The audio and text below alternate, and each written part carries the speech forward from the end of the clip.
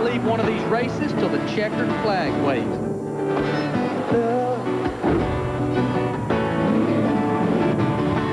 I get so lost sometimes, and all my instincts, they return, and the ground feels silent, so soon will burn, without a noise, without my pride. I reach out from the inside. Oh, in your eyes, the light, the heat. Yes, I wanna be that complete. When I touch the light, the heat, I see in your eyes. Ooh, in your eyes. Ooh, in your eyes. What could be more special? You believe in storybook endings, folks. This is one for the books.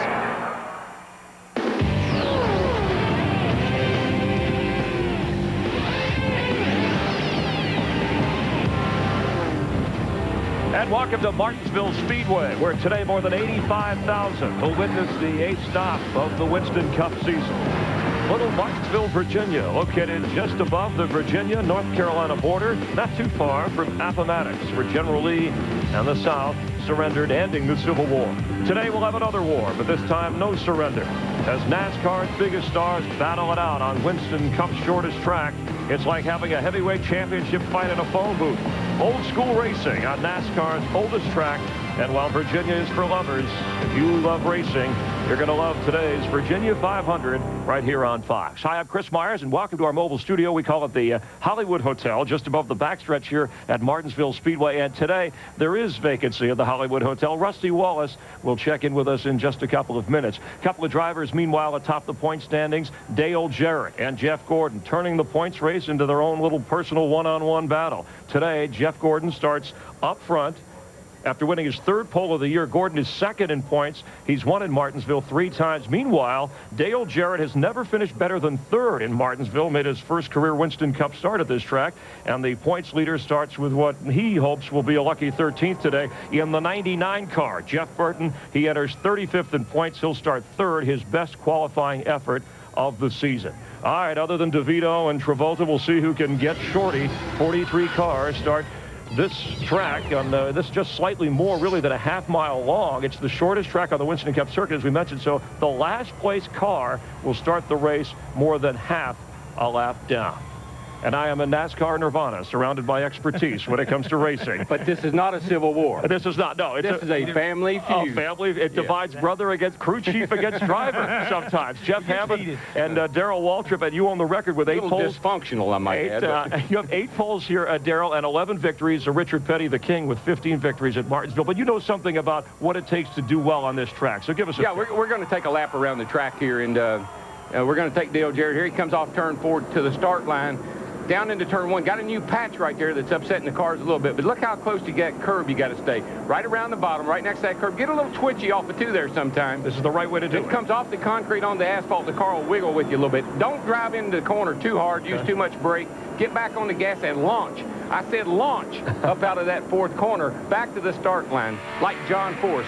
And here's the way you do it in car. Looking into that corner right, get that left wheel, you want to rub the Goodyear right off of that tire.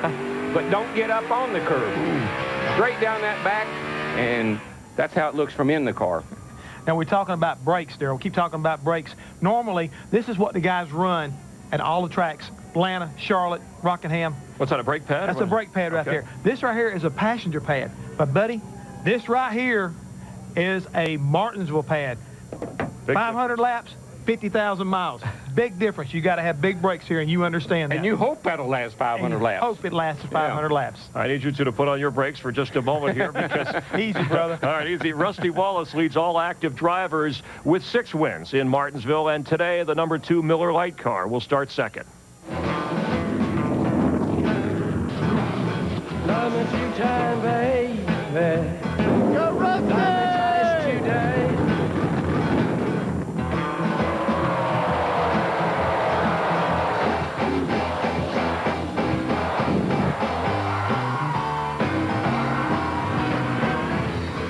right, well, we welcome Rusty here to the program, king of the short track. Nice to see you again. And a couple of thoughts. First of all, how is it possible? Last year, you led everybody in laps. In fact, the closest guy was, I think, Tony Stewart, 600 behind you. Don't look at me. I didn't tell him that. You have not led a lap this year, yet you're 6th in points. Come on, you're in the hunt here, Rusty. And what is the difference, and how do you turn that around? Well, right now I'm still finding myself out there, I guess you could say.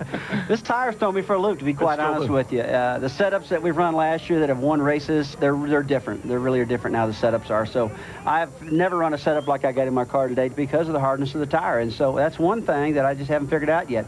Although we're running good. Right. You know, third in the Daytona 500, a lot of good runs, all top 10s about everywhere. But, you know, I think the fans and myself are used to those top 3 runs and leading a lot of laps, a lot of poles. I think those will come, but it's tough right now. I got to ask you. You're second fastest qualifier. You could have been right around here behind Gordon. Why did you pick that pit number 11? I picked pit number 11 because it's always brought me a lot of good luck. It's got an opening in the front of it, and I think Jeff Gordon's probably the guy I'm going to be racing all day long. So if I come in leading him, he quite honestly could come in front of me and block me in my pits. I know if I come in pit number 11, which I've had a lot of success in the past, I can't get blocked in there. But what if something happens to him? Nothing ever happens to that guy. You know that. And speaking of pit road, in the last couple of weeks, we've seen, and we saw it back with Sterling Marlin and Mike Skinner, and then look at this, you know, guys, just and Mike Wallace's car. If you're driving here, and then we had last week an incident with you and involving Sterling Marlin's crew, which I know you spoke to him afterwards. Take us through what went on here, Rusty, and what you're going through as a driver in this. Well, what happened last week at Texas was all my fault. Let me start out by saying that from the beginning. I take the full blame for it. I'm just glad nobody got hurt. But what happened was the 93 car got a lap down early. I made about 6 pit stops throughout the day. Sterling was pitted about 2 cars behind me. I kept zipping in my pits, and we had great pit stops. In fact, the adrenaline was flowing. We made it from 38 to 3rd, and we're sitting there looking like we're going to finish 5th or 6th. And what happened? That particular pit stop, it was the 40 car, the 93, and the 2 car. And when we come down pit road, I saw Sterling peel off, and I immediately gunned it and shot from my pits and had no clue the 93 was behind me. I just hadn't seen him all day long. And you went immediately over and talked to those guys. Well, what happened was when I shot in underneath him to shoot in the pits, he come across the front, which was normal, and I hit the guy. Thank God nobody got hurt. I mean, I was the nervousest guy in the world. And afterwards, I went over and apologized to him because, hey, simply my fault. Do you think today's pit road with the sits they've made it wider, is it going to make it better here as far as getting on and off pit road? Well, it's going to make it better. It's going to give everybody a little bit more room. Everybody's going to use it, though. They're going to get more aggressive. They're going to try to stick the nose where maybe it doesn't have room for, but everything's better today with the garages and the pit road and the whole deal. Well, we're not going to grill you anymore for now. I want to talk about, I know you also fly jets. People know you fly your own jet around. He's jealous because he can't fly a jet. To answer my question. Or he can't afford one. Got a helicopter, got a jet. You flew an F-16. Talk about it. I know the Let me say one thing. Let me tell you, this guy's a very conservative dude. You saved all his money? I'm not afraid to go in debt, all right? I don't go in debt. Do you understand that? And I rode with the Thunderbirds in the F-16. It's quite a ride. It's quite a ride. It's a lot of fun. I ain't doing that either. Be it in a jet with being in a racer. I think the viewers at home will get a kick. You got to respect both pieces. Both are fast. Both are super high performance. You know, I consider myself probably a better pilot than I do a race car driver. I've been doing it for a long time. I got almost 9,000 hours of flight time now. So you got as many 9,000? takeoffs as you do landings. I got about 9,000 now. Yeah, I've been type-rated captain in the Learjet. Don't fly the helicopters yet, but I love them all. All right, well, thanks, and good luck today. Be and the safe way you out won there. that race was they called the race short, if you remember. Yeah, but I got past. I was coming. I beat you. No, I don't care. In the break, they were talking about how he wanted a race short race. Never ends. Yeah, The never family ends. feud. All right, have fun out there. All right, thanks for coming by. Darryl, you got to go up to the broadcast booth. Yeah, all right? I got to get out of here. He wants to get back in the car. Today's race will mark the 500th, the Winston Cup start for Ken Schrader, his 33rd race in Martinsville. Meanwhile, Mark Martin, who won this race just a year ago, he rolls off 36 today. That's his worst start of the season. Elliott Sadler, who won the first short track race of the year just a couple of weeks ago in Bristol, he was last in practice this week among the starters. He starts 37th. Time winding down now to the green flag, but who are the fan favorites as we get ready to go? The winner of the race is going to be Ward Burton. Steve Park. Rusty Earnhardt. Who do you think's going to win the race? You know, my man. That's who's going to win the race. Oh, look. Jeremy Mayfield. Winner of today's race is Martinsville, Dale Jarrett. Yeah!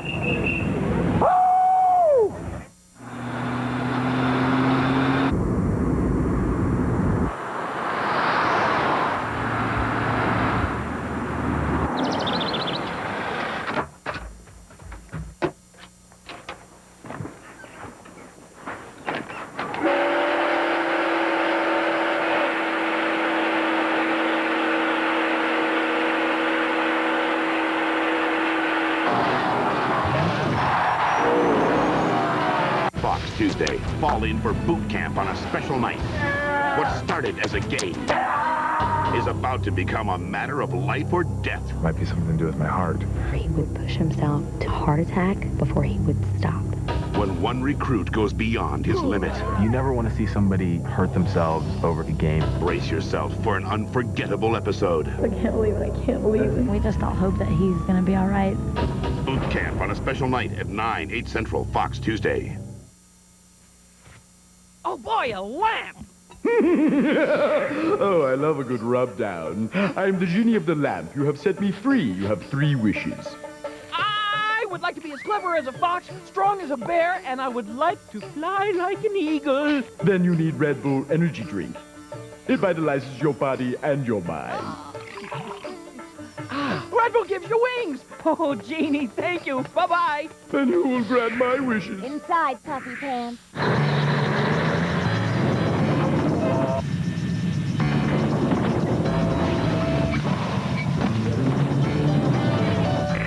This is your captain speaking. If I could have your attention for a moment, folks, I'd just like to say that American is proud to be the only airline to remove seats throughout coach, so you all can have more room to cross your legs. However, we do kindly request that you not all do it at the same time.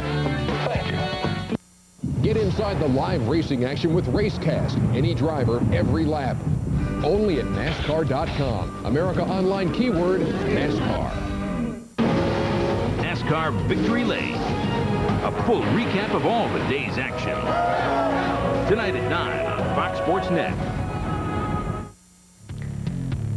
And Fox welcomes you back to Martinsville, and with all the bumping we expect today, the only thing shorter than today's track could be the tempers of the drivers today. And if you're looking for super speeds, you're not going to find it here. Cars on this track will go only about 90 miles per hour.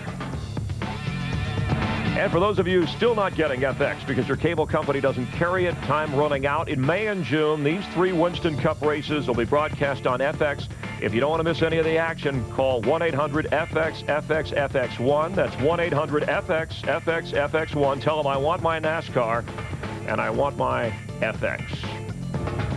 And MBNA is proud to present last week's winner, Dale Jarrett, delivered in Texas. He's the only driver to win 2 races this year, having won at Darlington as well as at the Texas Motor Speedway. Now, he's been successful with new cars, and Dale Jarrett does have a new car that he will be driving in today's race as well. DJ's win keeps him in the Winston Cup points lead for the 3rd straight week. In fact, all 4 car manufacturers are represented in the top 5 as you get a look. And Jeff Gordon's Chevy second on the list. Jeff is standing by with our Dick Bergman. Dick?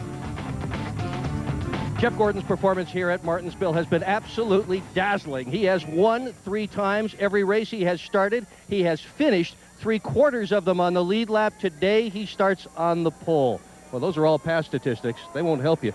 What is it going to take to win today? No, you're exactly right. You know, the DuPont Chevrolet's been good, and it's been good a lot of places this year, and Martinsville is one of our favorite tracks. So we know what it takes to get to the end, but we also know how hard that is, and you just gotta work hard. Track position, I think it's going to be extremely important. So that pit strategy at the end of this race is going to be interesting. I just hope we're there to do it. Good luck today. To Matt Yoakum. And Dick, driver 8, Dale Earnhardt Jr. needs a break. His best finish in Martinsville, 26, Jr. Starting 10th. Your car looked good in happy hour. How about today? It's all right. You know, it just depends on track position, getting on and off pit road good. Can't make any mistakes here because it's really going to cost you. He's had a lot of bad luck here, even hitting the record last year, hoping for better luck this year. Chris? All right, thanks, Matt. Happy birthday. Today's Matt's birthday. He looks good for 80. Actually, Dick Bergman is his son. I kid those guys in the pits. Let's take a look at the odds here, brought to you by the Las Vegas Hilton Sports and Racebook. Look at Rusty Wallace, the favorite, followed by Dale Jarrett. Now let's check on our experts. I know you've been following along at home. How's Larry McReynolds leading the pack? Darrell Waltrip second. Has not picked a winner yet, but he's been consistent. Hollywood Hammond bringing up the rear at 3rd. Let's go up to the booth for Larry and Darrell's selections today. Then we'll come back down to Jeff. Guys? Well, I'm going to go with the guy with the best odds. He's on the outside pole. He has won here 6 times. I'm going to give Rusty Wallace a shot today, DW. You do that every week. You play those odds every week. I'm going to go with Ricky Rudd. Now, Ricky won here in 98. I like his crew chief, Fatback. You got a crew chief named Fatback, you can win on this rough little bull ring right here. So that's my pick. What are you going to do, Hammond? tell you exactly what I'm going to do. You guys keep taking all the sure bets. I mean, I always want to take the guys that are just real comfortable. I'm going to pick my old buddy Bobby Hamilton. He's starting there in 9th place. He likes this racetrack. He's won here twice. Today could be the day. Daryl's talking about fatback. I've heard the term fathead used around here a little bit. And you may have noticed that the ribbons that Jeff and I are wearing, the guys up in the booth, it's to support autism awareness. April is Autism Awareness Month, and now is a good time to help support autism research. We thank you for that. Jeff, real quick, Stacy Compton starts 22nd. He's a guy who paid a high price to follow his passion. He really did. Back in 1996, Chris, he actually mortgaged his house to be able to come here and qualify for his first time at Martinsville. He qualified 9th, and that got him into the Craftsman truck race. And today, he's running here at Martinsville again in a Winston Cup ride. We're getting closer to the race. For Jeff Hammond, I'm Chris Myers. We'll be watching along with you. Enjoy our Race Odyssey. The 2001 Race Odyssey takes us to Martinsville. And on this short track, our guys are making a quick pass. I'm the host guy who does the pre-race show. You've seen me. Yeah, I watch Fox all the time, but you just don't look familiar to me. Swing and a miss. Anyway, Mark Martin, as in Martinsville, is the defending champ. However, Rusty Wallace is the short track king, and DJ's been answering the call all year long. Is that your phone? Whose phone is ringing here? Hello? Jeff? Jeff Hammond? Gosh, will you quit harassing me? Quit calling. I'm trying to work here, you know? Looking good, Sparky. Sparky the Clown. How you doing, Fruitcake? Don't worry, guys. The local folks will show you some Southern hospitality. Oh, please tell Myers to do his makeup somewhere besides here in Martinsville. We don't need that here. It's the Martin Short Race, Martinsville, with a little short track thrill. Next on Fox. Yeah, whoever you are, that's nice. Yeah, nice to see you too.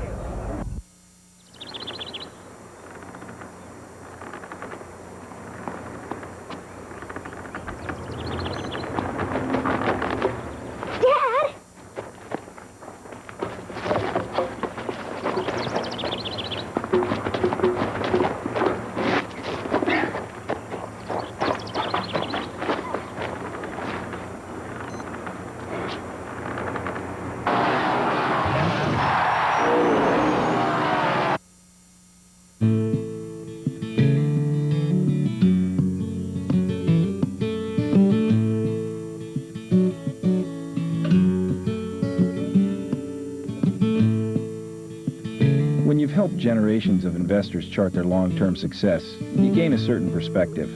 That perspective is reflected in Franklin Templeton's range of growth funds. There's one to fit your needs, however they may be growing. Franklin Templeton Investments. Gain perspective. Infinite possibilities. Remember that feeling? Kind of like when you first got the internet. But lately, does it feel a bit constraining? Chances are, slow logons and disconnects are really, well, holding you back. Free yourself with the AT&T 7/7 offer and get unlimited internet access and long distance together. Only $7 a month gives you AT&T WorldNet service with the fastest logon times and better, more reliable connections and 7 cents a minute long distance all day, every day. Both for less than half of what you're probably paying right now. So call 1-800-223-9000 for 7 cents a minute long distance and unlimited AT&T WorldNet service for just $7 a month. The AT&T 7/7 offer. The future? It's what you make of it. Watch Seinfeld at 11 p.m. tonight, only on Fox 5. Get inside the official gear of NASCAR. Apparel, collectibles, and more. Only at NASCAR.com. America Online keyword, NASCAR.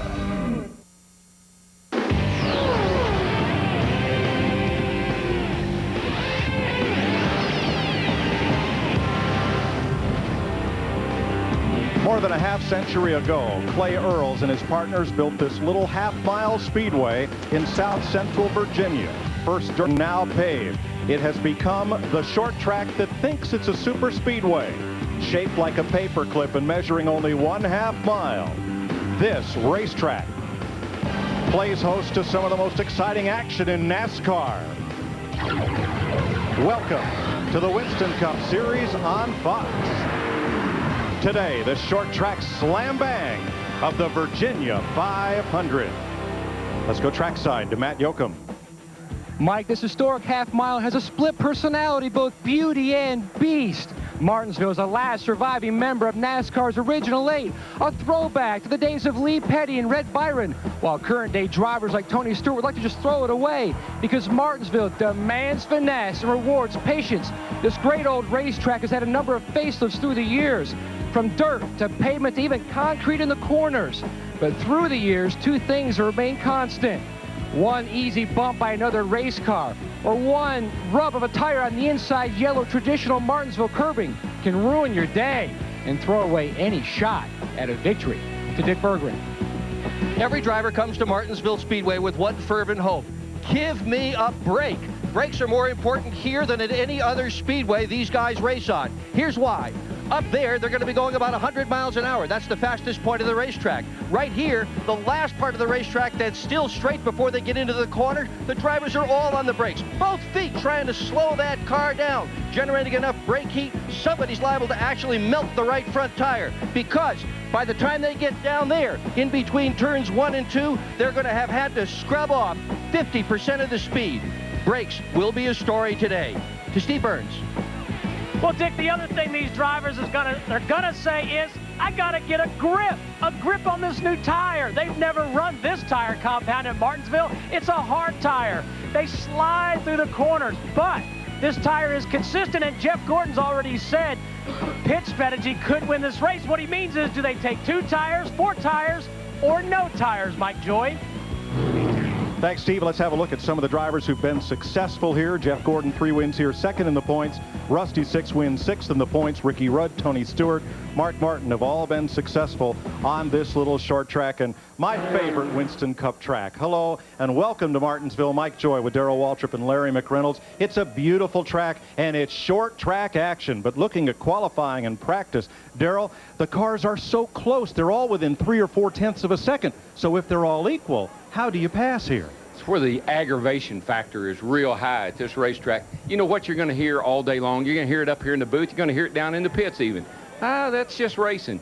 It is, but it's bad racing. What happens here is you just get a run on a guy. You've been trying to pass him. You finally get a run on him. You get a fender up about his rear bumper, and you don't back off. You can't. So, Larry, do you build a car here fast or build one to last? Well, you got to be here at the end, and you got to try to stay on the lead lap to even be in position to win this thing. But as a crew chief, you tell your driver, take care of the brakes, take care of the car. But talking out of the other side of my mouth, if a guy's holding you up, look, you need to go. You need to do what you need to do to get by that guy. Lay on him a little bit. And there'll be a lot of that here today. Well, let's go trackside for today's opening ceremonies. Mr. Ray Fox. John Fox. Let us pray. Father, as we come to the beginning of this race, I pray that you will bless each competitor with a sharp mind and steady hands and good judgment, that they may run fast, race hard, and finish the race without injury. As these teams commit themselves to give the very best to winning this race, may all of us commit ourselves to be winners in the race of life through our faith in Jesus Christ, in whose name I pray. Amen. Now our national anthem, Corporal Andre Alexander.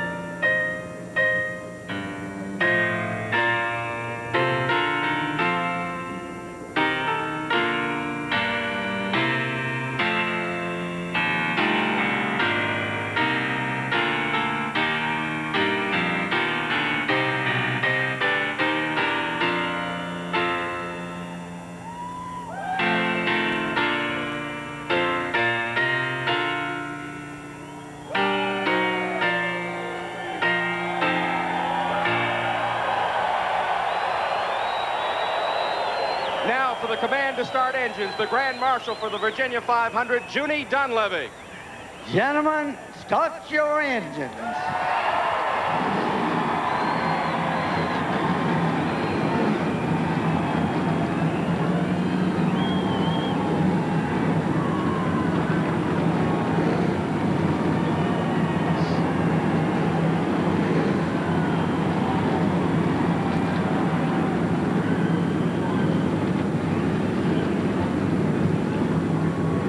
The F-18s from Beaufort Air Station doing the flyover. The engines are fired, and 43 cars are about to do battle, and I mean battle, here on the shortest track in Winston Cup racing.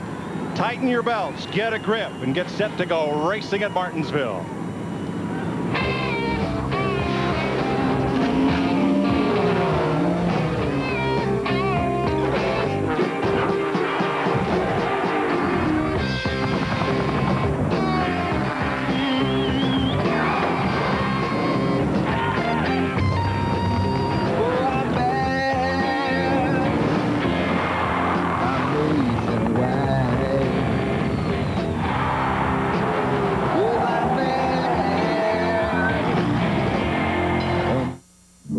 A little of your time can make a lifetime of difference because kids with something to do are less likely to do drugs. Standing right in front of them. You can help. Call toll-free 1-877-KIDS-313 to find out about community drug prevention programs. I can keep a kid off drugs. My prayers have been answered. They couldn't bury Mulder. Just feels like this can't be happening. Now they'll do the next best thing. You can't ask me to tell Mulder he's off the X-Files. You Agent Doggett? Back off! David Duchovny's back. Big time. You set me up. The X-Files, all new at 9, 8 Central tonight on Fox. One night. Wednesday. One network. Fox. You pick the winners. For movies and music. Now celebrate with your favorites. Yeah! Nicolas Cage, Cameron Diaz, Dylan McDermott, Christina Aguilera, NSYNC, and more. Performances by Creed and Ricky Martin. The 2001 Blockbuster Awards at 8/7 Central, Fox Wednesday. When we call Martinsville a paperclip, there's a great look at it. Long drag strip straightaways, tight turns. Gonna have some weather today, and unlike any we've had this season. Drivers and crew chief will be looking at that one. Hot day. Hot on the drivers, hot on equipment. Track temperature. Two different track temperatures. The straightaways being asphalt, 109 degrees. Concrete corners, 104 degrees. That's where the cars are going to be trying to grip the racetrack. Right here is where it makes the transition from asphalt to concrete. Both sets of corners here, concrete. Budweiser, official beer of NASCAR, proud sponsor of the Buck Pole Award, given to the fastest qualifier at each Winston Cup race. Today's Buck Pole winner, Jeff Gordon. Since 1979, Anheuser-Busch has awarded more than $7 million as title sponsor of NASCAR's Pole Award program. It's his second of the season. Gordon with 3 wins here will lead them off. So let's have a look at today's starting grid. Outside the front row, Rusty Wallace has won here 6 times, but hasn't won here since 1996. Hasn't led a lap at all in 2001. I like the guy on the starting third today, Jeff Burton. Got a good starting spot. That's a good qualifying run for those guys. He's over in a good pit spot. Watch him. Ricky Rudd, his most recent win was here 82 races ago. Robert Presley has his best starting spot of the season. The man that was fastest in happy hour, inside row 4, Jerry Nadeau. 2001 best finish, 3rd at Atlanta. Bobby Hamilton, that's another guy I think got to keep an eye on. He won this race in 1998, and he's got a good car. Dale Earnhardt Jr. right there with him, and I think he's somebody that could really surprise us today. Our points leader, Dale Jarrett, inside row 7. 2-time winner this season, best Martinsville finish, pair of 3rds. Kevin Harvick, I tell you, it's his first Winston Cup race here, but that car runs good here. It always has. Bill Elliott, second fastest of the Dodges. Casey Atwood, quickest, 8th in last year's race. Mike Wallace has a new crew chief in place this week, Jim Long. Jimmy Spencer, 7th here last fall, and Stacy Compton back where his Winston Cup career started. Bobby Labonte outside row 12. Best Martinsville finish is 8th 3 times. Kind of like Benson here, guys. He's good on long runs. He showed that last week. Watch him today. Buckshot Jones there with Kenny Wallace back at row 14. There's another guy that's real good in the long run as well. It's Steve Park. I think Park's going to be a contender. 500th career start and 33rd race here for Kenny Schrader. Kyle Petty in the show, and Dave Blaney. Mark Martin outside row 18. His last win come here 1 year ago and has not won a race since. Elliott Sadler, winner at Bristol. Best finish in 4 Martinsville races, 25th. Terry Labonte's making his 46th start here today. The best he's ever done, second. Kurt Busch, 4th last week with a new sponsor on that car, and Kevin LePage back again for Morgan McClure. Ron Hornaday Jr. rounds out the 43-car field. 500 laps today, $3 million at stake. And we're getting ready to go racing.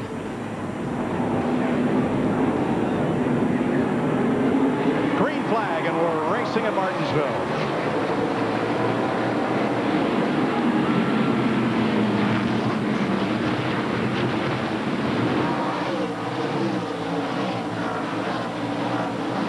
Well, Rusty may win the drag race here.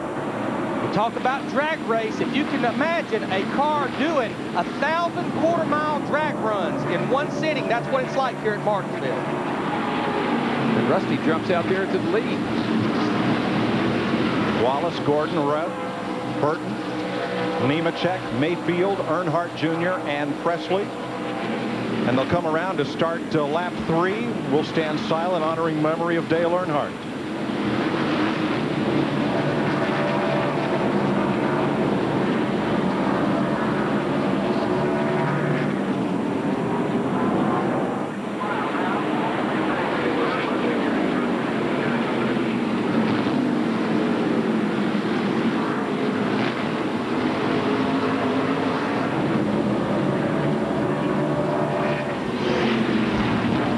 A lot of times on the start of these races, you can really make a lot of moves, pass a lot of cars on the outside, believe it or not. Everybody fights so hard to get to the inside, it bottlenecks up, and you can go around a lot of cars on the outside.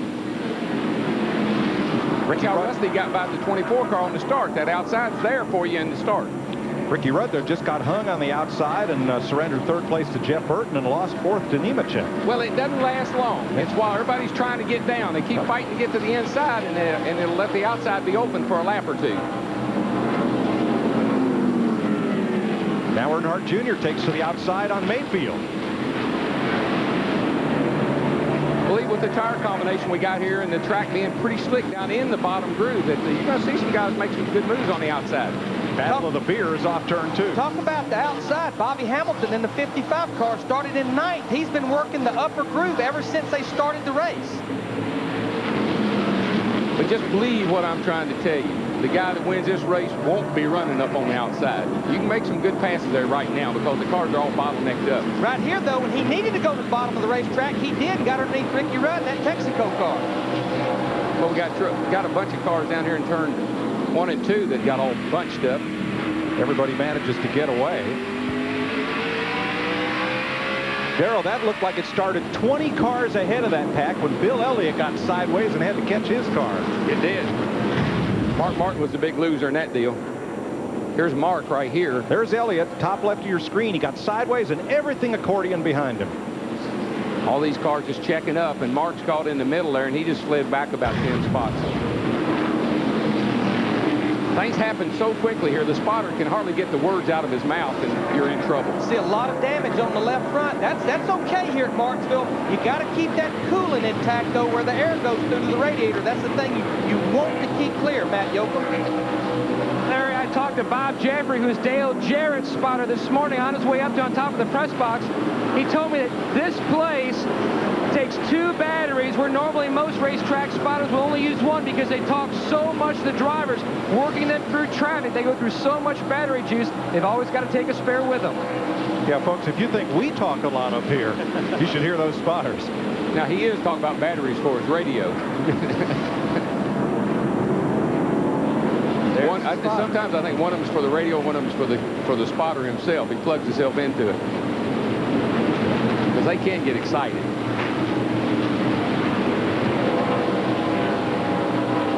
Two drag strips and 2 U-turns. That's Martinsville Speedway. Here's Ricky Craven, 10th place, Casey Atwood. Right with him as they chase that 77 of Robert Presley. The Dodge onboard camera with Atwood. Got the 66 car slow off turn 2 over here. Something's happened to it. There's Todd Bodine limping. Caught up on the outside and cannot get to pit road. The entrance to pit road's right here in turn 3. There it is right there. So he's going to have to go all the way back around again to try to get to pit road. Yeah, the front stretch is bordered by concrete on both sides. There's nowhere to go. At least now he's down to the inside. One thing I'll be really interested in today, there was a lot of 650 gears being talked about being used today, and I think that's a gear that's going to give problems. Matt, what's wrong with Todd? Todd Bodine is going to try to take that car back to the garage. They're not exactly sure. They think either something in the transmission or something with the rear gear is going amiss. A tough break for Todd Bodine. 650 gear is a new gear. I don't think we've ever run it here before, and I think a lot of guys are going to have trouble with that gear. Ricky Rudd completes the pass, getting back by Bobby Hamilton, who had passed him earlier. Well, as soon as the tire push, they start the tires here so low, like 20 pounds on the right side and 10 pounds on the left side. It takes 7, 8, 10 laps for that to come up to where the car's got some good traction. Yeah, recommended air is 14 in the lefts, 24 on the rights. These things will build as much as 18 to 20 pounds in the right sides and 10 to 13, 14 pounds in the left sides. And the fronts will even grow more because heat's what makes the pressure go up, and you have so much brake heat here. So Ricky Rudd is back up to 5th, trailing Rusty Wallace, Jeff Gordon, Jeff Burton, Joe Nemechek. We'll be back to Martinsville after this. Ground control requesting clearance to stadium. Good to go, Bud 1. How's the view from the blimp? Oh, it, just got a whole lot better. Roger that. Pull up, pull up, pull up, pull up. Oh. Not so good. Roger that.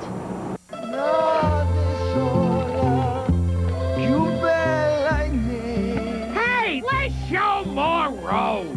We're gonna get some Asiago cheese. Scusi? All right then, next stop, Scusi. Chop chop, fasto. Subway introduces 2 new fresh-baked gourmet breads. Delicious Asiago cheese with real Asiago cheese baked on top, and tasty country wheat with rolled oats, poppy seeds, and more. 2 new gourmet breads at Subway. Stroke, stroke, stroke, stroke. Subway.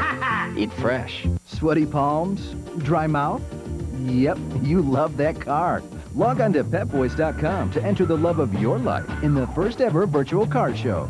Come to Pep Boys for your official entry today. Fall in love with your car again at Pep Boys.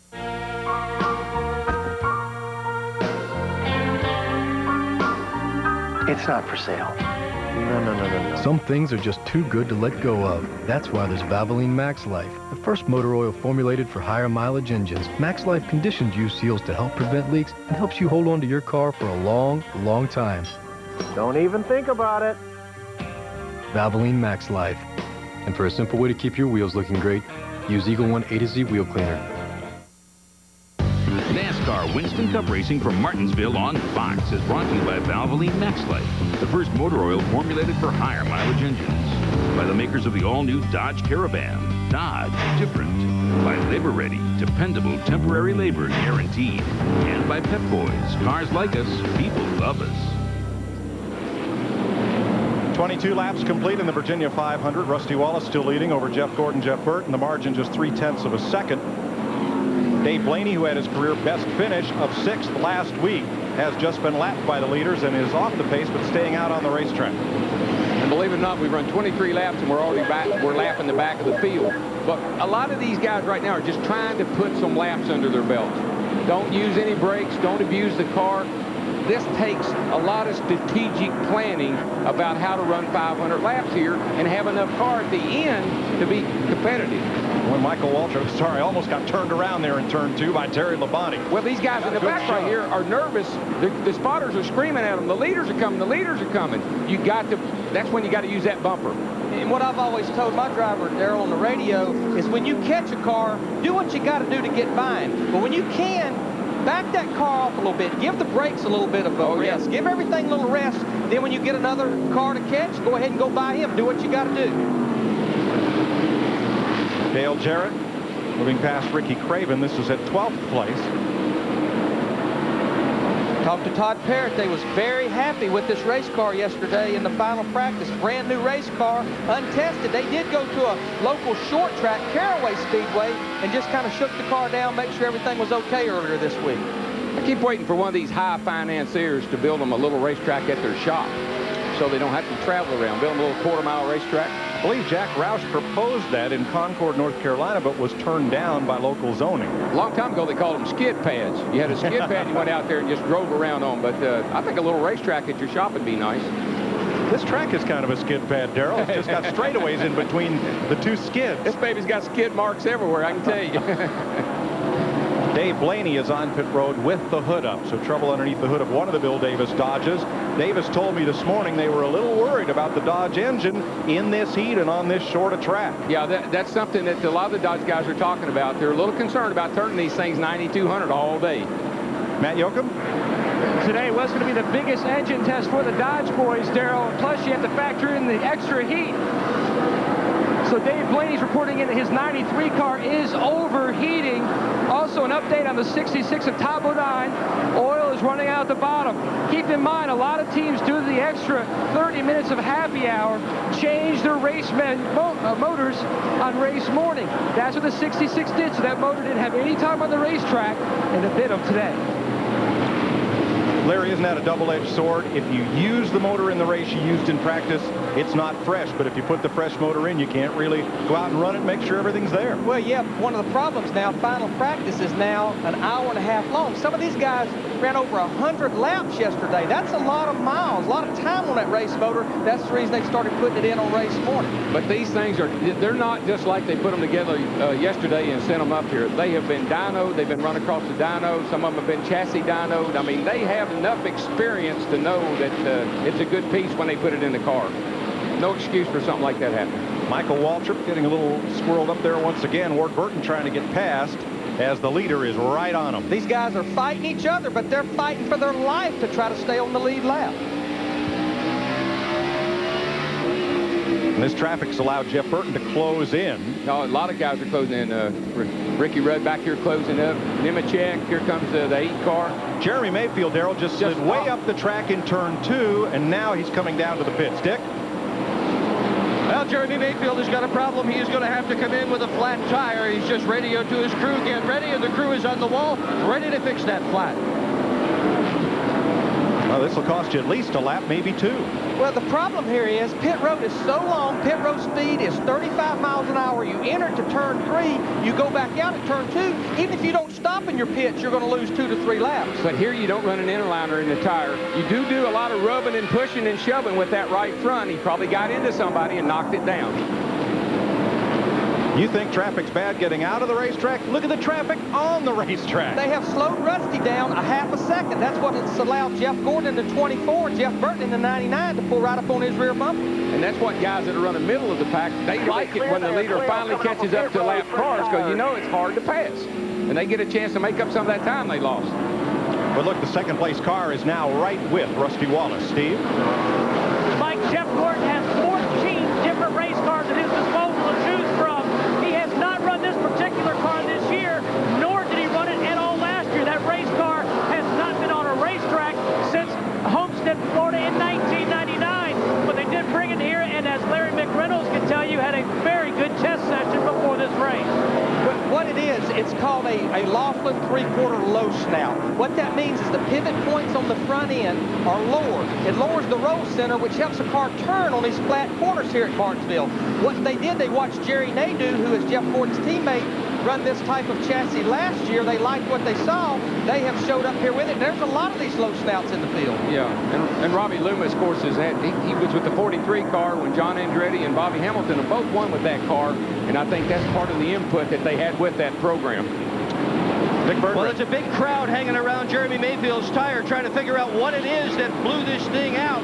Smoke still pouring off it. That tells you how hot these things are in the right front. There is a cut mark, but there is so much heat and so much damage when one of these things goes down that trying to diagnose it is next to impossible.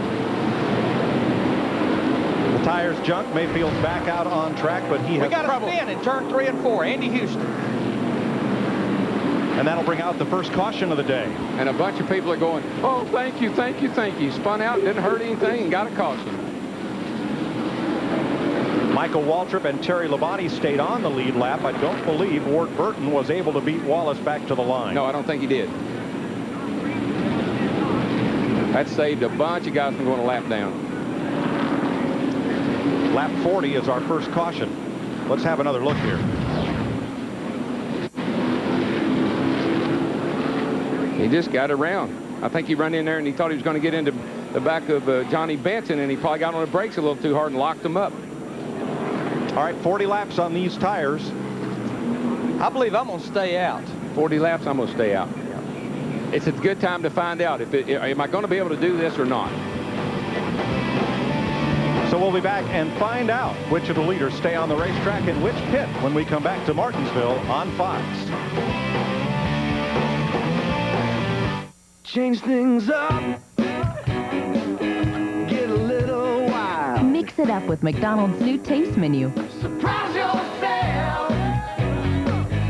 Let loose a while. Unexpected new tastes that are always changing, plus your old favorites.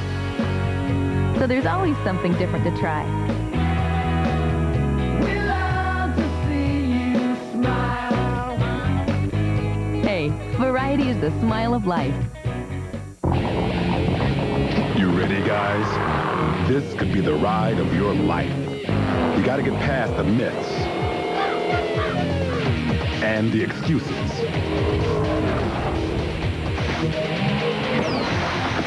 Erectile difficulty is a common problem. Effective treatment is available. Talk to your doctor. You might be surprised how easily you can get through it. Check this out. Bob here needs a car. Whoa. How about a pickup? A black one. With a place for my bike. Autotrader.com. Over 1.5 million used cars, make it the biggest, best used car site on the planet. Need a loan? Oh, yeah. Autotrader.com. Your car is waiting. Get inside the non-stop action on race weekend. Get inside the news and highlights. Get inside the teams, fans, and games.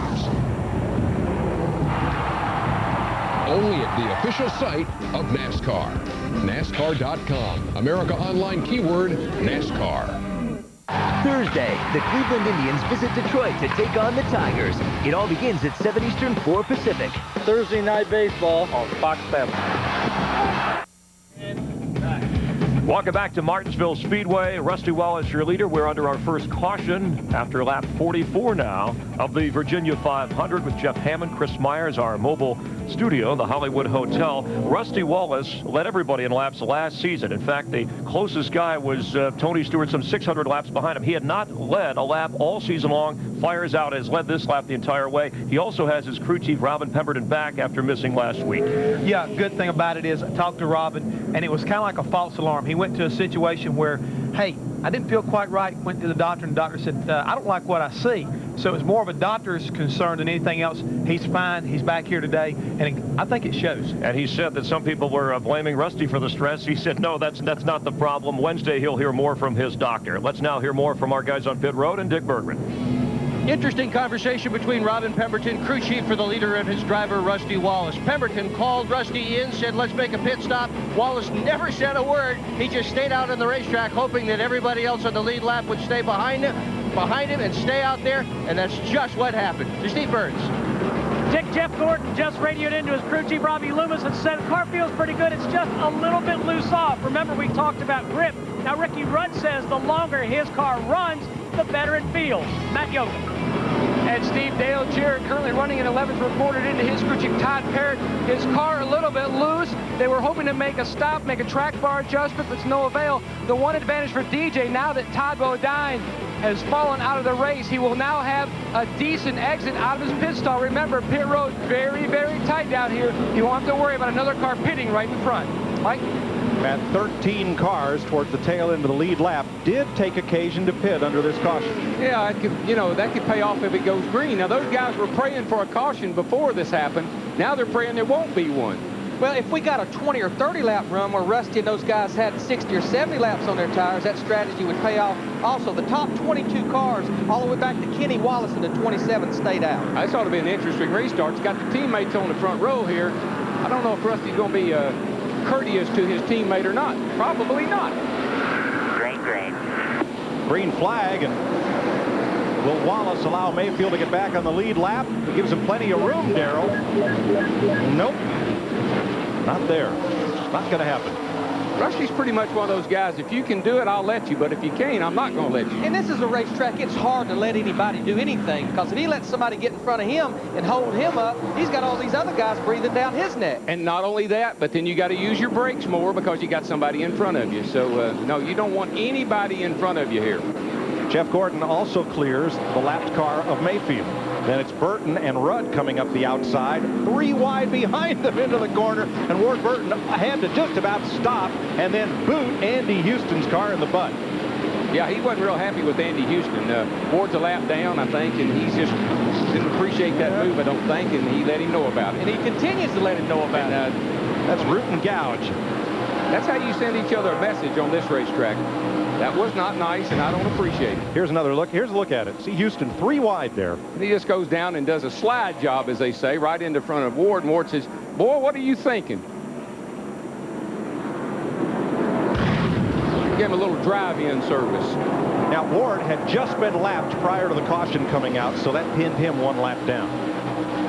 Second and third place battle here. Jeff Burton gets a nose under Gordon. Burton's got a pretty good-looking car, and especially being on, 40-lap tires, 50-lap tires now. Ricky Rudd, he wants to stay with Jeff Burton in the 99. If he opens that door all the way, he can go right through there with him. Boy, Rudd's car really looks good. It comes up off the corner nice and straight. He's back in the gas hard. His car really looks good. Texaco Haviland on board, watching Burton get a little bit squirrely there. This is a racetrack, especially once you get some laps on your tires, Darrell. You got to drive it with the throttle pedal as much as the steering wheel. You got to finesse that gas. Pretend there's an egg under the throttle pedal. Oh, yeah, and there's so much that you can do to help yourself here. You know, the driver's tendency is to map the thing all the time. And the tuner, the engine tuner, can really help you by working on the linkage on the carburetor. Point leader Dale Jarrett in 10th place. Working race traffic around Kurt Busch with that new sponsorship. And there's Tony Stewart right along with Jarrett, the Home Depot cam there. These cars have got so much acceleration, so much power in the engine that when you've got a 633 gear laid up in that thing and you start talking about matting it, you got to have a good chassis set up or you're just going to buzz the tires right off the thing. The more you do that, the looser it gets. And this racetrack is by far where we run the lowest gear. You mentioned 633, and of course a few cars we heard had put 650s in. The higher the number, the lower the gear. Remember, what makes that number up is the amount of teeth on the pinion divided into the amount of teeth on the ring gear. That's how you come up with the 633 or 650. And I wish you could find out for sure. Now, Rusty just let Jeremy back in front of him to get that lap back because Jeremy's not holding big up. Pile up at turn 2, Darrell, and it started, again, 10 cars in front of Kenny Wallace, who wrecked. Kevin Harvick got a bit loose, and it all accordion behind him. And Rusty let Jeremy by just at the right time. Oh, Kenny. Big damage. You see that the right front tire is really towed out. He's broke a tie rod on that thing. The tie rod which connects the spindle to the drag length, I'm sure that's broke. That's the reason the tire's out there and won't turn back in. 43's got smoke coming off of him, too. He must have gotten into something. Oh, yeah, he did. I'm pretty sure he got into that 14, or the 14 got into him. And there's Steve Park with the he's got all kind of damage. Yep. Well, let's see. Watch if. Here's Harvick. This is how it all starts way up here. Brett Bodine in the 11 car, he was down there. Harvick come down on him right there and started this chain reaction behind these guys. And look at way back behind them. Everybody just starts bumping into the back of each other, nowhere to go. Jimmy Spencer gets into the side of Kenny Wallace, sends him in the outside wall.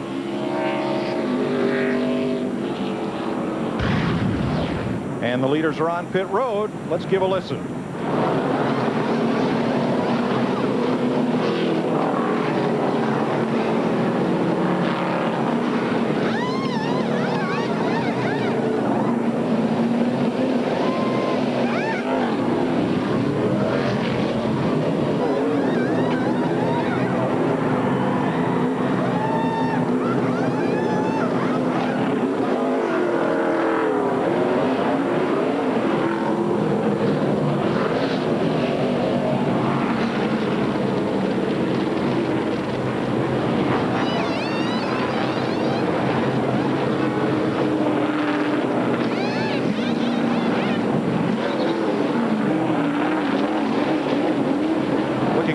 Park's car, what might have been dragging there after they complete this 4-tire change, and it looks like the official is holding Park. I think he came in too fast, but man, he's got a lot of damage over here, and that right front was, the wheel was bent up. He got into something really, really hard. Let's see if we can look around here and see what happened. Here's Andretti, he's got damage. Got a lot of beat up race cars here from that incident. And let's see if here's where John Andretti got that damage. Here's the one in the 43 back here. Coming down. Oh, they're all checking up because of what happened up there in turn 2. Here they come. 43's got a lot of damage.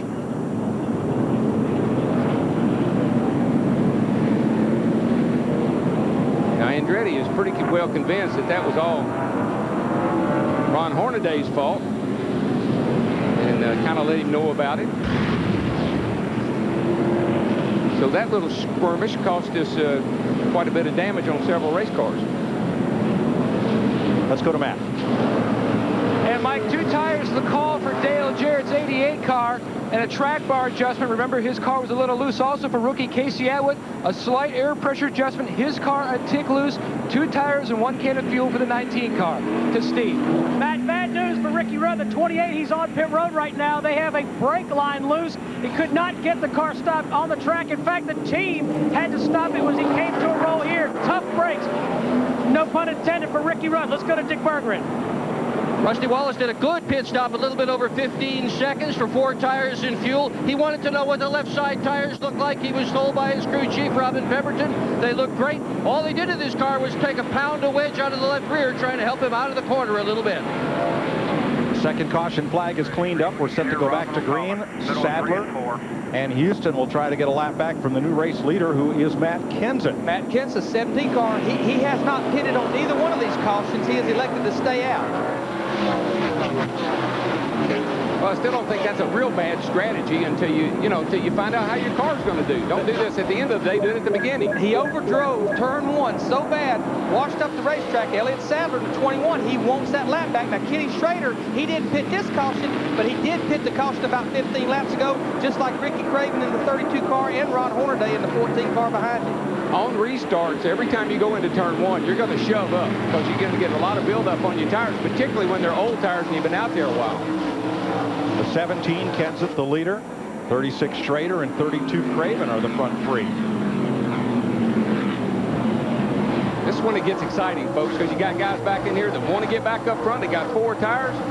We'll find out if 4 tires makes any difference or not. All the crew chiefs will be watching what the 17 car, Matt Kenseth, looks like. He's got about 50 green laps on his tires. You can bet everybody's looking to see what his lap times look like, see what his car does. Yeah, and here's a guy right here that's rather impatient, particularly since he took 4 tires and he got beat out of the pit by a couple of guys, and he's going to want to work his way right back to the front as fast as possible. Dale Jarrett, the 88 car, he got 2 tires, and they made that track bar adjustment. His car's a little bit loose. What they did, they lowered the track bar in the rear. The track bar is what holds the rear end in the center of the car. Lowering it will help tighten that race car up. Daryl, we've seen a lot of beat and bang already, but aren't fenders just a luxury here? Be careful. Well, they hold the car together, so all you got to do is keep this part right here intact. You can keep that nose intact, the heck with the rest of it. But you want to keep those fenders off the tires. That's the reason we make the wheel openings, great area around the tire just as big as we can. Short track slam bang today on Fox. We're at Martinsville Speedway in Virginia, where Matt Kenseth leads Ricky Craven, Kenny Schrader, Ron Hornaday, and Johnny Benson. This is NASCAR on Fox. Who makes the best minivan? At Dodge, we make them great and grand. We make them front-wheel drive and all-wheel drive. We make them with traction control, remote control, even seating, and cargo control. In fact, Dodge Caravan gives you more choices than any other minivan, including the only choice that's under $19,000. See, compare, drive. Dodge Caravan. What's going on? Hey. Wow, this is nice. But I thought Stacy said if you bought new tools, she gets a new dining room set. Yeah, she did. So where are the table and chairs? You're standing on them. Fine woodworking tools from Rigid. Name proven by pros since 1923.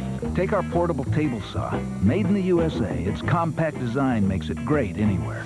Rigid. Buy them at the Home Depot. First in home improvement.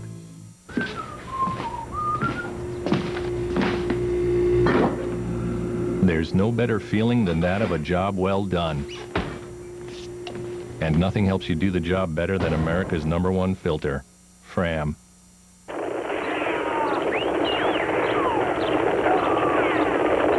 There's no better feeling than that of a job well done.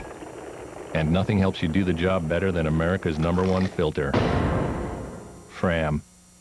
Fox Tuesday, fall in for boot camp on a special night. What started as a game is about to become a matter of life or death. Might be something to do with my heart. He would push himself to heart attack before he would stop. When one recruit goes beyond his limit. You never want to see somebody hurt themselves over a game. Brace yourself for an unforgettable episode. I can't believe it. I can't believe it. We just all hope that he's going to be all right. Boot camp on a special night at 9, 8 Central, Fox Tuesday. NASCAR Winston Cup Racing from Martinsville on Fox is brought to you by Budweiser with the crisp, clean, refreshing taste you'll find in no other beer. This Bud's for you. 74 laps. This is a hard race to call. Look how close the traffic is. It's hard to call because every lap somebody almost gets turned around. Yeah, all you got to do is get a fender up along a guy, and you're going to take that position if at all possible. And, of course, that's all right when there's just the two of you, but you got a whole lot of people around you. And a whole lot of race traffic. Not so for Ricky Craven, though. He has taken the lead from Matt Kenseth. It's the first time that Craven has led a Winston Cup race this year. Here's how it happened. Up on that outside, got a good launch up off a corner and got some good straightaway speed. Drove it in a little harder on the outside there. Kenseth gave him the courtesy of staying low. Around he went. Remember, Craven got 2 tires on the first caution flag. Kenseth is on the tires with which he started the race. Matt? And Mike, the strategy is simple. Track position, track position, track position. Matt Kenseth started 25th. Going by the tires that were run on the Truck Series event here yesterday, Scott Riggs, the winner, ran over 150 laps on one set of tires to the finish. So they know the tire gave up about half a second over one run. So they're going to ride it out for about another 85 laps until they plan on making their first scheduled pit stop unless another caution comes out, because they're not giving up a lot of time. These tires wear very, very well. Unbelievable 3-wide racing in the back of the pack here. Well, I've been watching Harvick all along, and he is being very, very aggressive. He's taking a lot of bold moves out there, and as you can see, people don't appreciate it. Kurt Busch and Kyle Petty got together. Remember Ricky Rudd, he had that brake line problem. He's back out there 2 laps down in the Texaco 28 car. That's too bad, too, because I tell you, he had one of the best-looking cars on the track, but he can get that back here. Stay calm, don't get excited, and he can get up there on the start of the on some of these restarts and get a lap back. Now there goes. Look at this, 3 wide. Whoops, Harvick. You don't do that here. He did. These are just young guys, you know. Michael Waltrip, the Napa onboard camera. And he really doesn't have anywhere to go. You just got to follow along. Rooting and gouging and let me through there. If you just stick with this in a minute, Robert Presley will send Harvick a little message right down here. Rusty Wallace spins coming out of turn 2. No caution. And he's going. I mean, he just spun it around, did a 360, and here he comes. On your outside. Somebody got into the back of him, looks like. Well, we've seen spin to win here before. Somebody got in the back, see all that damage there, and I think his left rear tire might be hurt. Let's see if we can see that left rear tire. It looked like it was. No, it's okay. And the problem would be, Darrell, if he flat spotted those tires, which means did he ever lock them up while he was spinning? Here he comes. Oh, he got into the back of Jarrett, and then Burton got into the back of him. We see this all the time here. It just stacks up as it goes back through the field when somebody checks up or gets back to the gas sooner. Rusty is really, really kind of hyper kind of a driver. He's real aggressive, and he's not real patient. But Darrell, he caught a gear and just kept on going. That car never completely stopped. But he is real smart. Dick Berggren. Robin Pemberton, Rusty Wallace crew chief, has just called him in and said that everything is fine. He's trying to assure his driver. Meanwhile, they have a new spotter that started last week, Earl Barban. He is doing the same. They are just trying to tell Rusty, don't worry, it's early on, no big deal. So what? We spun out. This race has been won before by a guy who spun. Fellow's name is Jeff Gordon. Mike? He lost 6 positions through that whole ordeal. Went from 12th to 18th. Yeah, it scared everybody around him worse than it did him. Yes. So everybody had to check up while they see where he was going to end up. Well, in 2 weeks, we go from NASCAR's shortest to its longest track. Longest oval track, 2.66 mile Talladega Superspeedway. 3 wide, 4 wide, 5 wide racing on that racetrack. At nearly 200 miles an hour. Very different from what we're seeing today. Ricky Craven from Newburgh, Maine, your leader. Kenny Schrader there in 3rd behind Matt Kenseth. Schrader's 500 Winston Cup start comes today. How about his race strategy, Steve? Mike, I talked to his crew chief, Newt Moore, this morning, and he said a couple of things. First, they were going with a very conservative, kind of an old-fashioned setup here for Martinsville, going back to basics. He also said if they caught a caution early, they would do exactly what they did, and that is stay out, get track position, and not pit. So right now, it's Schrader's 500 start is going according to plan.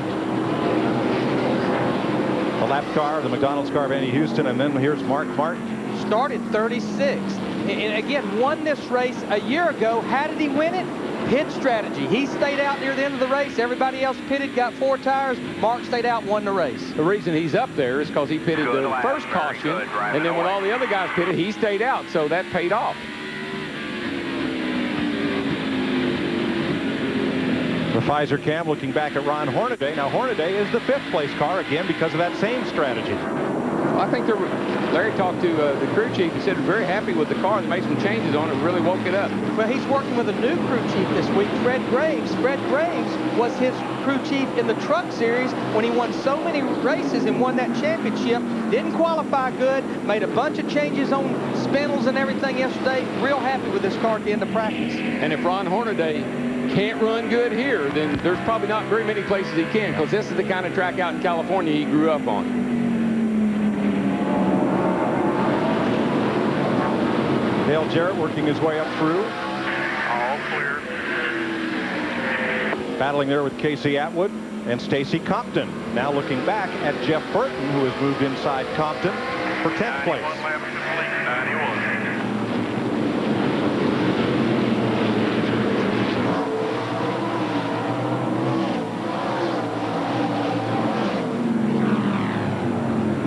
I've got Jeremy up high in turn 3 and 4 down here. I don't know what happened to him. I think he's got another tire down, actually. Pretty sure. Oh, yes. Right front, yeah. Now, that can be from a number of things, but I believe it might be from excessive brake heat that he keeps having trouble with that right front. That's the second right front he's had to go down on him. I'm pretty sure that's what's happening. And, you know, a lot of times we'll blame right front tire problems on too much camber, leaned in at the top too much. But this is one place you can get by with a pretty aggressive camber number, as much as 6 degrees in the right front. We got trouble. Michael Waltrip. That started off at turn 2. Michael got into Spencer. Spencer drove it down in under him going into turn 3. Turned him around. Lap 94, it's our third caution of the day. Second one involving Jimmy Spencer, who's had a lot of success in the modifieds here. Let's watch the Napa onboard. This happens way over here coming off turn 2. Michael got into Jimmy a little bit, and then Jimmy just drove it down in under him and said, thank you very much. That's the thing about here. A lot of racetracks, you got to restrain yourself. Here, NASCAR's got to restrain you. Jeremy Mayfield's right front tire changed along with the rest of them.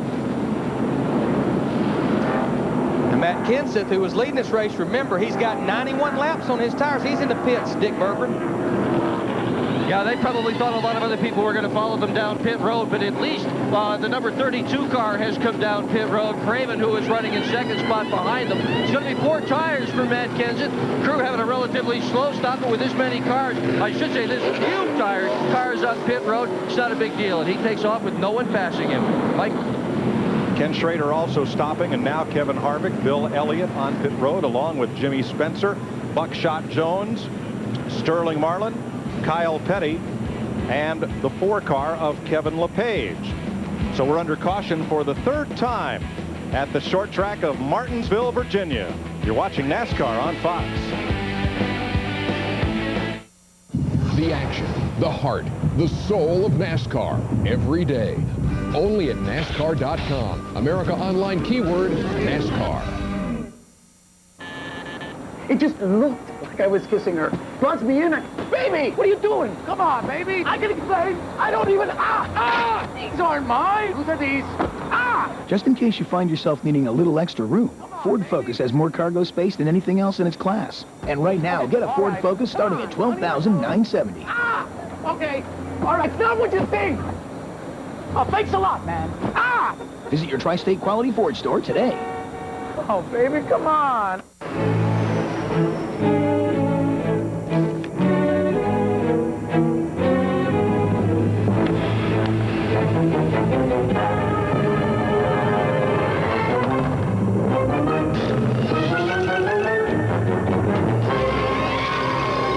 American Airlines is the only airline that has removed seats throughout coach to give more coach passengers more room where they need it most. Enjoy more room, only on American. There's a new universe of fun and excitement waiting for you at Universal Orlando Resort. It's 2 amazing theme parks in one great location. Experience the innovative thrills of the new Universal's Islands of Adventure, Orlando's next generation theme park. Right next door, you can ride the movies at Universal Studios Movie Theme Park. Call now for your free video to learn about no line, no wait ride access. Imagine not having to wait in line for your favorite rides and attractions. Best of all, you can stay just a short walk away at Universal Orlando's spectacular hotels. The luxurious Portofino Bay Hotel with its Mediterranean charm. Or the new Hard Rock Hotel, the coolest hotel on earth. Guests at both hotels enjoy no line, no wait ride access at both parks. Call 888-353-7605 for your free vacation planning video, or pick one up at your local Liberty Travel store where you can plan your Universal Orlando vacation. 888-353-7605. Watch Seinfeld at 11 p.m. tonight, only on Fox 5. They just waved the green flag for the restart at lap 100, 1/5 distance. And 1/5 of the fenders here are all torn up. And 3/4 of the cars are torn up. That's right, man. Everybody out there has got body damage. And look who has led his 8th race of the year, Mark Martin. But look who's trying to take it away from him. Come on, Supertex. Oh, that's not Supertex. That's Ron Hornaday. Supertex's car. Yeah. Ron Hornaday, he wants the lead down into turn 1. And he started got it. last. Oh, this is exciting for those guys. Hornaday puts the Conseco Pontiac out front of Mark Martin. Let me tell you something. When this day's over with, that car might be in victory circle, but it won't have anything but a roof number on it. I can guarantee you that, because he'll wear it out. For more on Hornaday, Dick Berggren. Ron Hornaday has done the incredible, the impossible today at Martinsville. He has gone from 43rd, dead last, to 1st. And right now, you ready for this? It's the first time he has led a Winston Cup stock car race since October 30th, 1994. This pit crew is absolutely wild with enthusiasm. They think they got a shot to maybe win this thing today. Mike? Sure looks good right this moment. I raced with him in the trucks here one time. I know one thing. He knows how to get around here. And he knows what he likes, and he's got a whole handful of it right now. Kurt Busch has taken his car to the garage. Matt? An update on the 97 car, Mike.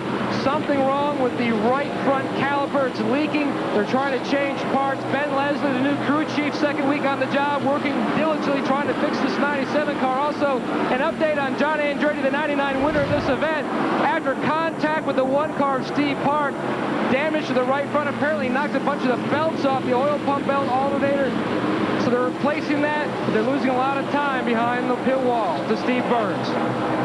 Daryl, you're talking about all these cars, or a lot of them being damaged. The 99 of Jeff Burton has a big dent on the hood. His crew chief, Frank Stoddard, has radioed and told him, hey, that dent on the hood should give you more downforce. Don't complain.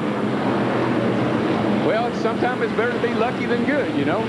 The only thing they got to be concerned with, if it damaged the radiator ductwork, the duct that shoots the air through the front end of the radiator, they got to monitor that water temperature. Hottest day we've had here in a long time, and it can make that water run very warm. And when these cars are all lined up like they are, running bumper to bumper, you get no air to the radiator or the brakes. So that's why being out front is so critical. Now look at Jeremy. Do you see Jeremy?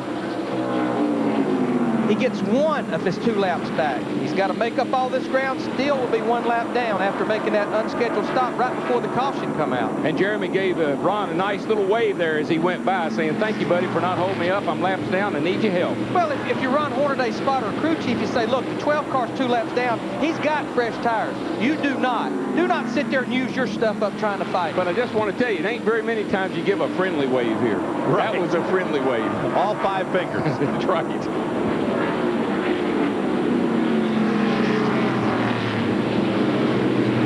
Let's see if Mayfield on Fox tracks here is able to get away from Hornaday.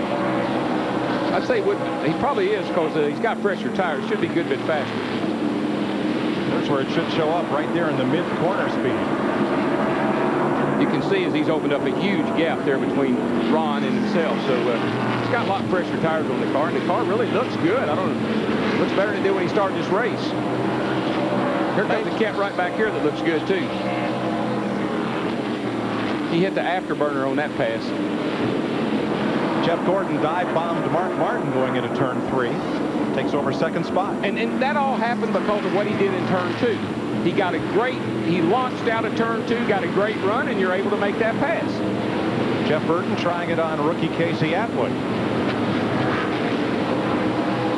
And when a guy gets there on the inside of you like that, the best thing you do is let him go, because all you're doing is slowing both of you down. That's for 7th place. The 21, Elliott Sadler, is a lap down. There's places on this track where you can make time, exiting both corners, obviously. All you do entering a corner is mess up your lap. You drive in too hard, or you race people down in there and push them into the curb. Here we go, trouble, turn 2. Lots of cars. Waltrip, Schrader, Kyle Petty, Buckshot Jones, and I think Harvick got the worst of it. Yeah, Harvick's car is really damaged. 4th caution of the day at lap 112. He has busted the radiator here. They'll have a lot of work to do here. You see the water running out of it. You see the steam. The biggest thing they'll have to do there is get all the sheet metal cut away and replace that radiator. I think Waltrip was the first car to go around, but not sure who he might have had help from. I know Kenny Schrader's car, his car is torn up pretty badly. And yeah, it's only got 1 M left. Yeah, short an M. Here we go. Looks like Matt Kenseth, the 17 car, gets into Michael in the 15 car. Nowhere for Schrader, Kyle Petty, Harvick, Buckshot Jones in the 44. Nowhere for those cars to go. Actually, I believe Buckshot came out pretty lucky. I don't think he got a lot of damage, but the rest of them did. From above. Here we go down into turn 1. Little pop there in the rear end. That's all it takes. It's so uncalled for. That's what I'm telling you. People look at that and say, oh, it's just racing. It is, but it's bad racing. You're not supposed to be doing that. From the Napa onboard camera. Sterling Marlin in the 40 car just getting by. Oh, Buckshot. He got into something pretty hard. Thought he got out of there pretty lucky, but he didn't. Ron Hornaday gets his service, and he's gone. Matt? A chassis adjustment for Dale Jarrett in the left rear, still complaining his car's a little bit loose. A 4-tire stop. Darren Jarley, who actually drives a UPS truck, hands the tire into Mike Trower. A little bit of trouble on the left rear. 88's down and away, as is 4 tires, a slight air pressure adjustment. 99 also gets 4 tires and a track bar adjustment. Rusty Wallace only took 2 tires on that stop now, and that's how he got out ahead of those guys. I asked him about his pit selection. I wasn't real happy. I wouldn't have been with pit number 11.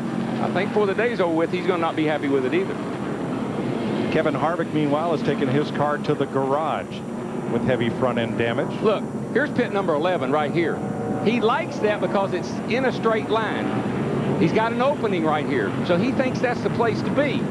But quite frankly, he's got to come out of his pit and come around this pit lane here, around this turn.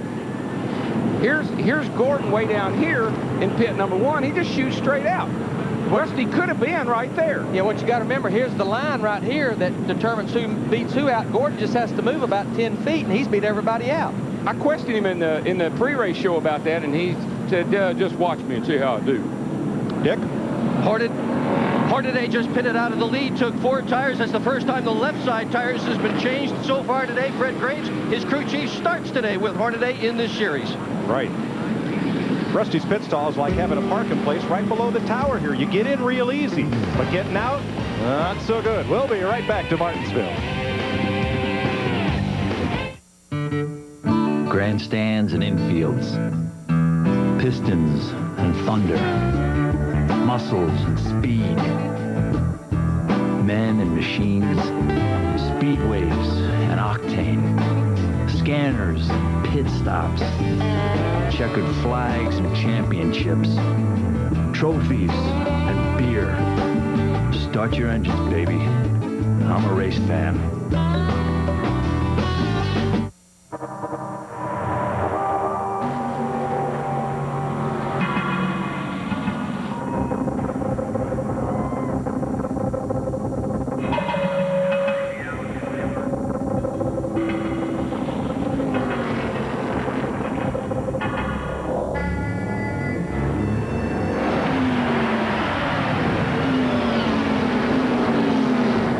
Conseco, NASCAR's official financial services provider. Zesty! Zesty! Zesty times 2. The only thing zestier than eating a crunchy Taco Bell taco is eating 2 crunchy Taco Bell tacos. Zesty party of 2. A tale of 2 zesties. Uno, dos, zesty! There's nothing like doubling up on America's #1 taco. And right now, you can do it for just 99 cents. 2 crunchy tacos for 99 cents. Get them at the Bell. Hello, Zesty. Call waiting. Hello? Zesty! So, what do you say?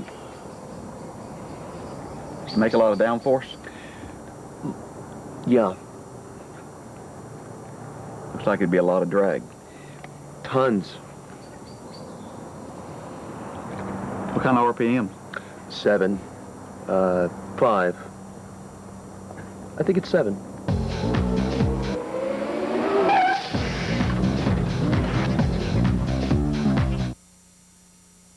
NASCAR Winston Cup Racing from Martinsville on Fox is brought to you by UPS, the official delivery company of NASCAR. We want to race the truck. People love the truck. And welcome back to Martinsville. Well, Mark Martin leads Terry Labonte. Let's take a look at what's ahead.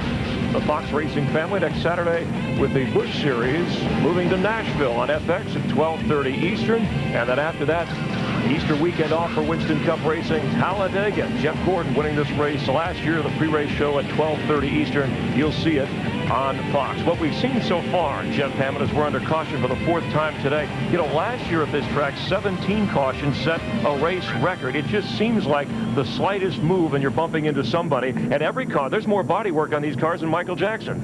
We were talking to some guys in the garage earlier today, and they said, I can't believe we're going to take these beautiful machines out here and just basically beat them all to pieces. But this is a slugfest. This is a bull ring. You're going to have this kind of damage. The guys are going to root and gouge because it's competition. It's so equal. The one thing I'm really kind of noticing right now is Goodyear has got a tire that is really fantastic. Got guys that are way in the back are still out there, only got like maybe 80, 90 laps on these tires, and they're still staying on the racetrack. I can't believe this. We saw some of the damage. Speaking of bad bodies, let's go. I kid because I care. Let's get back down to Dick Berggren on pit road. Dick? Well, Kevin Harvick's car is an absolute mess. Not only is the radiator busted, hood all bent up, the entire front area is bent. The radiator shroud has gotten caught in the fan belt. Fan belt has turned over. These guys have really got some problems. Harvick sits on the back of the wall. What happened? Well, unfortunately, I think we got caught up in the middle of a mess. Whole lot of guys that are impatient, and we're just trying to ride around trying to fix our car and stay on the lead lap. But need to go to passing 101, I think. Instead of running into each other, you might want to try and drive around, but there's not a lot of room, so we'll fix it and get back out and gain some points. Welcome to Martinsville. To Steve Burns. Dick, Jeff Gordon said he's happy with that 24 car. They dropped air pressure a little bit in the right rear tire. Jeff Burton says, you know what? It's not a slugfest. It's a circus out here. Let's go to Matt Yoakum. Down here in the Casey Atwood pit, the 19 car took on 4 tires, and fuel also went down 1 pound on both rear tires, complaining his car a little loose. One problem for Atwood, his feet are beginning to burn, so they put in an ice pack through the window for him to try to cool his feet off. The other problem, someone threw a Gatorade bottle out the window. The 8 car of Dale Earnhardt Jr. ran over it, splashed Gatorade all over the windshield. All right, thanks, guys. You know, back to Kevin Harvick. He thought he was going to get a break running in the Busch Series and Winston Cup, running just this weekend with no Busch race. And, of course, next weekend he'll get a break with just the Busch racing and no Winston Cup racing at that time. But so far, rough going for Kevin Harvick. Today's aerial coverage being provided by the Monster.com blimp Trump.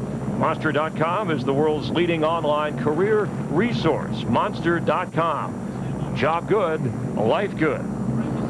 We're watching live racing, the Virginia 500 from Martinsville, Virginia. Mark Martin, your defending champ and your leader at the moment. Don't go away. The limited edition Napa NASCAR Heat PC game. You can get it absolutely free when you purchase $25 or more during the Napa Turn Up the Heat sale.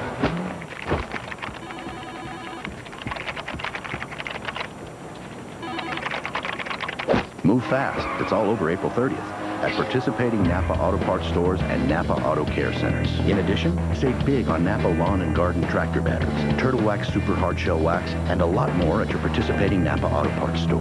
Who makes the best minivan? Dodge Caravan uses infrared sensors that read the temperature around the driver, front passenger, and back passengers, and give each zone its own control. It's the only minivan that offers automatic 3-zone climate control. Dodge Grand Caravan, the best minivan ever. See, compare, drive. Grand Caravan, the minivan rated best by AAA.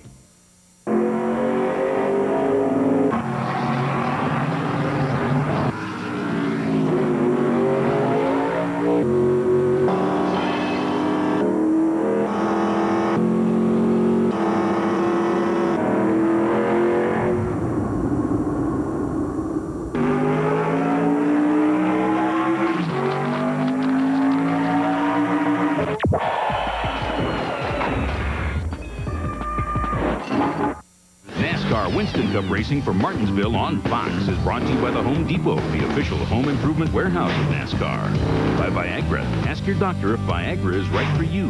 By Napa Auto Parts. Napa, we keep America running. And by the makers of the all-new Dodge Caravan. Dodge, different. Still under caution here at Martinsville. This is a little different. One car, we believe, the 44 of Buckshot Jones, dropped a bit of fluid, quite a bit of fluid, down pit road to his pit stall and then along down toward the garage entrance. And there's so much speedy dry out there that they're going to bring the field down pit road to blow it off.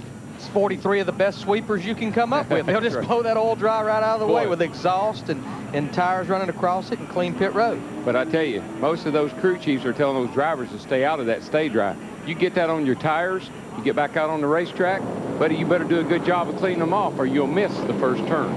And that's the worst thing about having tires on the car that you have not pitted and the pace is slowed down under caution. It picks up the rubber. It picks up oil dry. It'll pick up anything. It's hard to get cleaned off. Darryl, is there anything worse than a piece of speedy dry in your eye? Oh, no. What happens is you get something in your eye and there's nothing you can do about it. You rub it. It makes it worse. You got gloves on, so you just kind of deal with it. That's part of being a driver. That's why they pay you the big bucks. So we're under caution here in today's Winston Cup race. Yesterday at the Martinsville Speedway, the Craftsman Truck Series was in action. Scott Riggs picked up the win. Travis Kvapel, the rookie, second. Terry Cook, Joe Ruttman Randy Tolzman. So here's a look at the current standings brought to you by Sears. Riggs increased his lead to 27 over Joe Ruttman. Rookie Ricky Hendrick. Say that 3 times. That's a mouthful. Terry did Cook. a great job, Ricky did. Yep, and Cook and Tolzman, the top 5. Scott Riggs won that race by staying out. Track position.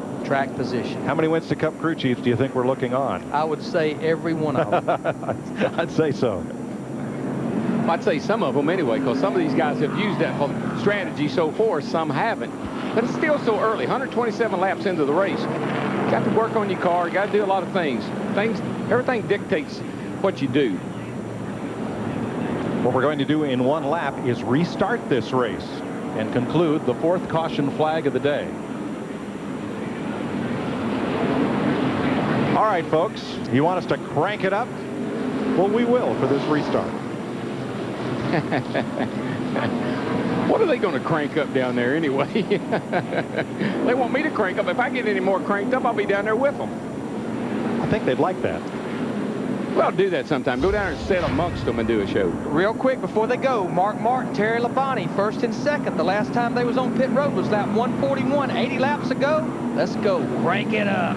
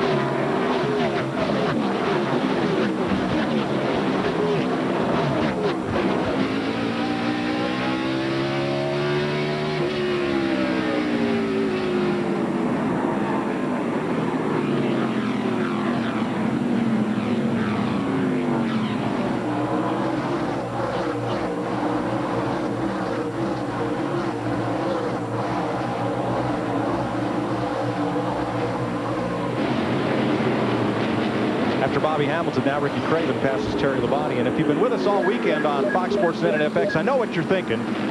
That we cranked it up so we could enjoy this load of Martinsville Speedway hot dogs that just arrived here in the booth. And you would have been right. Yeah, we'll get to that later. But that crank it up, I have thrived on that all my life. That's what I love about racing, is the sound of those engines when they're running right. It's a beautiful thing. Bobby Hamilton in the 55 car. He's running in the 2nd position. Now, he was on pit road at lap 58, about 12 or 13 laps after Mark Martin and Terry Labonte. So a little bit fresher tires, not a lot, but enough to get him up into the 2nd position. Ricky Craven in the 32 car. Now, he was on pit road at lap 95. He has a lot fresher tires than Bobby Hamilton or Mark Martin. Rusty Wallace went back to the outside to try Jimmy Spencer and had no luck there. The battle for 10th position. And Spencer's car, it looks good compared to what it's going to look like when the day's over. And he is running 10th. But that thing, the K will be upside down. When we talk about driving with finesse, don't watch Jimmy Spencer. Oh, no. Don't tell the story. If you saw the open to last week's show, that's all that car needs on it is that flashing light on the roof. Yeah. Mark Martin is your leader. He's led 29 laps. Last year, he led something, came from 21st place last year. It's like a freeway in L.A. about 6:30 or 7 o'clock in the morning. They just keep coming in a single line. Here they come again. Now, Ricky Rudd, the 28 car, had that brake line problem. He made one of his laps up. He's now 1 lap down. You can make that up. I mean, we've got almost 365 laps to go. You can make that lap up if you've got a good race car. He just needs to be patient. Oh, actually, he's in great shape. He gets his start on the inside every time. He doesn't have so much traffic to deal with. When he's going to have the problems when he makes his lap up and got to restart at the rear of the field. Wow. You can actually read the number on that car still. Still outside. Folks, you should be up here. When Darrell saw how close they were, he took 2 steps back from the monitor, and we all took 2 steps with him. That's close. It's not as close as they get, though. No smoke coming off either one of them. Like a drag race right here down the front straightaway. Who can beat who to turn 1?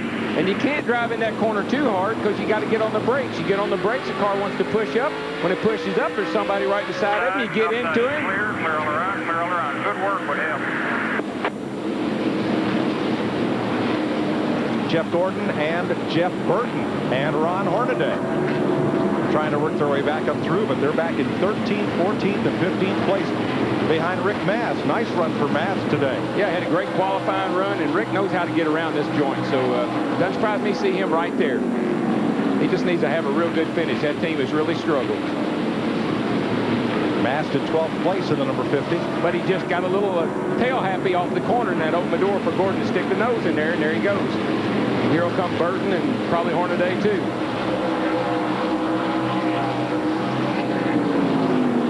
See, all the cars run about the same speed down the straightaway. It's how you get into that corner and how quickly, see how quickly Jeff picked up the throttle and shot in front of Rick there. And that's where you beat people here. You beat them by rolling through the middle of the corner, being able to get on that throttle and staying it off the corner. Now it's Burton who has the inside on Rick Mast. Got to be pretty impressed with Burton today. I mean, this is as good a run as I've seen him have this year. High, clear high. Now it's Ron Hornaday who's got room inside. Now there's Hornaday up on the curb. He'll be into the side of Rick Mast, and he'll have it sideways, and he'll bump into him, and finesse is not in his dictionary, I don't think. Sterling Marlin racing Ricky Craven for 3rd and takes it going into the corner. Turn 1.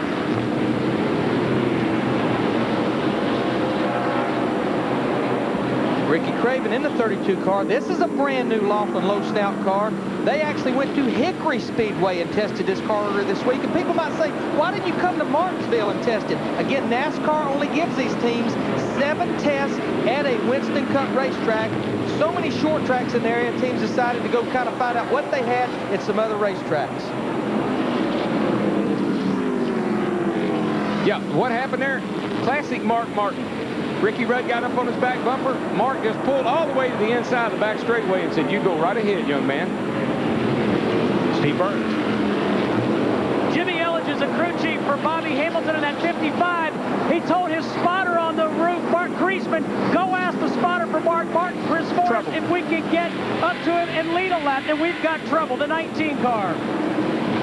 Casey Atwood got turned around coming out of turn 2, and Darrell's another one of those chain reaction situations. It's no making his own, but I tell you who's benefiting big time is that 28 car.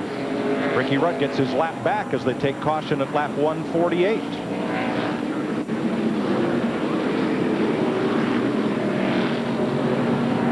I know Ricky is very happy about that caution. But it's going to cost Casey Atwood at least 1 lap. Yeah, I guess he can't get turned around. Maybe he can't get the engine fired back up. No, he's got it going. Here's what happened.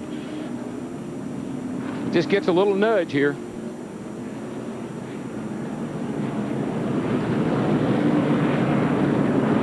It just takes so little. It just takes the car is kind of like halfway hung out, and somebody bumps into you while you're trying to pick up the throttle, and around you go. He looks like he checked up for Jeremy Mayfield in the 12 car. Dale Jarrett gets into the back of him. From the UPS cam on board Jarrett. That's exactly what happened. Mark Martin's on pit road. Dick? This is only his 2nd pit stop of the race so far. The left front corner of this car is well damaged as Robert Benfield heads there with his air gun to change left side tires. The car is running very well. The only adjustment that they made was to the track bar. They just told them, watch the 33. We have a wider pit road today, but the crews are all very concerned about the possibility still that somebody could come out of his pits and run into somebody else, which will end your day. Mike? Yeah, they widened pit road by about the width of a car. It's really helped, too. I mean, we haven't seen quite as much action on pit road as we've seen here in the past. Terry Labonte coming through, and there's Rudd. Steve? Ricky Rudd getting right side tires, trying to make those laps he lost up earlier with a brake line bad. 4 tires for the 28 car, no chassis adjustments that we can see. Left side tires going on. Norman Koshimizu gets the gas in. He can do it in 13 seconds. Ricky Rudd is away. We're at Martinsville, Virginia, working the 5th caution of the afternoon at lap 151.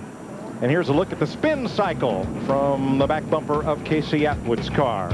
We'll be right back. This is NASCAR on Fox. If you're happy and you know it, stomp your feet. If you're happy and you know it, stomp your feet. If you're happy and you know it, and you really want to show it. If you're happy and you know it, stomp your feet. If you're happy and you know it, if you're happy and you know it, if you're happy and you know it, really want to show it. If you're happy and you know it, go to sleep. Come on, everybody. Since I met you, I've begun to feel so strange. Every time I speak your name, and honey, you'll always be the only one for me. Meeting you was my destiny. I'm falling in love. With payments from just $1 a day, falling in love with a Yamaha V-Star has never been easier. Now they get like that? They get like that by eating the meat.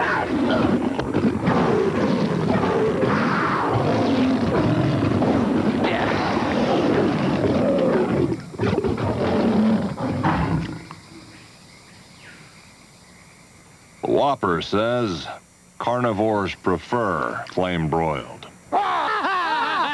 In the land of burgers, the flame-broiled Whopper is king. Your heart pounds. The engines roar. It's adrenaline on wheels. October 14th, Martinsville Speedway hosts the Old Dominion 500. We give new meaning to the term contact sports. Get your tickets now for your very own adrenaline rush. Bart and Homer in prison? They haven't built a jail that can hold Homer Simpson. What are these, iron? The Simpsons, 8/7 Central tonight on Fox. They're all alone.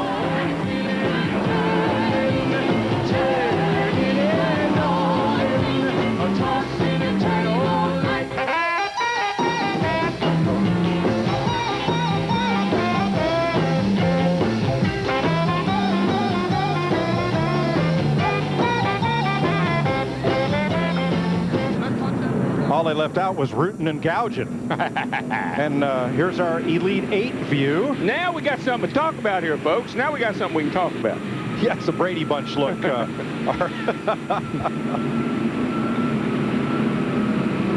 fun right there, boys. 5th caution of the day we're working. Pick one.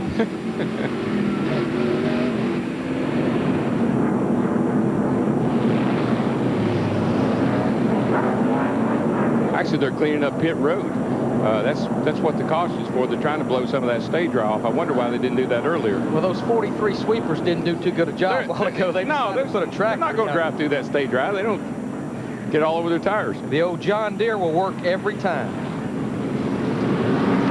Steve? Before that caution came out, Bobby Hamilton's team had cut a deal with Mark Martin Mark was going to let Bobby Hamilton lead a lap. Remember, it's 5 points to lead 1 lap. Well, now Sterling Marlin has cut a deal with the 55 car. Bobby Hamilton is going to let Sterling lead a lap. Then Sterling will let him go by. A couple of Tennessee homeboys, Darrell Walters' boys, cutting a deal. Let's go to Chris Myers. All right, so we've had 6 leaders, 7 different lead changes. We're under our 5th caution. Something to keep an eye on here, though, as the drama builds here, Jeff Hammond. You know, the license plate in Virginia says Virginia's for lovers, but no love lost between Tony Stewart and Jeff Gordon. Jeff Gordon currently 9th, Tony Stewart inching up 13th, plus Dale Jarrett 14th. You have the Ford, Chevy, and the points battle going on. I have a feeling that those 3 are going to tangle long before this day is over. Well, they won't be by themselves, I can tell you that right now, Chris. This place right here is going to bring out best, the best and the worst of everybody. You're going to see some sportsmanship, as we're talking about right at Bobby Hamilton, Sterling Marlin working together, you know, kind of like let a guy lead a lap. But at the same time, there's not any friends out there, and they're going to be beating and banging and going all day long. That's Martinsville and short track racing. All right, some of the battles within the battle here in Martinsville. Tony Stewart, by the way, booed in pre-race introductions. Let's go down now to Matt Yokin. Matt? Hey, Chris, self-discipline, the call down here in the 17 pit of Matt Kenseth. They're hoping to pit about lap 255, 100 or so laps from now, because he is off sequence from the other leaders. So he's going to hold on to his tires, try to make them last until about that time. Unless we get a caution, then he'll come in and pit then. Dick? Ricky Craven completing his comeback here. He is having a terrific day. His best prior finish here at Martinsville was 8th. Right now he is running in third spot, having the absolute best day ever. Coming back from serious injuries. A lot of people thought he was all done. He's not done. Steve. Dick, at the top of the show, Daryl and Larry talked about how you had to take care of your car, take care of the equipment. Jerry Nadeau had a great qualifying run, but he may be in trouble. That 25 car, the oil is at 300 degrees and the water is at 260. That's hot. That's pretty hot, but that's not uncommon for Martinsville. Like I say, you run so close to each other, you don't get a lot of air through those openings that you see in the front of the car there. And the reason Sterling's in a big hurry, wants to lead the race, like to get out of here as fast as he can. He wants to get back to Columbia, Tennessee. It's Mule Day down there, boys. Oh, my goodness. Yeah. That's big. Big, and he probably got some money and wants to spend down there. 157 laps complete. Only once has this race been decided on a last lap pass. Who did it? Anybody looking very proud standing to our right, Larry? The bigger question is, how did he do it? Was in the fall of 1987, folks. DW passed Dale Earnhardt to win on the last lap. How did you do it? Well, it was actually come off of turn 2 running third. And Dale was leading, and he had crowded Terry up into the wall a little bit, and Terry was hot. Terry ran down to turn 3. He was going to get in there and give Earnhardt a nudge. I got into Terry. Terry got into Dale. They both spun. I come around, won the race. We're going to go racing. Green flag at lap 160 with Bobby Hamilton leading Sterling Marlin, Ricky Craven, Matt Kenseth, Bill Elliott, Kevin LePage, Rusty Wallace, Johnny Benson, Jeff Gordon, and Jeff Burton, the top 10.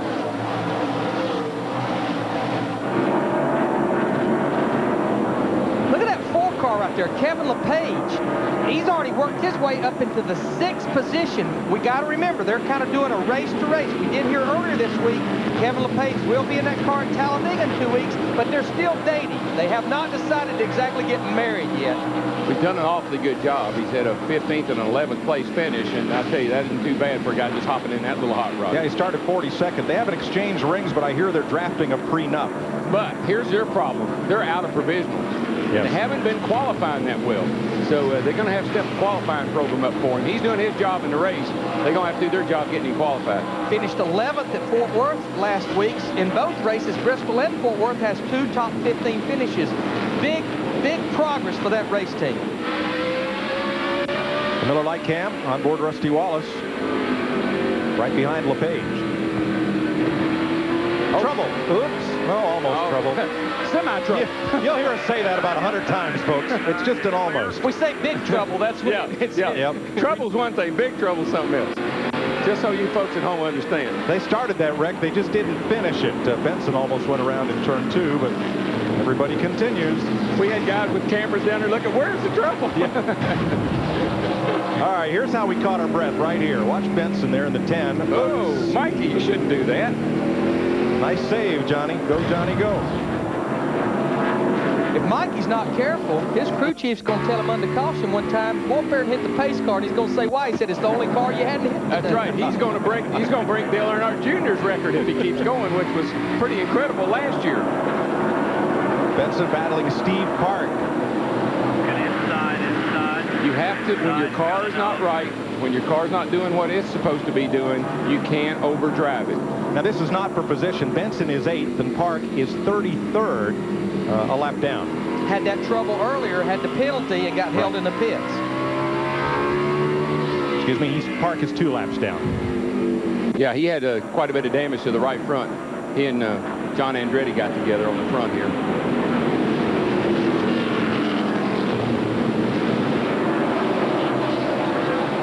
Well, that that deal between Hamilton and Marlin has not yet paid off. Hamilton with a 6/10 of a second lead. Well, I think Bobby wants to get strung out a little bit more here, get a little space between the other cars, and then he might work with me. But got to kind of get a breakaway first.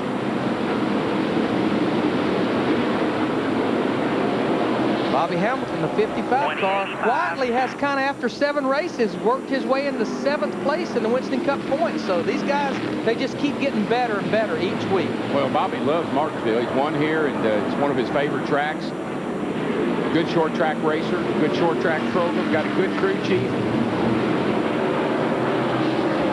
Now, Darrell, I would challenge you on that right there, because when I was talking to Bobby, he hates this place. And that's the reason I think he runs so well, is because it makes him have to have patience.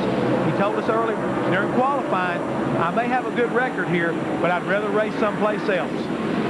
Well, a lot of guys don't like to race here because it is physically demanding. Very, very physically demanding. You're jacking on that steering wheel all day long. You got cars bumping into you. You're braking with your left foot, gassing with your right foot. It's hot. You get kind of miserable out there. So that's probably why he doesn't like it. For more on Bobby Hamilton, Dick Berggren.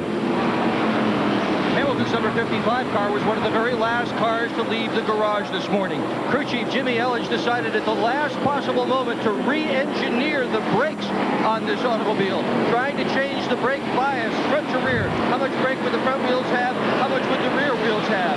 And he promised me this morning that if it worked, they were going to be extremely fast. If it didn't, well, it worked. 21:08. Yeah, well, what happened, they went and tested this race car at Greenville, South Carolina. Took his teammate, Joe Nemechek. Joe drove the car about 2 laps. He said, guys, I don't know what's going on, but something is not right with these brakes. It's like it's got too much rear brake.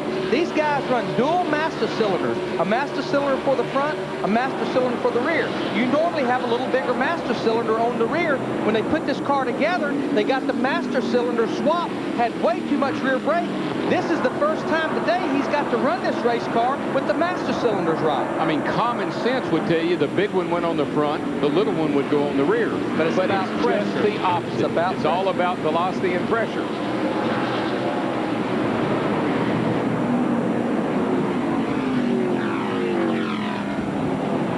Hamilton, Marlin, Craven, Kenzen.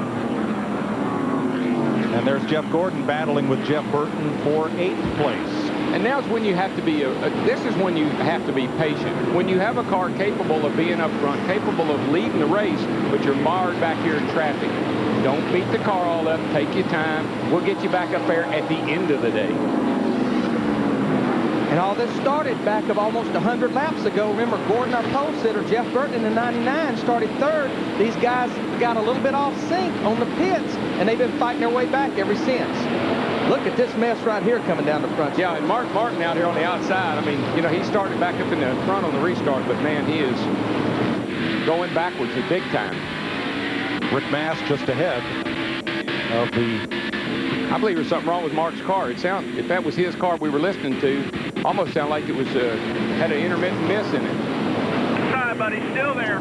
Darrell, he was one of the cars that laid that low gear up in that rear end this morning. Jimmy Finnick told me, look, we're starting so far back, we're going to be working traffic all day.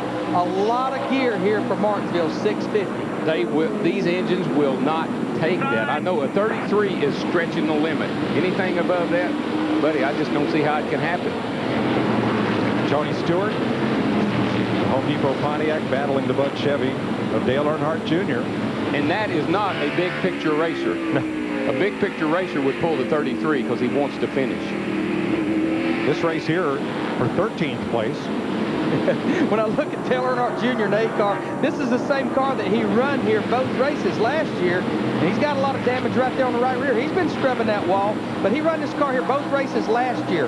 Wrecked both races. In October, he even hit a wrecker sitting on the backstretch pits. And the 3rd time he brought the caution out, Dale Earnhardt Sr., he come on the radio and said, Richard, was that boy brought that caution out again? Richard said, 10-4, Dale. Dale said, tell him boys to park that car. Richard said, Dale, I don't think you'll have to worry about him anymore.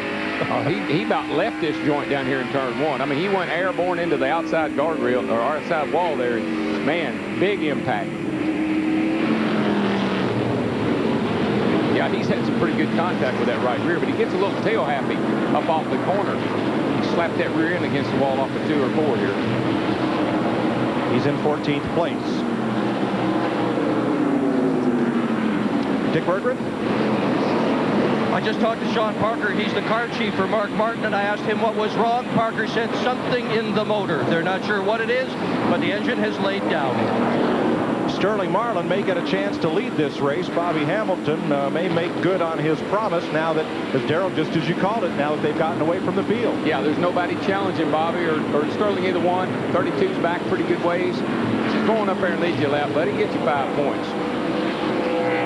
Sterling Marlin, like Mark Martin, leading this lap. They are the only 2 drivers that now has led in all 8 races. That's a lot of bonus points. 8 times 5, that's 40 bonus points. That can really add up at the end of the season when they tally those points up. Kenny Wallace, who wrecked early, is back on the racetrack. Here's a look at your front 5 as we go to break. This is NASCAR on Fox. David Duchovny's back, big time. You can't ask me to tell Mulder he's off the X-Files. You set me up. The X-Files, all new at 9, 8 Central tonight on Fox. It just looked like I was kissing her. Draws me in. Baby, what are you doing? Come on, baby. I can explain. I don't even... These aren't mine. Whose are these? Just in case you find yourself needing a little extra room, Ford Focus has more cargo space than anything else in its class. And right now, get a Ford Focus starting at $12,970. Okay. All right, it's not what you think. Thanks a lot, man. Visit your Tri-State Quality Ford store today. Oh, baby, come on.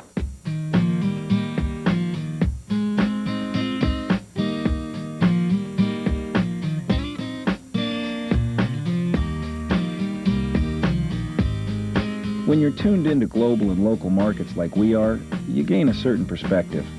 That perspective is reflected in Franklin Templeton's diverse range of over 100 funds. There's one to match your style, no matter what that is today.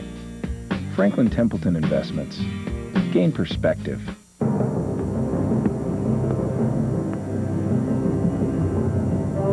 Verizon is now offering New Yorkers reduced rates on all direct dial long-distance calls for a full 6 months. So you can call Canada for just 6 cents a minute. Call England for a mere 7 cents a minute. Go ahead. Call Italy for 12 cents a minute. Call all the way to Israel for just 14 cents a minute. But first, call 1-888-857-1541. To sign up for the Timeless International Plan and take advantage of these low 20% off rates with a $3 monthly fee. That's 1-888-857-1541. Of course, you'll also enjoy a great domestic rate right here in the good old US of A. These rates are good 24 hours a day, 7 days a week. Now that's long distance done right.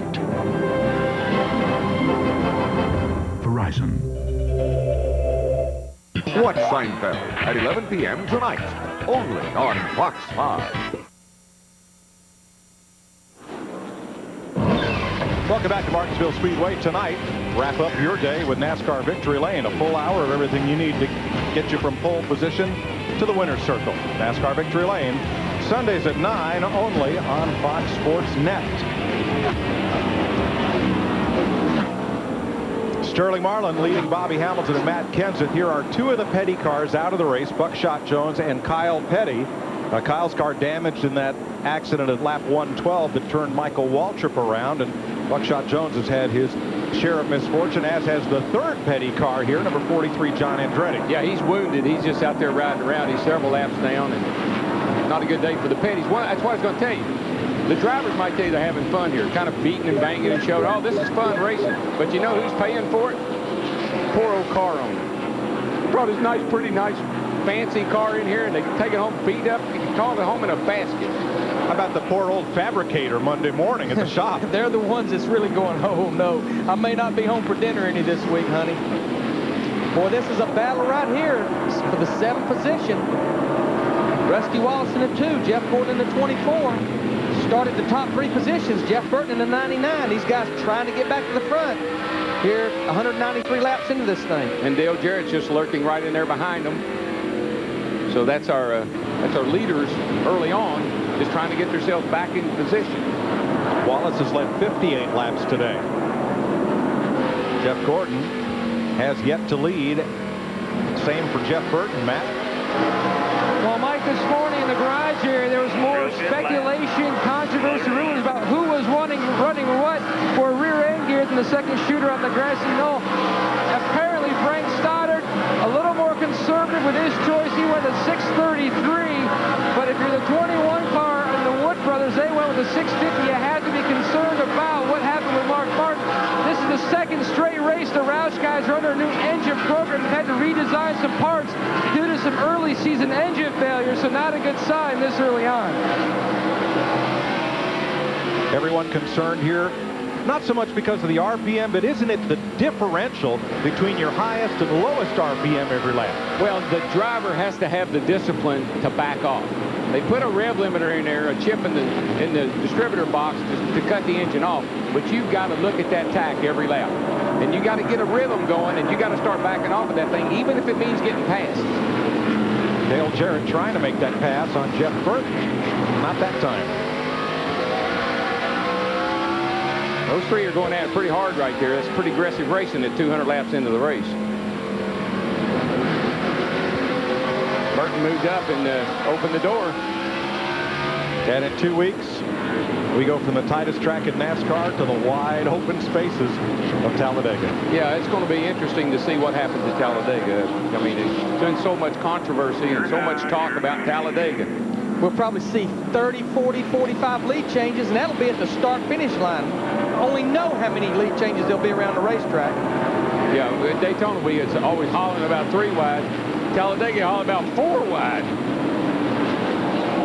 But Talladega was built to run 200 mile an hour on. Daytona wasn't. Big difference.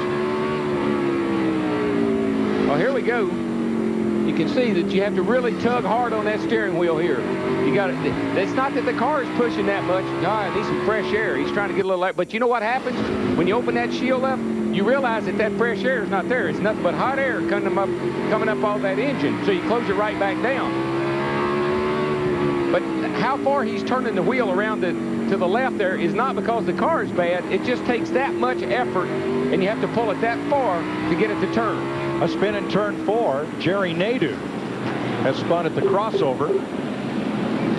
And that'll bring out caution for the 6th time today. Oh, no. Man, he rolled back just a little bit, and it really had everybody confused as to which way to go. The spot can hear the spotters now. Go high, go, no, go, no.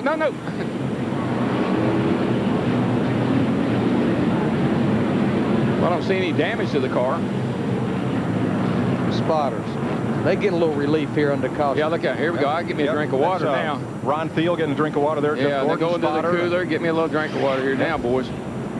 Woo! I needed a break. I'm going to go to the bathroom. I'll be right back. Well, you know, they're under a lot of stress, same as the drivers. That's the only break they get is when there's a caution. Oh, yeah. Yep. But all our leaders on pit road, I mean, a team sport. You got spotters, you got these pit crews, you got drivers, you got fabricators. I can't stress this is a team sport. It's a team sport. Dick? Kevin LePage is in right now. He's going to take 4 tires on this car. David Ift, his crew chief, the veteran. They are around to the left side. This is the best thing that could possibly happen to LePage. McReynolds is right. He's job hunting. Come at. 4 tire stop for Sterling Marlin. They made an air pressure adjustment. He was a little bit loose to Steve. Bobby Hamilton's going to stop. They will make no adjustments to that car. Just 4 tires. The crew chief, Jimmy Elledge, on the front tires. Jason Sheets on the rear. Terry Painter's the jack man. 4 tires for Bobby Hamilton.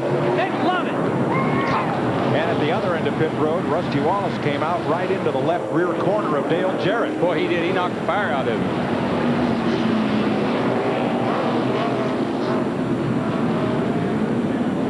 It is so congested going down into turn 1 on pit road here. Have a look. Here we go. He's going to come out of there, and he's, bam, man. He's trying to get in there. It's not enough room there, Russell. And what we got to remember, this pit road is wider than it's ever been. It's been widened by about the width of a car. You can imagine what it was like before, and it's still tight. Oh, yeah, and the turn, going around the curve is what makes it so bad. Yeah, this track just is not big enough to allow all the cars to fit in a straight line. What a great feeling when you have that good pit stop. One happy crew. We'll be back to Martinsville in a moment. This is NASCAR on Fox. What's that? That's a pink flamingo. What's that?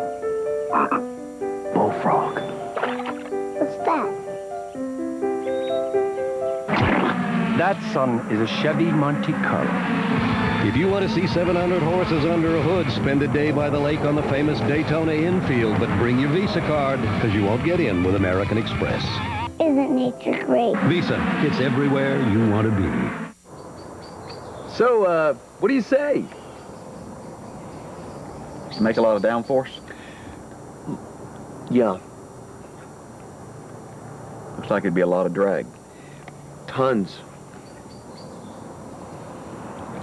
What kind of RPM? 7. 5.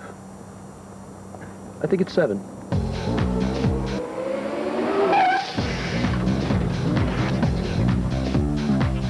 Check it out, a totally twisted way to eat pizza. Yeah, new twisted crust pizza from Pizza Hut. It's breadsticks. No, it's pizza. It's both. Look, go directly to the twisted crust and tear off a breadstick. Dude, what planet are you from? You eat your pizza first and you save your breadsticks till the end. No, it's breadsticks first, then the free marinara or ranch dipping sauce, then pizza. You're twisted. Pizza first. The new twisted crust pizza from Pizza Hut. Breadsticks and pizza together at last. I got one word for you. Breadsticks.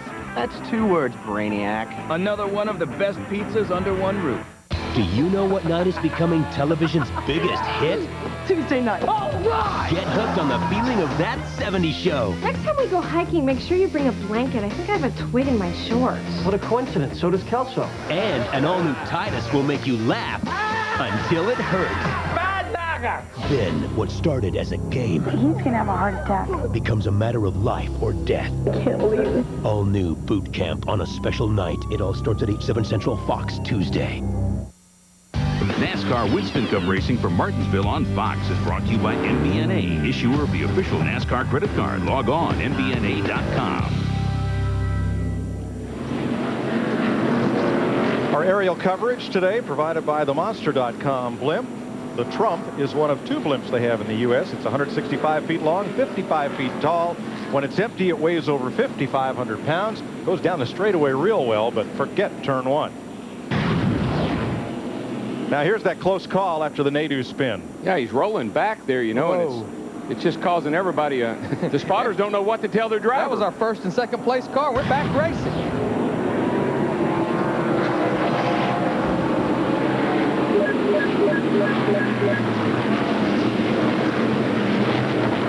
Ron Hornaday steps out with the lead from Joe Nemechek. Jeff Gordon, Bobby Hamilton, Sterling Marlin, and Matt Kenseth, the top half dozen.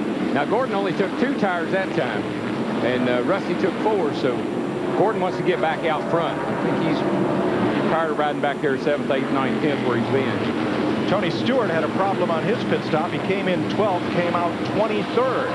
Now, Jeff Gordon went in 8th, and he was the first to come out of the pits among the drivers who pitted on this caution. I think that was a good call on their part. It gets him back up to the front. It's just using up so much race car right now if you're back in the pack. You got to get to a place where you can get in clean air and do a little riding right now. Well, got Terry Labonte up high in turn 2 there. He saved her, though. No consequence, no caution. Mike Wallace in the 7 car, he was back on pit road right after that restart. Yeah, a lot of guys that had trouble early have gone into the garage and whooped some new fenders on them and brought them back out, or took off the old ones and just came out with no fenders.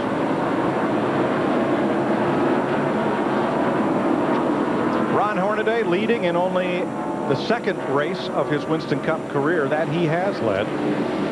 Phoenix 1994 was the first.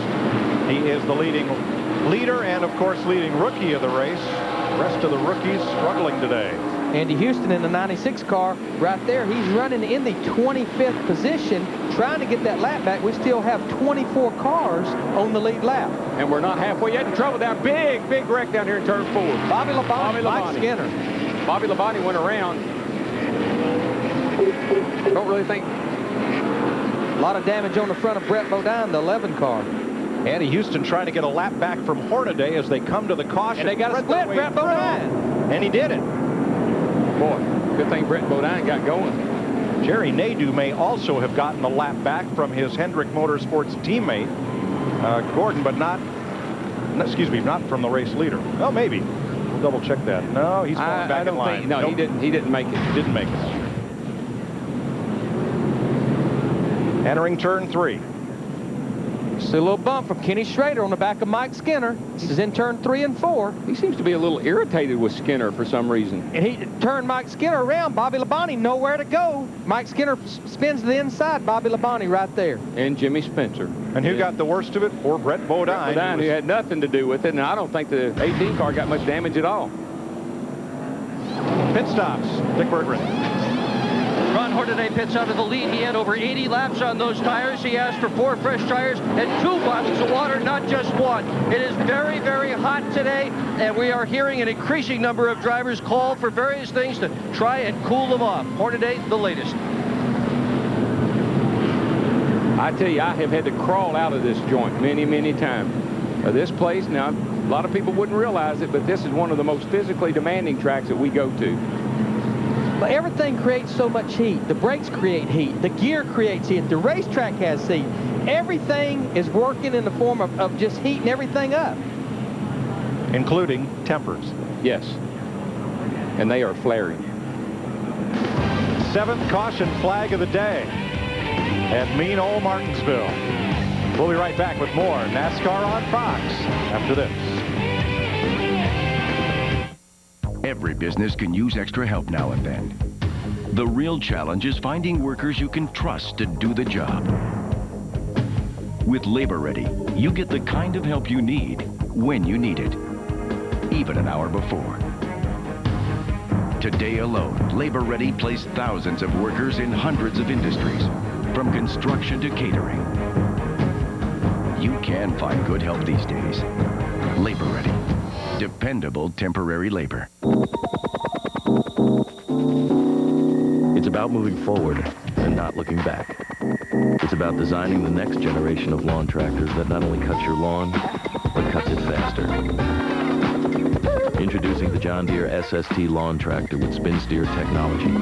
The only one to come with the technology to spin in place just by turning the wheel. The technology is so advanced, it actually cuts time.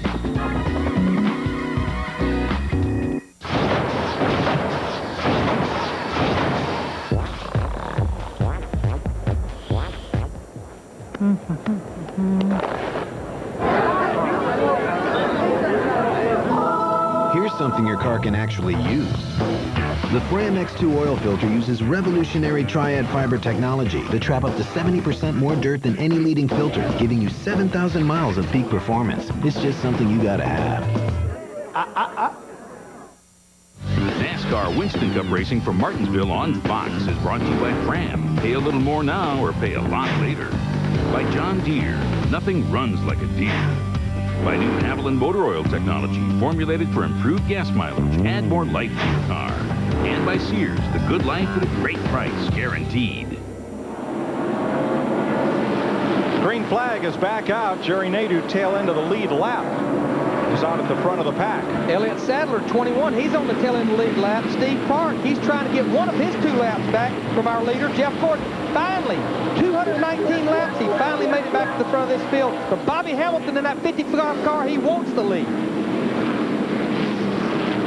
Ricky Rudd trying to move back up after getting back on the lead lap. DW, I like your pick more and more. He's in 10th position, was 2 laps down with that brake line problem. Back on the lead lap, back up there fighting again. The car really, I've been watching him all day long, and the car just gets in the corner so good. For the lead, Bobby Hamilton against Jeff Gordon. Well, Gordon got pushed up out of the groove, and it's opened the door for lots of people to go by. And he only took 2 tires on his last stop.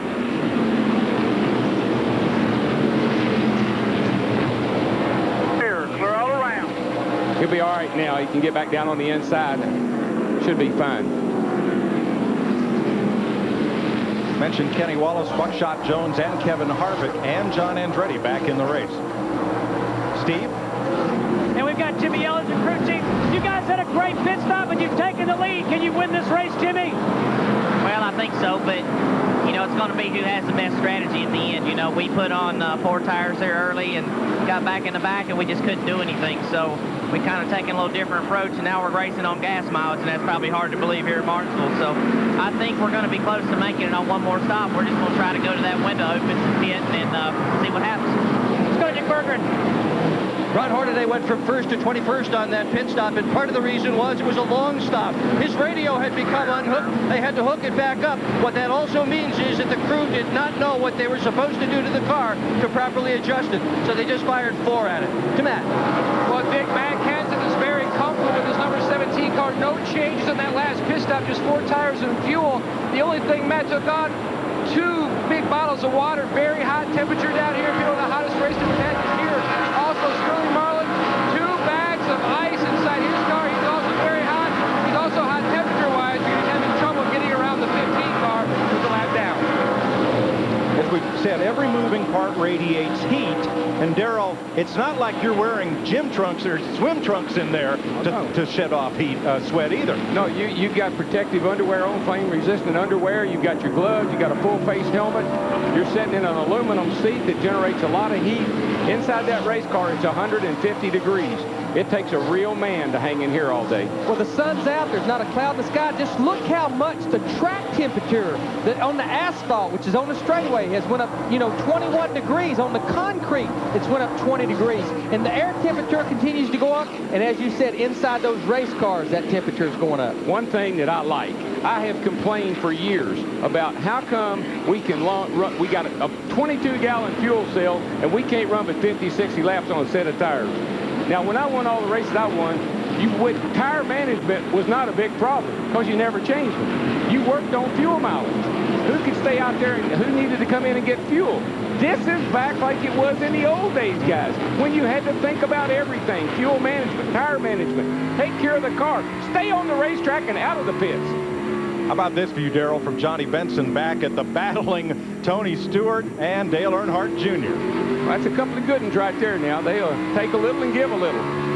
We're hearing it's 86 degrees air temperature. The heat index has got to be outside over 100 degrees. When you talk about trading paint, there it was, Stewart and Earnhardt.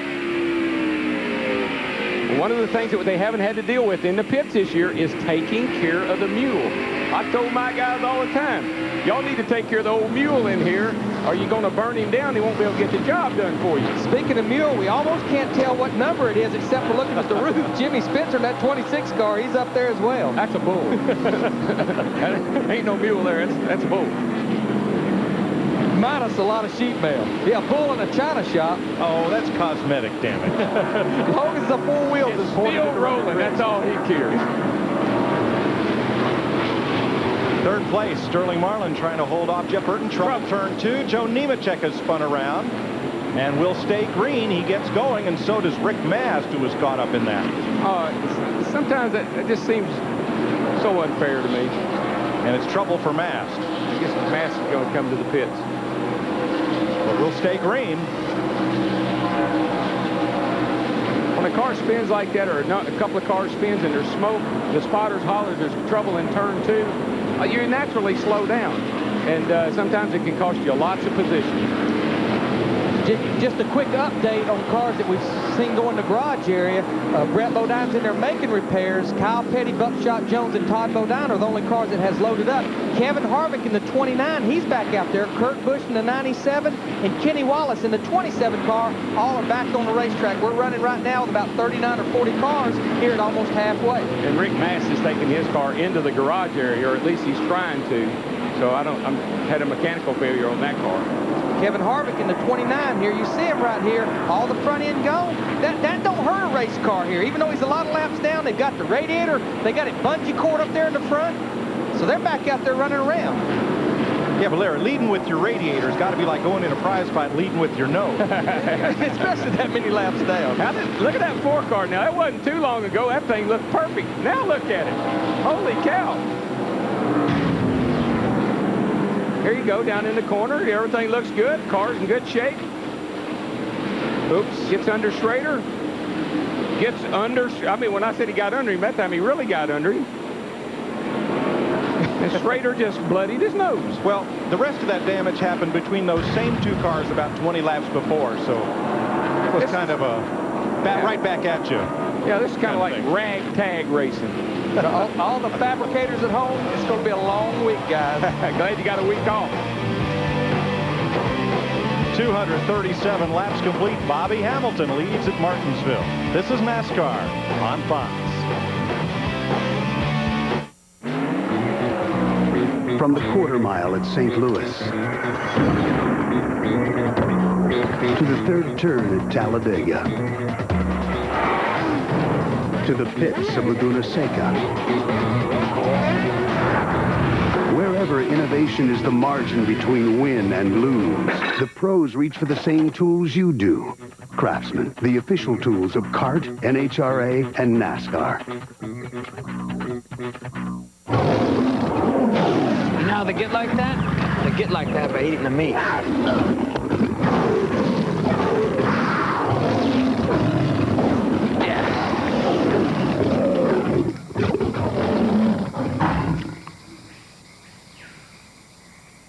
Whopper says carnivores prefer flame-broiled. In the land of burgers, the flame-broiled Whopper is king.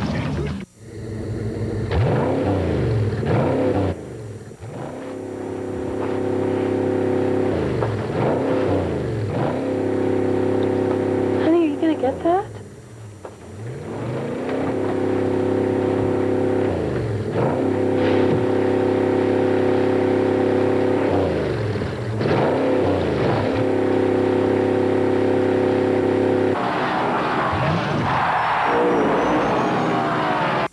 Tonight, Fry is committed to thinking he's a vending machine. It's time to ingest sandwiches from my compartment. On an all-new Futurama. Then, can Hank hide his dirty secret from one man? Are you suggesting we kill Boomhauer? Well, you're the boss. An all-new King of the Hill. It all starts at 7/6 Central tonight on Fox.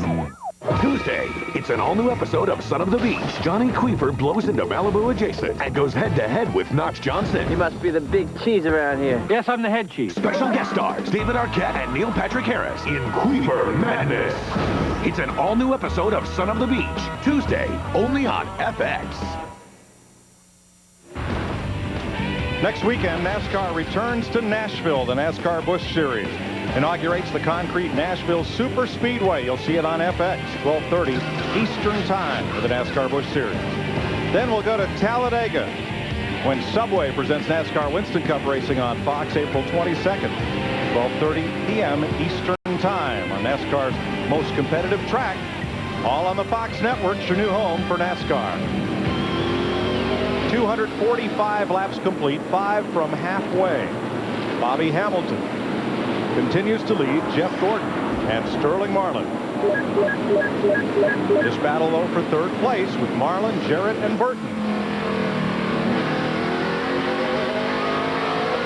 And the thing about it, we talk about how hot it is out there right now and how the drivers are complaining a little bit. If this thing stays green for a long time, that makes it even worse because you get no relief. And you keep wanting to know, when's our next stop? When's our next stop? Well, we're not going to stop for anything but fuel. How about tires? Going to come in and get some tires? Well, we talked about strategy. You heard Jimmy Elledge talk about it. We showed at the beginning of the show about 140, 50 laps on fuel. I told a lot of crew chiefs this morning, if I was still a crew chief and we get to about lap 375 and I get tires and fuel in my car, I'm going to send my equipment back to the truck where I won't be tempted to pit again. Right. Won't give up that track position. See, the thing that people at home, just understand one thing. All these guys are on pretty serious workout programs. All of them are pretty conscious about keeping themselves in great shape right now because of days just like this. So when you talk about these guys not being athletes, I challenge anybody in any other sport to come and try this one time. Because that 150 laps under green, that's 300 straightaways and 300 corners and 300 pushes on the brake pedal. And with no water, no ice, no towels or anything to cool you off, and no timeouts, no anything. No halftime. No halftime. No seventh inning stretch. Nope. And there aren't many sports where they run this close.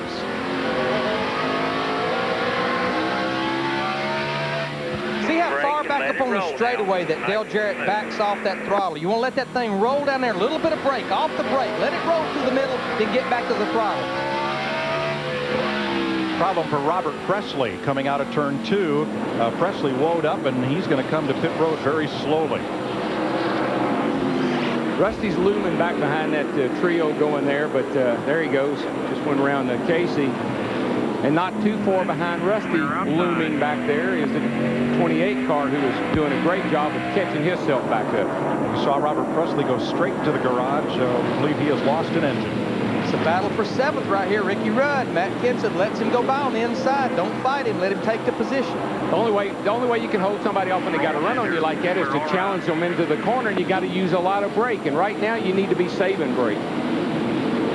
Ricky Rudd, I'm going to say he used 100% of his race car to get by Matt Kenseth. But I'm sure what Michael McSwain, his crew chief, told him once he cleared Matt Kenseth, let the thing rest a little bit. Lay off the brake a little bit. Float that thing out in the corner. Let's get everything cool.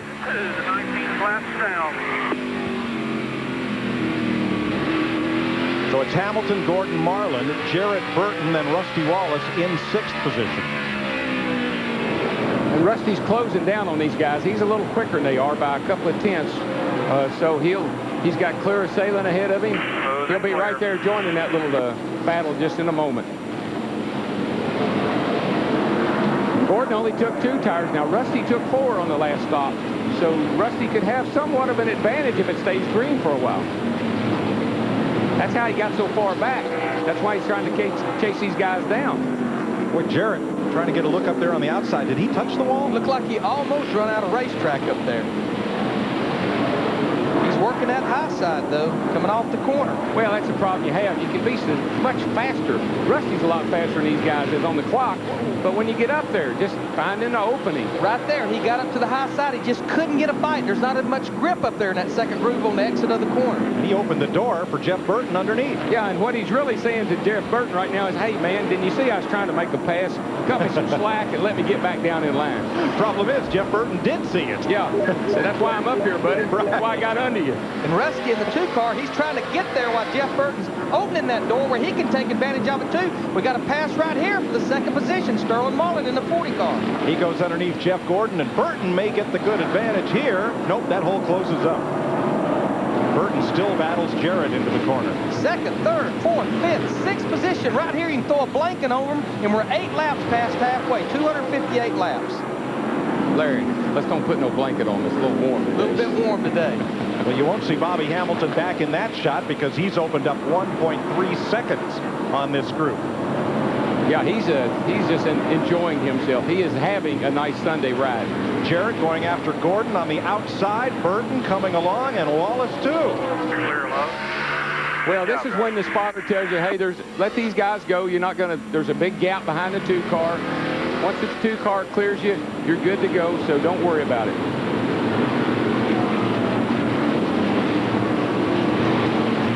We talked a lot about tire management. Dick Berggren. And we've talked a lot about 2 tires versus 4 tires. Goodyear technician Billy Hodges has taken a look at both yesterday's trucks race and also what's going on here today. And he has concluded that the team could probably go 250 laps on left side tires without a real speed decrement. To Steve. Dick, Tony Stewart's running in the 12th position. He's described his car as having good forward bite, but he doesn't have enough side bite. Car doesn't want to turn in the center of the corners. That's what you fight here, trying to make it turn and still have that bite up off the corner. It's kind of hard to get both. And side bite, the way I've always interpreted it, it's when you're down in the middle of the corner, the car's taking a set, you want to feel that thing roll over and bite in the racetrack. You want to feel like it's in the racetrack and not sitting way up on top of the racetrack. It's a grip thing. Bobby Hamilton's lead has been cut to half a second. You see Sterling Marlin, the silver car, running him down. And we're just past halfway. We'll be back with more Winston Cup racing from Martinsville on Fox after this.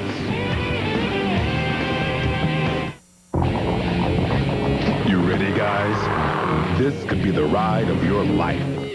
You got to get past the myths and the excuses.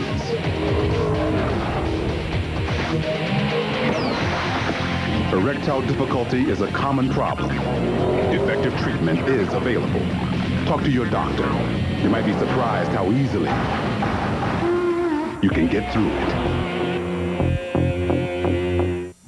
identical cars, 4 identical engines. Only one running on new Haviland, our latest triumph in Haviland motor oil technology. And what difference does that make? Not only do you get unsurpassed performance, but tests show that with new Haviland under the hood, you get better gas mileage. Haviland. Add more life to your car. Buy 12 quarts of Haviland motor oil and get this die-cast collectible for just $5.99 while they last.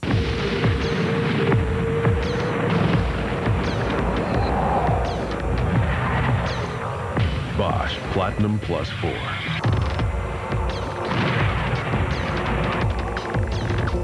Four electrodes. Pure platinum. Take your engine to a higher power. Bosch Platinum Plus 4.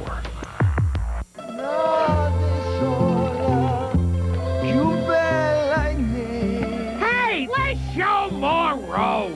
We're gonna get some Asiago cheese. Scusi? All right then, next stop, Scusi. Chop chop, fasto. Subway introduces 2 new fresh-baked gourmet breads. Delicious Asiago cheese with real Asiago cheese baked on top. And tasty country wheat with rolled oats, poppy seeds, and more. 2 new gourmet breads at Subway. Stroke, stroke, stroke, stroke. Subway. Eat fresh. NASCAR Winston Cup racing from Martinsville on Fox is brought to you by Subway, showing the world how great a fresh sandwich can taste. Subway, eat fresh.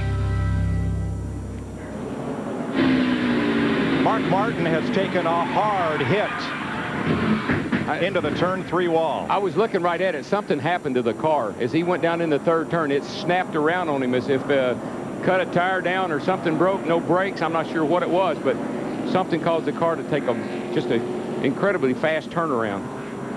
And that's a hard lick up against that outside retaining wall, driver's side. And the Pfizer number 6 may be finished for the day. Yeah, see, Mark is moving around inside the car. And caution, of course, is out.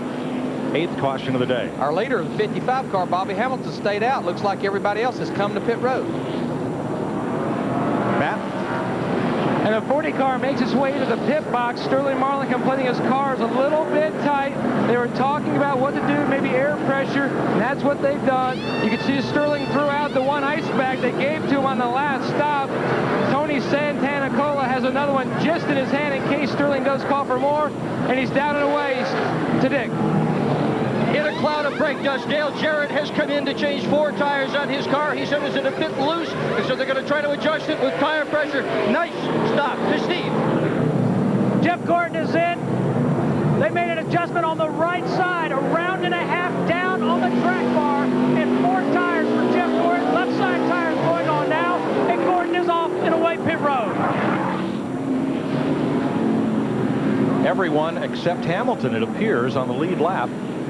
Well, I think just about came in. I think you can roll those dice a couple of times, but I don't know if I'd roll them this long or not. This is an excellent opportunity to come in, get 4 tires, and make it to the end. So I think he's stretching it just a little bit.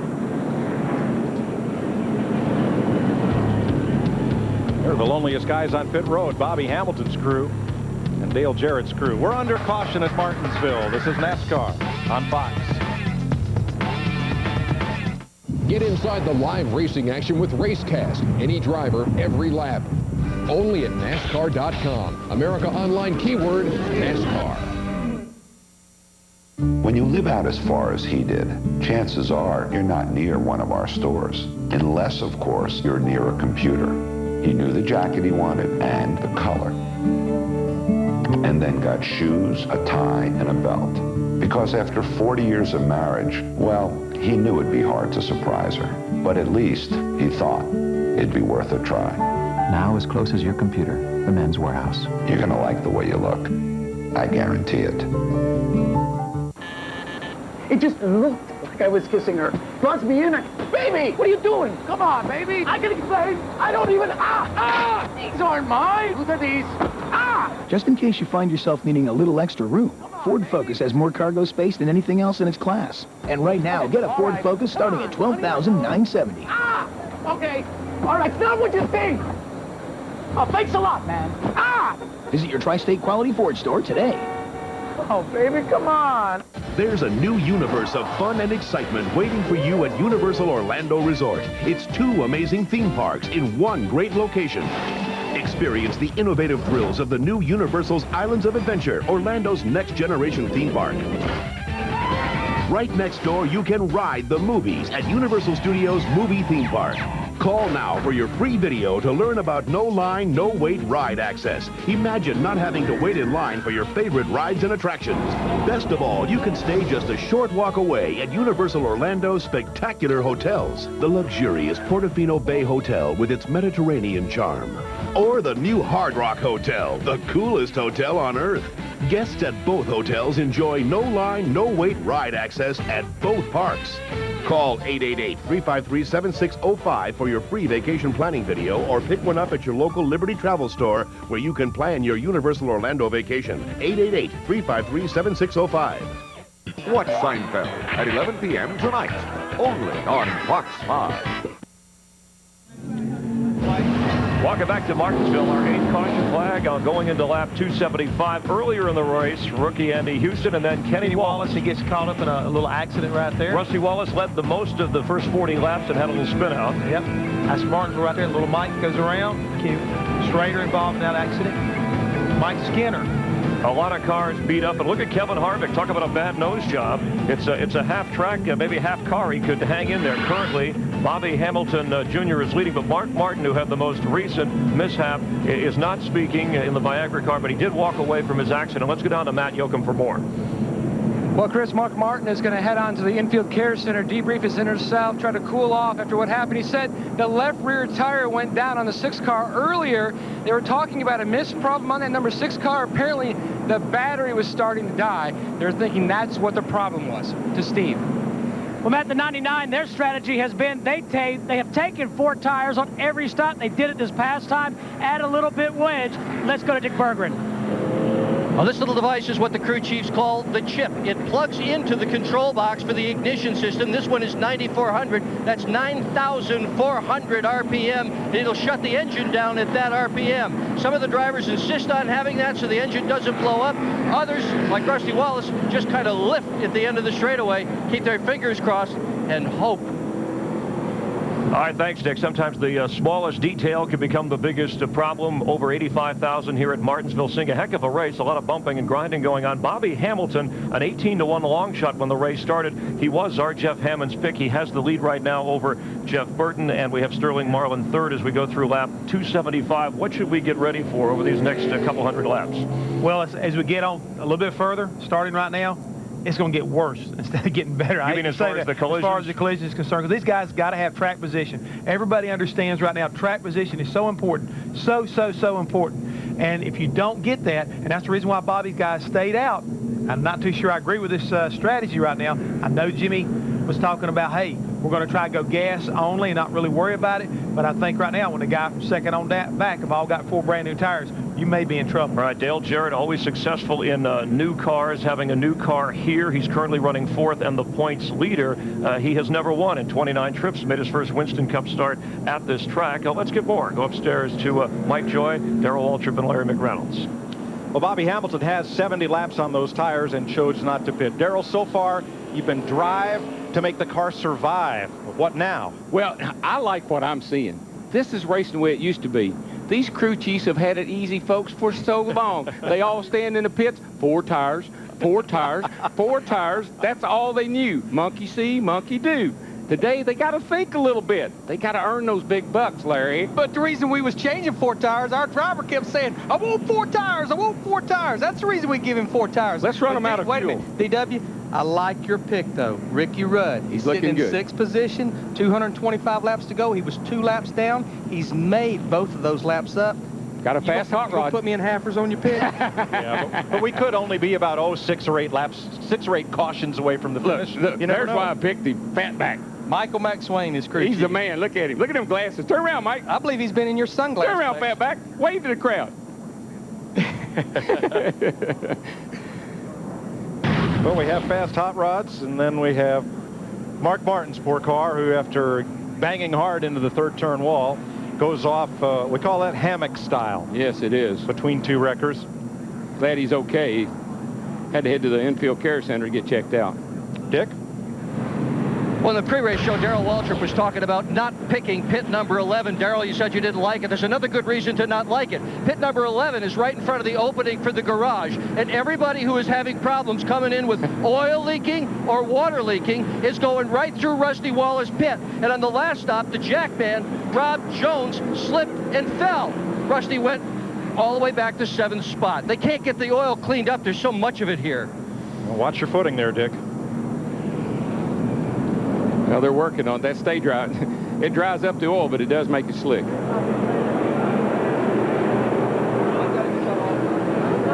to have another caution lap or two here at the Martinsville Speedway as cleanup continues from the 8th caution brought out by Mark Martin's crash into the turn 3 wall.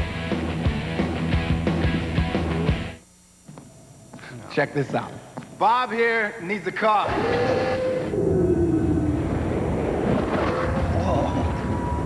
How about a pickup? A black one.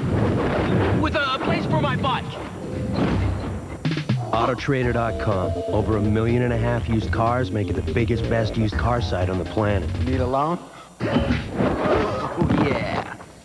Autotrader.com. Your car is waiting. Hey, check it out. A totally twisted way to eat pizza. Yeah, new Twisted Crust Pizza from Pizza Hut. It's breadsticks. No, it's pizza. It's both. Look, go directly to the Twisted Crust and tear off a breadstick. Dude, what planet are you from? You eat your pizza first and you save your breadsticks till the end. No, it's breadsticks first, then the free marinara or ranch dipping sauce, then pizza. You're twisted. Pizza first. The new Twisted Crust Pizza from Pizza Hut. Breadsticks and pizza together at last. I got one word for you. Breadsticks. That's 2 words, Brainiac. Another one of the best pizzas under one roof. The limited edition Napa NASCAR Heat PC game. You can get it absolutely free when you purchase $25 or more during the Napa Turn Up the Heat sale.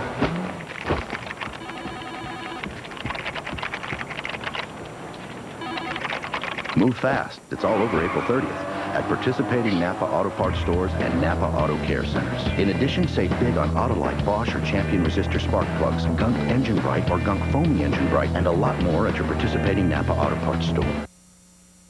NASCAR Winston Cup Racing from Martinsville on Fox is brought to you by Autotrader.com, the biggest, best used car site on the planet. Welcome back to Martinsville, where a crowd of well more than 80,000 is here for the Virginia 500. Give Clay Campbell a lot of credit. He held back a few seats, a couple thousand seats in turn 3 to go on sale this morning in the family grandstand where kids could sit for $5 and watch this race. Now, watching races, there are some races coming up on FX at Richmond, the Winston All-Star race, and at Michigan. And if you don't have FX on your cable system, here's a number where we'll try to help. Call 1-800-FX-FX-FX1 and we'll connect you to your local cable company and let them know. It worked in Rockford, Illinois. They got 1,200 petitions and the cable system added FX. So tell them you want your NASCAR. Call 1-800-FX-FX-FX1. If you want to see a show, folks, you do not, I repeat, do not want to miss the Winston, because that is a weekend in itself. It is an exciting race to be a part of. It's going to be a fun one. Bill Elliott running on the lead lap in 9th position. Car 9 running 9th. Restart lap 284. Here we go. Oh, Marlin almost gets turned around by Dale Jarrett. Can't believe everybody got through there, but they did. Did a great job of hanging on to that thing. Again, the cars are on real low air pressure after a pit stop, so they don't always feel real good to you. That was a tense moment. Yeah, that was right in front of the field. That could have been a big mess.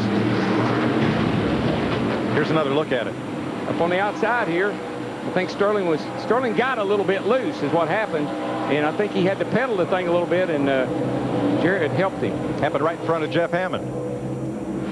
That's right, Mike. It's just funny that it happened to Sterling Marlin, because during qualifying on Friday, we were talking about this particular tire, and he was really concerned about restarts, low air pressure, and his hard compound of how the cars would skate around. And that's exactly what looked like happened to his car. The restarts are always so tense here. Pick up a little trash on the tires, bonsai into that first tire, hadn't got the brakes heated up again. Sometimes it can be big. Let's see if Jeff Burton can lead for the first time today. What a dismal start to this season he has had until this weekend. And this is tires, new tires against old tires right here. Bobby Hamilton's tires with 70 more laps on them than the 99 cars.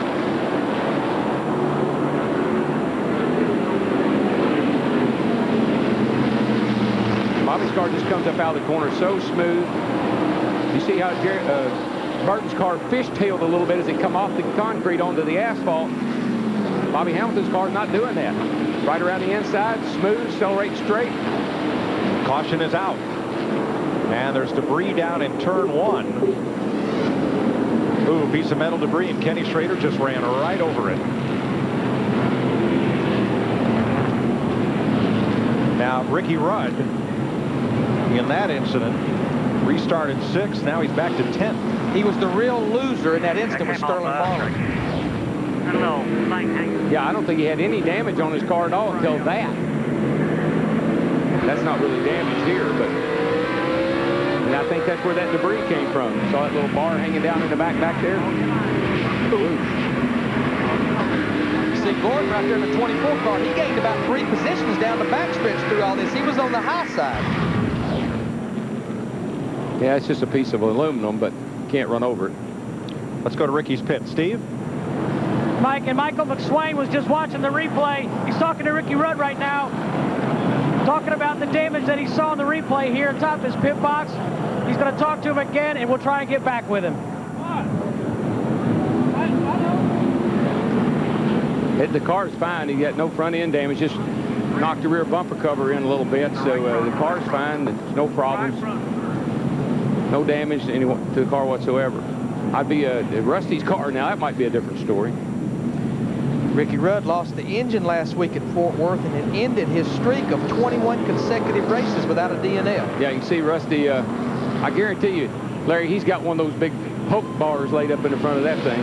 Well, we're weight conscious about these race cars, and we want to keep them especially light in the front end, but we have to, here at Martinsville, put old heavy bars up there where they can be beating on each other. That was Kenny Schrader running through a lot of that debris. Yeah, that's the... Andy Houston hit it. Well, now if you're Bobby Hamilton, is your bed made? I mean, you stayed out on that last caution. Do you stay out here? Well, nobody, you know, the 99 car didn't drive by him. Nope. So, boy, look at all that debris out there. Boy, that's what you get into right there. When you're riding around there, if you happen to have to get up into that at all, buddy, I'm telling you, that'll get on your tires, and you think you got 4 flat tires. Let's go down and see what Steve has to say with Fat Back. Yeah, thanks, Darrell. He's finally ready. Michael, what happened on that wreck? Are you okay? Yeah, we're okay. One of them got loose up there, and they all checked up. He hit one in the back. One hit him in the back. It gave us a little dent there on the right front, but everything's fine. We got a lot of bars in there from Martinsville, so we're okay. Will you plan on just one more stop, Michael? What's your strategy? We'll just have to see how the race plays out. If it goes a long run, you just really can't give up these new tires. And then the caution comes out. If it goes short, we'll have to get some tires. All right, let's go to Matt. What you're looking at right now is the 40 crew of Sterling Marlin. Sterling's been complaining that his feet and legs are very warm. They're trying to work together some heat shield material so that during the next stop, they can give it to him through the window. He can put it on his feet and legs to try to help his discomfort from the heat. They're going to try to also give him some more ice bags. At one point, Tony Glover said, now don't be complaining about the heat, because when Cuckoo hears that, his father, Cuckoo, he'll make him go on the tobacco field. He says, oh, I don't want any part of that. I'm okay. I'm okay. See this material here, this was brought to Winston Cup Racing several years ago. It's heat shield material that is used on the space shuttle, and we use it on exhaust pipes, on the floorboard. Anywhere we're trying to direct heat away from that driver, it's used on the floorboard and everywhere else around the driver. Ambient temperature today around 85 degrees. In cockpit temperature over 120 degrees. Things melting down here in Martinsville. We'll be right back. I'll tell you what, on race day, you better get it right. You want a hands-on boss. Yeah. Terry Labonte. Terry Labonte. Check the transmission and the drive shaft. He's involved in every detail. Right. Absolutely. Hey, if that makes me a perfectionist, 1 more pound. So what? There's a fingerprint on the windshield. Got it. Hey, I'm here to win. Blue. The nose needs to be bluer. Blue's good. Yeah, Blue's great. Very good. 4 identical cars. 4 identical engines. only one running on new Haviland, our latest triumph in Haviland motor oil technology. And what difference does that make? Not only do you get unsurpassed performance, but tests show that with new Haviland under the hood, you get better gas mileage. Haviland. Add more life to your car. Buy 12 quarts of Haviland motor oil and get this die-cast collectible for just $5.99 while they last. I can do this. Wallpaper does not scare me. I can do pretty much anything. I hate this picture. No job is too big. Home Depot makes it easy. The price is right. I made it beautiful. How do you know so much? I'm a gardener, I'm a plumber, I'm the floor tiler. Gone. I'm the supervisor. I turned my garage. She's my hero. Back into a garage. This is my house. This is why I go to the Home Depot first. The Home Depot. First in home improvement.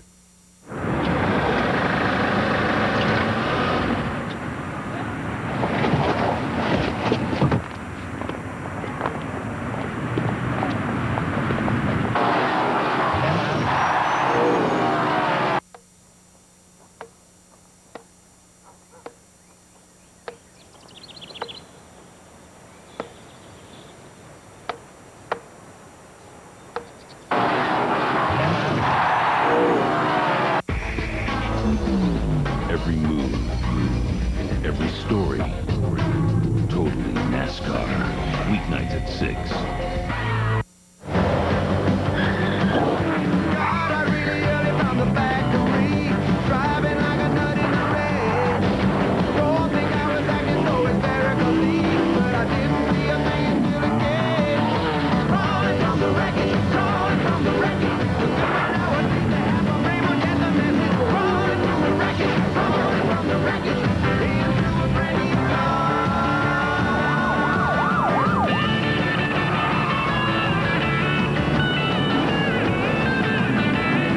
Welcome back live in Martinsville, the hottest race of the year down on the track, over 130 degrees. We're on lap 295. Bobby Hamilton is your leader at the moment, and there's a bright orange monster over the track today, the Monster.com blimp. Trump bringing us these magnificent views from the blue sky. Monster.com, job good, life good. Speaking of a good job, let's go back up to the booth and Mike Joy. Thanks, Chris. 8 different leaders so far today. Bobby Hamilton has led the most laps, 110. Just about 200 laps to go here at Martinsville. Remember, Hamilton's tires have 70 more laps on them than those of his pursuers, including Jeff Burton, Dale Jarrett, and Sterling Marlin. Here we go. Yeah, nobody seemed to, jump there and just run by him, so I guess he knows what he's doing. But Mike, you asked the question, had he made his bed? Did he have to lay it in? Yes, boy, we got Michael Waltrip, who's got cars going high and low. I think that's that car Dale Jr. drove here last year. Low, clear low. Yeah, everything accordions after Michael got sideways off turn 2 and he catches it back up. Sorry, go ahead, Larry. Well, I think even though we had just ran 5 laps, he couldn't go from first to last. There's 22 cars on the lead lap. You couldn't do that to yourself with just 5 more laps on your tires. Right. If he was going to pit, he should have come in with all the other guys and then let his pit crew get him out in front of him.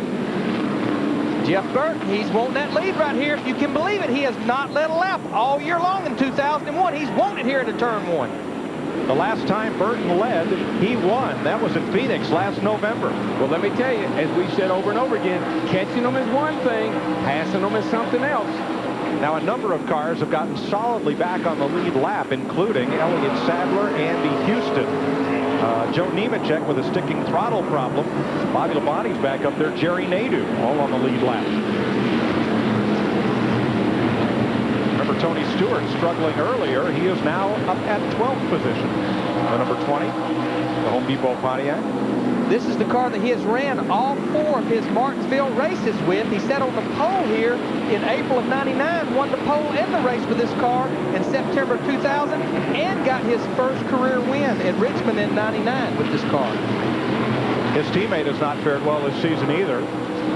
Bobby Labonte, presently in 15th position. Well, this is the point of the race. We're 300 laps. This is when, if I've got a good race car and I've just been taking care of it, I'm going to start using a little of it. I'm going to turn it up to about 80%, and at the last 100 laps, then I'm going to turn it up to 100%. Now we're told that Elliott Sadler on the last caution stayed out, did not pit, restarted tail end of the lead lap, and then, or 2 cautions ago on the last caution, was one of the cars that picked back up the lap that he had lost. Likewise, Jerry Nadeau. Boy, Burton's really working on Bobby Hamilton, and I believe is if he keeps leaving that bottom open, that Burton will eventually go back. While these guys are working, how about the 88 car, Dale Jarrett? He's right up there in the middle of them now, the third position. He's got a fast race car. I mean, he's passed a lot of cars today, and he won't mess with these guys long. I believe he feels the same way I do. It's about time to stand on that thing. Big picture racer. Dale Jarrett, he's the kind of guy that can win a race like this. Now explain that, Darrell, big picture racing. We got 34 races, and this is number 8. This is no time to panic. He's already won 2. He's having a great year. Championship, man. Think championship. Junior Johnson pounded that in our heads from the first lap we run at Daytona until the last lap we ran at Atlanta. Jarrett having a look on the outside, but nothing there. Dick Berggren. Since the beginning of this race today, Joe Nemechek has been troubled with a sticking throttle. On that last caution flag, they decided finally that they were going to fix it. He made a total of 4 stops, during which the engine tutor, Darren Schmelfinning, I knew one day I'd have to say that, dove into the car and got right on the throttle pedal with both wrenches and with silicone spray, and they think now they've got it fixed. This is a scary, scary place to have a stuck throttle when brakes are so important and you go into the corners facing that concrete wall. Not a good day for his teammates. Suddenly, Ken Schrader was celebrating his 500th Winston Cup start, but cut down a tire, slid up close to the wall, and now limps around to pit road. Do they make crunchy M&Ms? Yeah, they do. Well, they come in a blue bag. There's a whole bag of them right there. Matt? That right front tire was completely flat on the 36 car of Ken Schrader. They're pulling the sheet metal away. They throw what's left of that tire out of the way, and Kenny's down and away. Did you say they were pulling the tire away and throwing the sheet metal away? They'll definitely do that tomorrow. They said that's throwaway sheet metal. It sure is. Here's a look at Schrader. Watch the 36. Down he goes, and up he goes. See the tire going down right there. Car just will not turn when it loses air out of the right front tire. And again, we have no interliner here, and the brake heat is so critical on that right front tire. That's why occasionally you'll see one of them go down. It usually just bakes the bead right out of the tire. In Goodyear, it tracks less than a mile in length. We do not run the interliner, that tire within a tire. You just mount the tire tubeless right on the rim like you see right there. Well, Bobby Hamilton, he's holding these cats off. But I believe that's what he's doing. He's holding them off because I believe they're a little quicker than he is.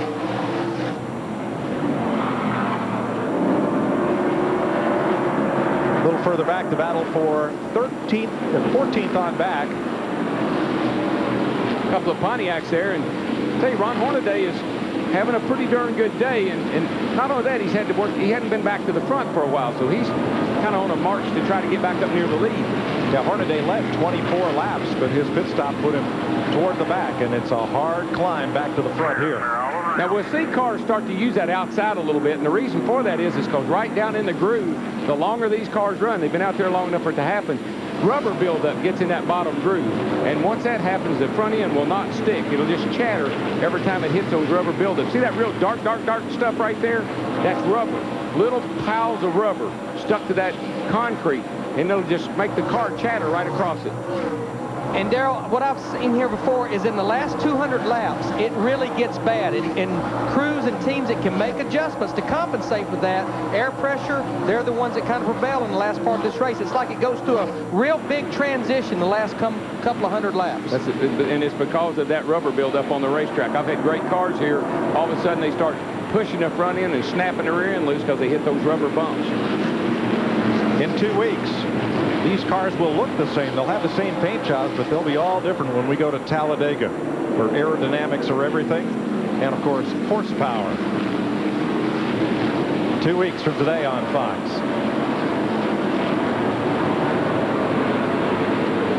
Now, we had seen Ricky Rudd give up a couple of spots. He's back there now in 10th behind Bill Elliott, whose number 9 Dodge remains 9th. Lead change, Burton to the inside, takes it away, and here comes Jarrett with him. And once that door opened up, I was pretty sure that both those guys were going to go by. Sterling Marlin in the 40 saying, let me get there before you close that door. I want to get up there too.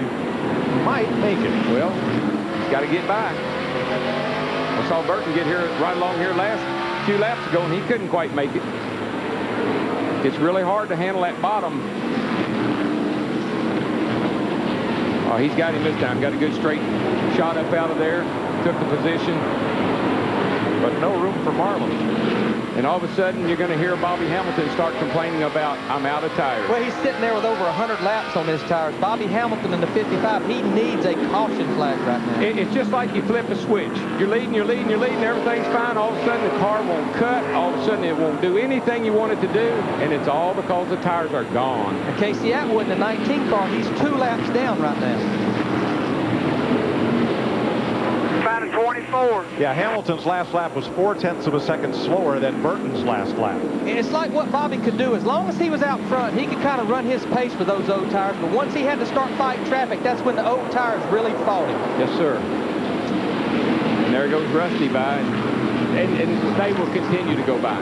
That'll be once it happens, and it just, you can't ever get it back. For more on our new leader, Jeff Burton, here's Steve. When this race restarted after the last caution, Jeff Burton said my car's a little bit tight. His crew chief, Frank Stoddard, coached him through it. He said, just float that car into the center. From the center off, accelerate. Just float it in there nice and easy and help Jeff keep his patience. So if you drive off in the corner hard when the track gets slick like it is now, you've got your foot on the brake, and the front tires are trying to lock up. And all the thing will do is slide up in the middle of the corner. You got to get off the gas, let that real low gear and all those RPM slow the car down. Coast into the corner. As soon as it takes a set, you mat it.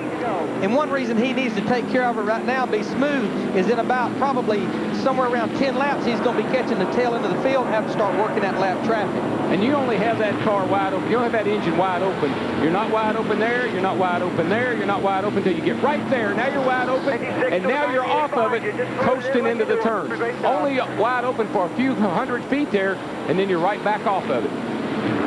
Let's give you a good idea what all that acceleration sounds like. You can take your surround sound knob and just give it one big old crank.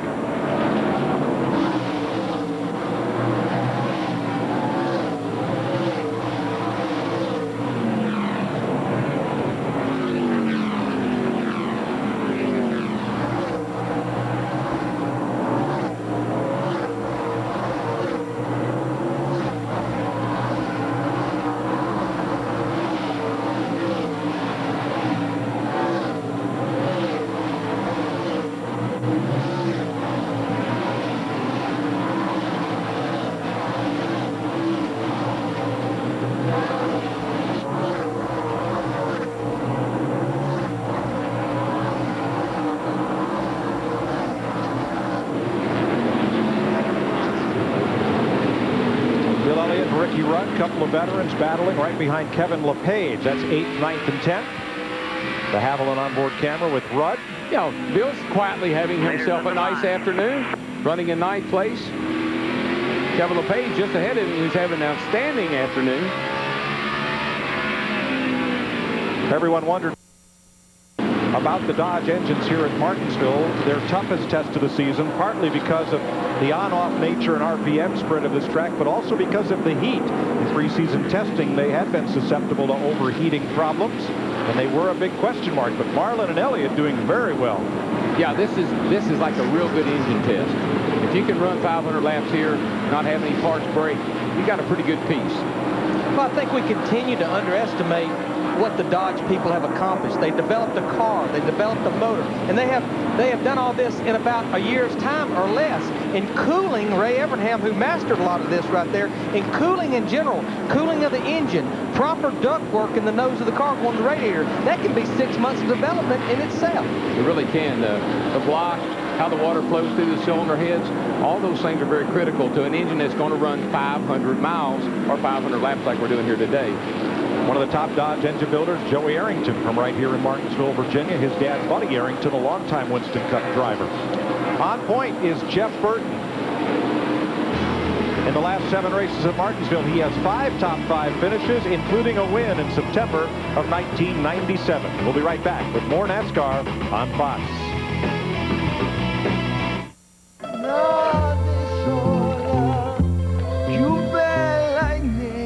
Hey, let's show more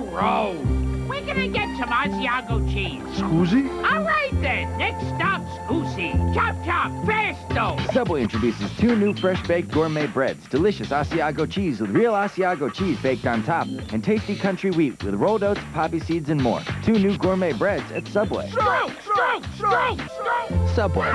Eat fresh. Sign here? Sorry, I only have a minute.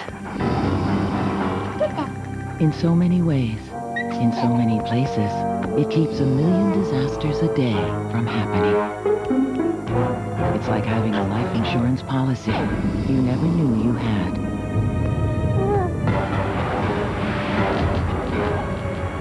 Gotta go. It's plastics. There's my good girl. Plastics make it possible. Birds do it. Bees do it. Guys with SUVs do it. It's that time of year at Pep Boys. Get free installation of Gabriel Pro Rider Premium Shocks. Fall in love with your car again at Pep Boys. One night, Wednesday, one network.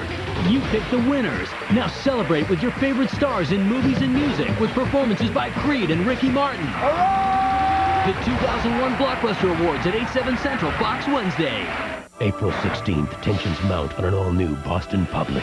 You're suspended for 1 week. My parents will kill me. Then perhaps this is goodbye as well. One teacher will lose her privacy. Remember that tape of you showering? I don't believe this. Another may lose it all. You don't take the law into your own hands. I didn't do that. You did! A powerful new Boston Public. I think I'm done here. At 8/7 Central, Monday, April 16th on Fox. Welcome back live in Martinsville. A terrific race at the Virginia 500. Look at the leaderboard, our own leaderboard. Jeff Burton, who is trying to bounce back for Roush Racing. Dale Jarrett, who shot an 84 at Augusta when he played there within the last year. And your current Winston Cup points leader running second. Sterling Marlin third. Rusty Wallace, who has 6 wins on this track, the most of any active driver. And then Jeff Gordon, who is chasing Dale Jarrett for the points lead, entering today 75 points behind the leader. 162 laps to go. We're running green, and it should be a terrific finish. Let's go upstairs to Mike Joy. Kind of our own version of the Masters here with Jeff Burton running. His nose looks a little under par on that car, but otherwise... A few bogeys out there. But when you look at his competitors, his car looks real good. It's kind of like this track maybe be like, what's that, the 15th hole that gives them so much trouble? I think that's the one that gives them so much trouble. All of them give me trouble. Jimmy Spencer battling Ricky Craven there. Now Craven has fallen from the lead lap, but Spencer is the 11th place car. That's the nice looking side, the left side. On that number 26. And he continues to just pound it down in there. You saw him drive down into 3 and take the position there from... yeah, that's the evil side, the right side. Wow. But really and truly, that's a good-looking car for Jimmy here. For anybody at Martinsville and this just late in the race. Think about this. The day ain't over yet. Yeah, I was going to say we got 160 laps to go. Stewart and Hornaday settling in there in 12th and 13th position as they work past Craven.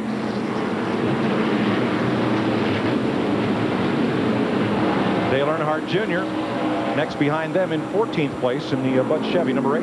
And a lot of the cars that we saw run so well early in this race are struggling now, and it's all because of setup. You got to anticipate what this place is going to be like at 300, 400, and at the end, because it changes dramatically. What's it feel for a guy like Bobby Labonte, Darrell? You've had a decent car all day. You've hung around on the lead lap. You've been, holding your own and running well, but you're 15th. Well, knowing how he drives and knowing the trouble they've had, he's not running that car at 100% yet. I'd say he's going to wait till the last 100 laps or so. Maybe they got to make another stop, and then he'll turn it up a little bit. But he's not the kind of guy that goes out there and tries to lead every lap. It wasn't that many years ago, DW, just to talk about how close the competition is, and we got some close competition here. This is a battle for 7th. If you could stay on the lead lap, not spin out, not get trapped in the pits, you could finish in the top 5 or 6 here, but now it's a struggle just to finish in the top 15 where the competition is. I used to tell every rookie that is coming and ask me, how do you run this place? You got to just stay out of trouble. Let people go. Don't race anybody. I don't care if you end up 2 or 3 laps down, you'll get a good finish. Because at the end of the day, brakes are going to... Some of these guys that are running good, they still got the potential for brake problems. They still got the potential for pit problems. They still got the potential for engine problems. Lots of potential for problems. We talked about Bobby Hamilton and asked if he'd made his bed. Well, the sheets are must, because he is dropping back now to 8th place and into the clutches of Kevin LePage. He was leading this race not long ago. There's LePage looking, not that time.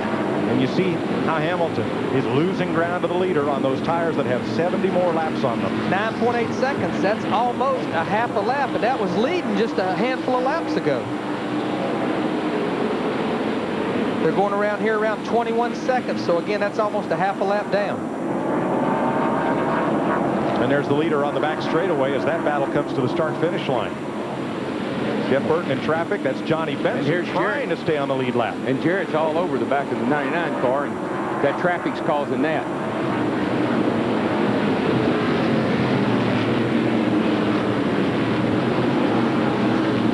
Sterling Marlin in the 40 car. He's about 2 seconds behind.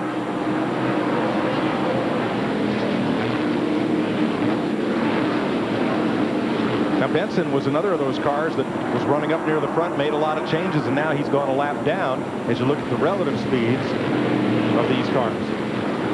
So you're going down the little straightaway here at Martinsville, 300 laps into this race, 350 laps into this race, and still running over 100 miles an hour as you enter these corners.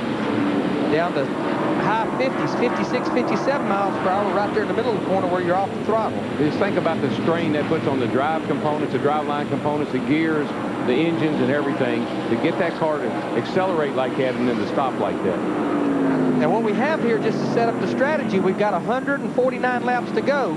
Should we get a caution, I believe everybody will be on pit road. And as I said earlier, after that, pit crews might as well pack their stuff up and go to the truck, Dick Berggren. After having suffered with a stuck throttle earlier, Joe Nemechek now is overheated in the car. Robert Presley has arrived at his pit just a moment ago and has been given the nod. Presley has just run full bore back to the garage to get his driving uniform on, just in case. Nemechek wants to finish the race. He's not sure he can. And we're right now in the longest green flag run we've had today. Some 52 laps since the restart. Now, when you physically get tired and when you get heat exhaustion like that, you can stay out there. You can manage to keep the car on the track, and you can manage to get around the racetrack. But you're going to lose so much time. All you want to do is get out of people's way, move over. When you start doing that, you lose your focus. You need to bring the car in the pit and just let somebody else get in and make up for what you would have lost. Daryl, I've seen it here. If a car's leading or working good, old driver can overcome a little fatigue. That old car pushing or loose, it gets hard to stay in that race car. Oh, yeah. Matt Kenseth and Ricky Rudd battle. Rudd is, 6th place. Yeah, Rudd fell back, on that restart, and he's been working his way slowly back up through there. Mike Wallace in the 7 car, he's about 7 or 8 laps down. He's working with a new crew chief here this week. Jim Long has moved over to that position for Mike Wallace in the 7. Yeah, I was just worried that Ricky, trying to make up those 2 laps, may have used up a lot of his race car because he had to do a lot of hard driving to make those 2 laps up. Well, we talked about Bobby Hamilton leading much of this race, and now Hamilton has fallen back to 10th place. Steve Burns, what's the new strategy? Well, Mike, the strategy is they're going to need to get him in here pretty quick. In fact, they've already told him to keep his fuel pressure gauge. It's been a long time since that 55 has been on pit road.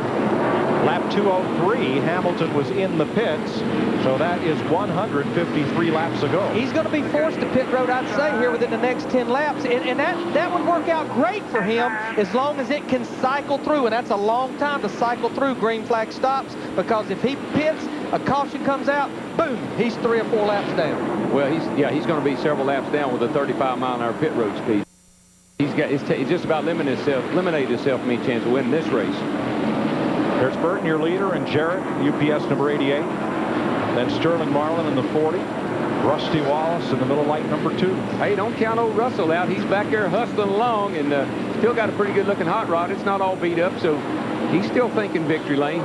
He's about 4.3 seconds behind him. You see here on our Fox tracks behind the leader.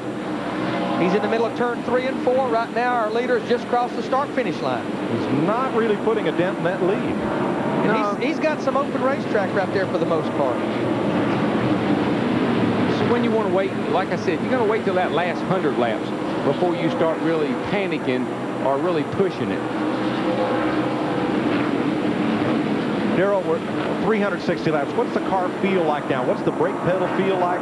What kind of feel do you have in the steering compared to when you start the race? Well, of course, you're tired and you're hot, and you've been out there this long, all afternoon. The car doesn't drive good to you anymore. All of a sudden, where it was a little bit loose, now it's real loose. All of a sudden, where it was pushing a little bit, now it's pushing a whole lot. The brakes, they don't give up that much. You don't really feel it. The pedal will stay up hard right till they get to the metal. And this is Robert Presley in Joe Nemechek's pits, putting his earplugs in, getting ready to get in that race car so Joe needed him to get in. The best gauge you got for brakes is your pit crew. When you come in, you ask them, how much brake dust was in the wheels? Oh. That's how you find out if you're using too much brake or not.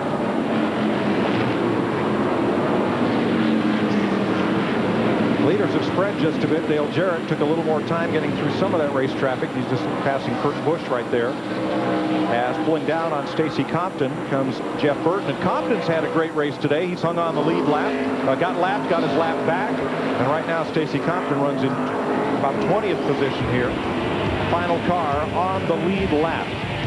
137 laps to go. Caution has come out here at Martinsville.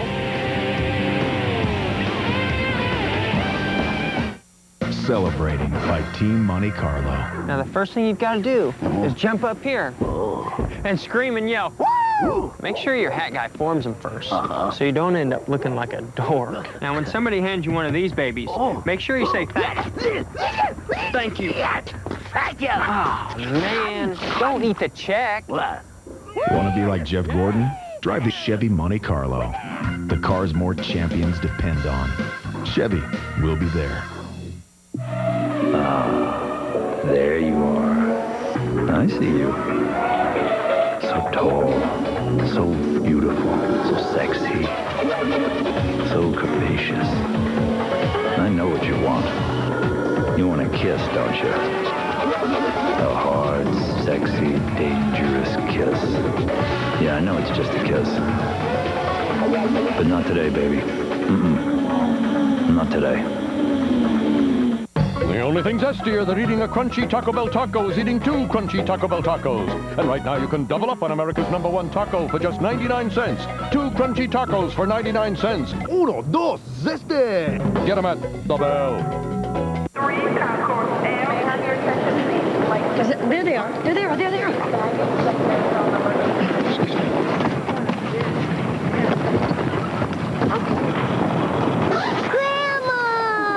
Hey, Ma. Hello. How you doing? I'm okay. Just a little busy.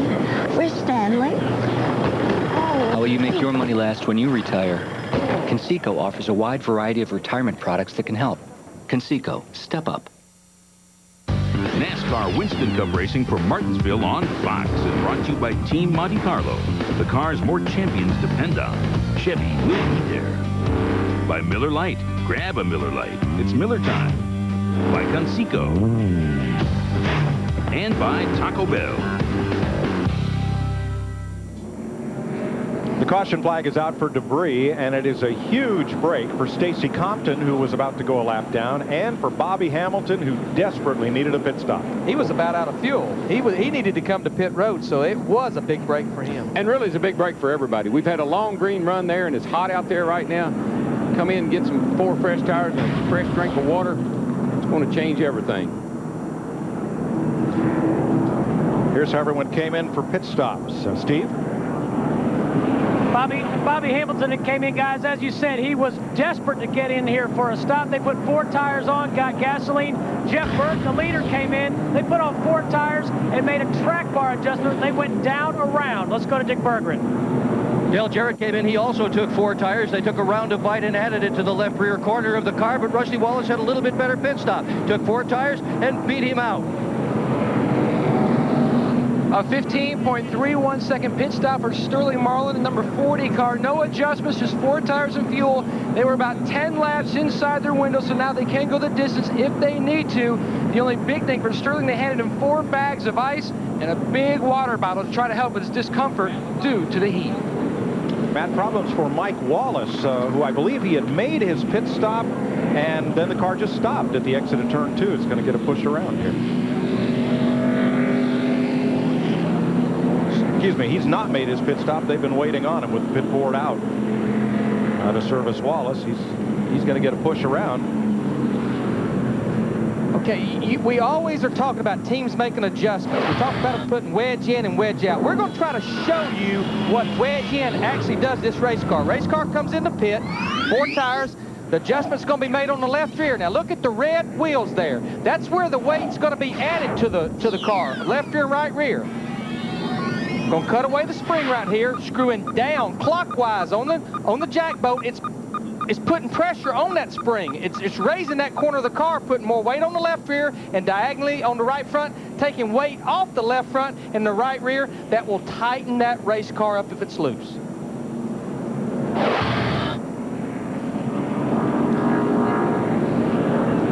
But debris is picked up. Mike Wallace has been pushed around to his pit. And they've got the left side jacked up as if they're working on perhaps transmission linkage. We'll check on that story and more when we come back.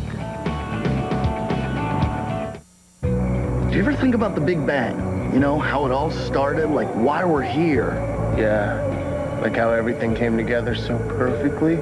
The Big Bang. It's not a theory. It's a sandwich, new from KFC. The Colonel's tender white meat filet, creamy Monterey Jack cheese, crispy bacon, fresh tomato, and peppery mayo sauce. Makes you believe intelligence, huh? The new Big Bang Bacon Melt, original or tender roast. On this planet for a limited time only.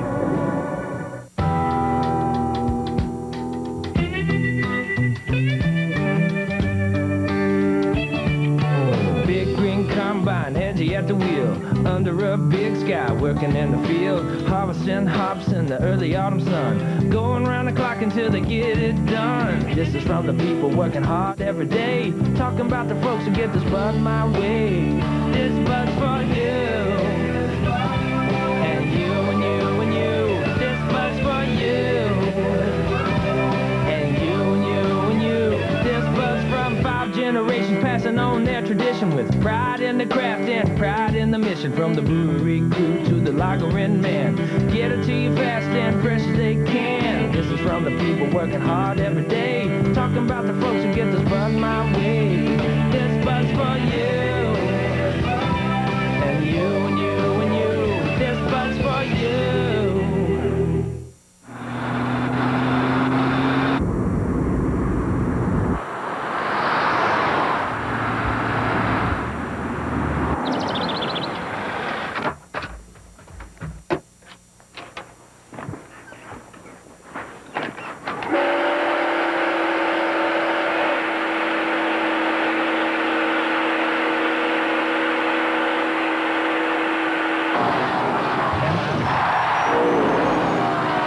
Bart and Homer in prison? They haven't built a jail that can hold Homer Simpson. What are these, iron? The Simpsons, 8/7 Central tonight on Fox. Cleaning up the 10th caution of the day for debris on the backstretch. We may have seen the final pit stops of the day. I believe we may have. We got 20 cars on the lead lap, and I want to talk to my buddy Todd Parrott down there. Had a good race car all day, Todd. You got 4 fresh tires on that thing. We talked a little bit earlier this morning, 125 to go. Can you pack your pit stuff up and send it to the truck? Yeah. I told him to keep a couple right side tires down here just in case. Oh, now you're going to be tempted to pit if you keep them there. Well, you never know what might happen. Might have debris on the racetrack or whatever. I was wondering if there was 2 pros up top there, Darrell Waltrip and Larry McReynolds, could give me a little bit of help down here with 130 laps to go. Darrell, what do you think? 130 laps to go. Needed to tighten that thing up a little bit. What do you think? If you tighten it up all day long here, you know that. This little area out of the right rear, maybe that track bar could have come down a tad, but it's showtime now, bud. Ain't no time to be holding nothing back. Okay. Hey, Todd, don't you think Martinsville is doing its normal deal and the racetrack is changing here in the last 100, 150 laps? Oh, yeah, absolutely. You know, we got loose there toward the middle part of the race, and the car seemed to tighten up a little bit right there. So, you know, 130 laps to go here. Man, got some awesome race cars up front there. It ought to be a heck of a race here at the end. Well, Todd, you got a good race car. Good luck, buddy. Thank you, man. Y'all guys doing a great job. Thank you. They will restart in 4th place behind Jeff Burton, Rusty Wallace, and Sterling Marlin. Behind Jarrett, Jeff Gordon is 5th, Ricky Rudd, Matt Kenseth, Jimmy Spencer, Bill Elliott, and Tony Stewart. The top 10. 20 cars on the lead lap. One lap will go back to green next weekend. Nashville Super Speedway gets inaugurated with a NASCAR Busch Series, and that'll be on FX Saturday, 12:30 Eastern Time. And in 2 weeks, we'll be at the fastest speedway on earth. The Subway presents Winston Cup Racing from Talladega, Alabama, on Fox, 12:30 Eastern. 43 cars running in the lead pack all day long. 20 cars are on the lead lap here at Martinsville. We will take the restart with 125 laps to go. The defending champion of this race, Mark Martin, in the garage after a crash with a turn 3 wall. So we'll have a new winner. We're about to get to it. Even the flagman's impatient as he wraps that flag stick on the starter stand. Here we go. We're green.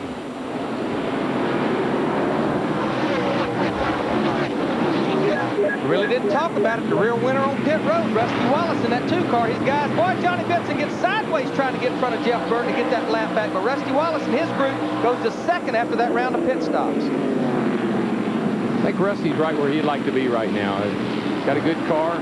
Got himself back up front here at the end of the day. Wallace came into the pits 4th and came out 2nd. That don't sound like much of a gain. That's a big gain at Martinsville. And now it's showtime, and you get all the good cars that we talked about all day long. All of them are back at the front, just like we started. And now you use what you've got left. This is when you call in and tell the crew, don't worry about the mule going blind, just load the wagon and hold the line, because we're going racing. And this is when the crew chief says, driver, you've got what you got, stay off that button and focus. That's right. Work your hands and not your mouth. Marlin slips inside Benson, whose effort to get his lap back is fruitless at this point.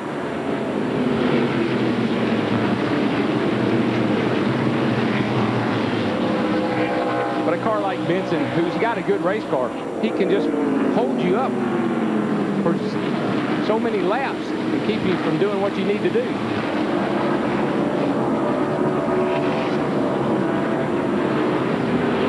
Now Jarrett has a look inside Benson, gives him room. Let's see if things have picked up here on fresh tires. And they've got open racetrack right now. They're pushing 118, 170 miles an hour, getting down in the corner. High 50s in the middle of the corner, so it's up a little bit in the middle of the corner. But not a lot. But I think where the speed's gained is they're able to stay in the throttle off the corner, so most of the speed is at the end of the straightaway, where they can stay in the throttle down that straightaway. Right, you accelerate out. That's what, I mean, you never enter any faster much than normal, but you can accelerate so much harder. Seeing Steve Park right there in the 1 car, and he's still 1 lap down. We got a report that he was actually fighting the flu this morning, and I'm sure these hot temperatures is not helping that situation. 28 car right there behind Jeff Gordon. He's still got a good race car. He didn't use up too much of it in the beginning here to get those 2 laps back. Still think he's got a good shot. He's in the 6th position. Should mention Mike Wallace back in the race. He spent some time on pit road with the left side jacked up, and they were changing the battery. But he's back out there. We're closing in on 100 to go. We've only got 5 cars that are actually out of this race. Todd Bodine, Kyle Petty, Rick Mass, and Robert Presley. Mark Martin, they're in the garage area, but trying to get that car back out. And you know, you got to be impressed with that 40 car, Sterling Marlin. Every week that we've been to the track, 8 races, he has been competitive, he's been up front, and he's had a shot to win a couple of them. And he's the fastest car right now. There you see the 40 car in 3rd, fastest speed. Let's check this again at the line.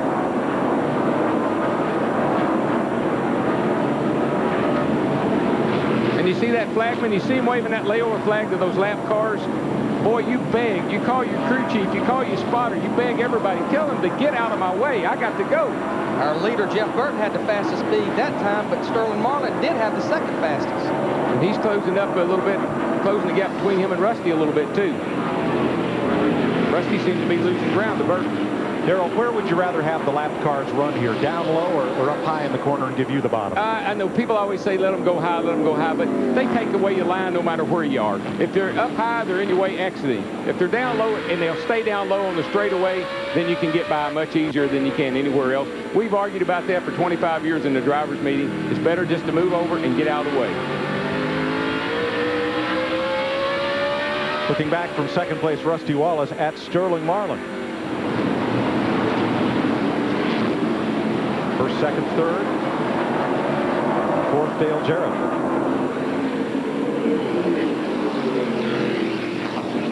Last year, Jeff Burton was the only driver to finish in the top 10 in all 6 short track races. Twice at Bristol, twice here, and twice at Richmond. I mean, last year, this man had an awesome race car. New Hampshire, lots of places where he was just dominant. So the good news about him is he knows he's got the stuff to do it with. He's just got to get it done. Jeff Gordon just ahead of Ricky Rudd. Gordon, who did not lead a lap at Martinsville last year, and has led 6 laps today. Matt Kenseth, last year's Rookie of the Year, running in 7th behind Ricky Rudd. He led a little bit earlier in the day. And Jimmy Spencer in 8th place. And Jimmy, this is the way he likes his car. They ought to do that to the car before it starts the race. They ought to go around it with a big sledgehammer, beat it up real good, and then he'll dry the wheels off of it. Say there now. Yeah, go ahead.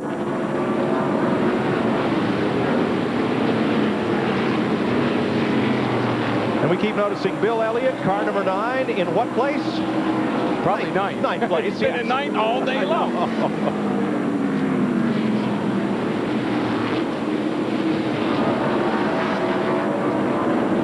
See, Elliott started 17th, but he's been 9th most of the day. And right behind him, Tony Stewart, who also struggled early, but has come up to the top 10. How about our 10th place car? Tony Stewart has only had 1 top 10 finish this year. Finished 4th at Rockingham, worked his way into the top 10. And again, this is a racetrack that seemingly that his style of driving, their package, maybe this is where they can get this thing turned around. Well, at this point in the race is when Dr. Who is doing his job. Well, he's got to stay off that curve or he'll have a flat tire to pull on. Dr. Who is the shock man on that car, and the track right now, a good shock package is at a premium. Dr. Who is Ronnie Crooks. Yes, he is. We'll slip back to the 11th place car, which will be Ron Hornaday driving for A.J. Foyt and Seco Pontiac. That is a great run. I mean, led the race, started dead last. I mean, here's a man that's done a great job today. My hat's off to Hornaday and that whole team.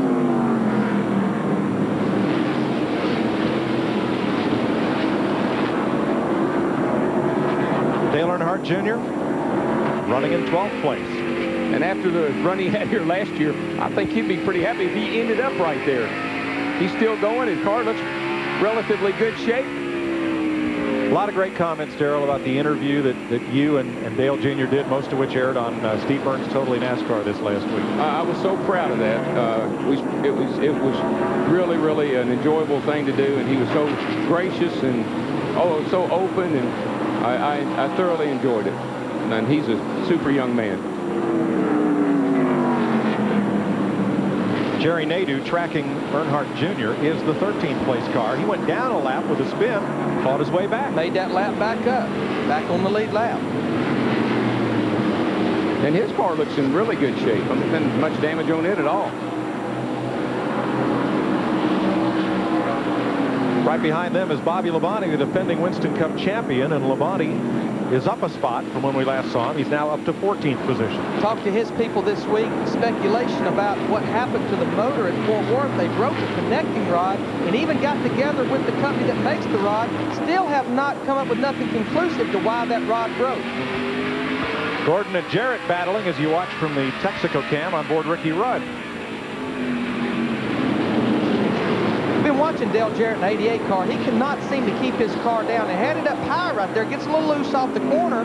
Keeps a little momentum. Pulls back in front of Jeff Gordon off into turn 3. Yeah, Jeff's not real happy with his car, and I don't think he's really fighting the issue right now. I think he'd like to get somewhere where he can just kind of run his own pace. And Ricky Rudd, the 28 car, he's faster than both of these race cars, but so hard to pass here. It is.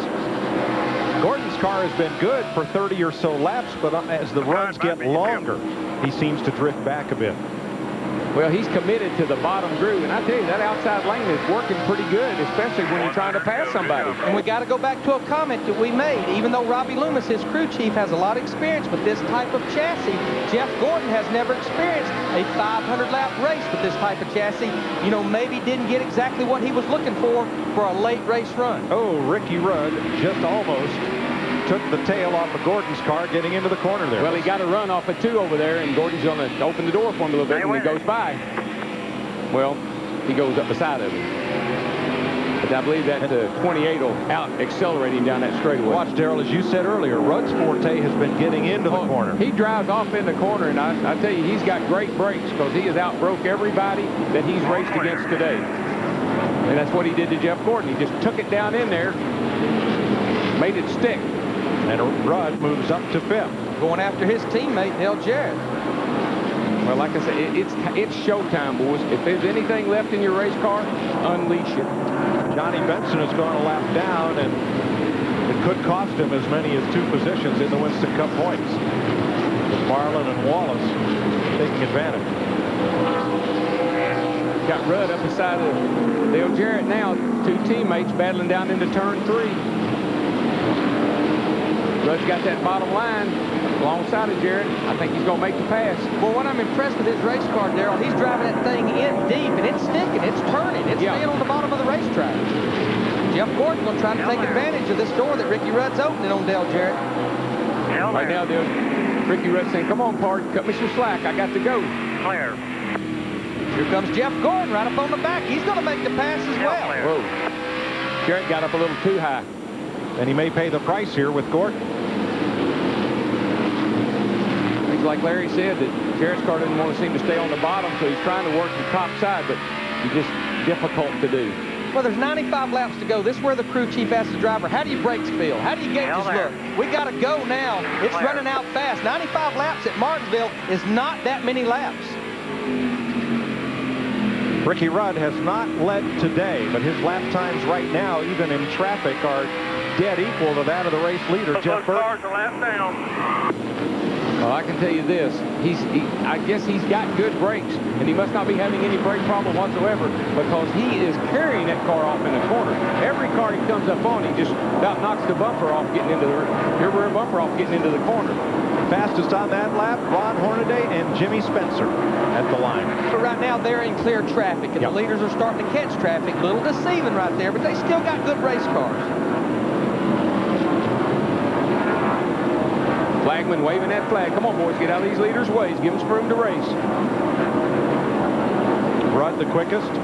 Ricky Rudd had that clear racetrack after clearing his teammate. Dale Jarrett had the fastest speed that time. And the thing I'm impressed with Rudd, I mean, it doesn't take him, he puts so much distance. As soon as he gets by a guy, he goes off and leaves him. Right now, he's 3.3 seconds behind the leader, Jeff Burton. It's going to take him a good 50 laps to chase Burton down, even at the speed he's running. Well, he's got 3.3 seconds and about 4 or 5 cars in there. Some lead lap cars, some lap traffic.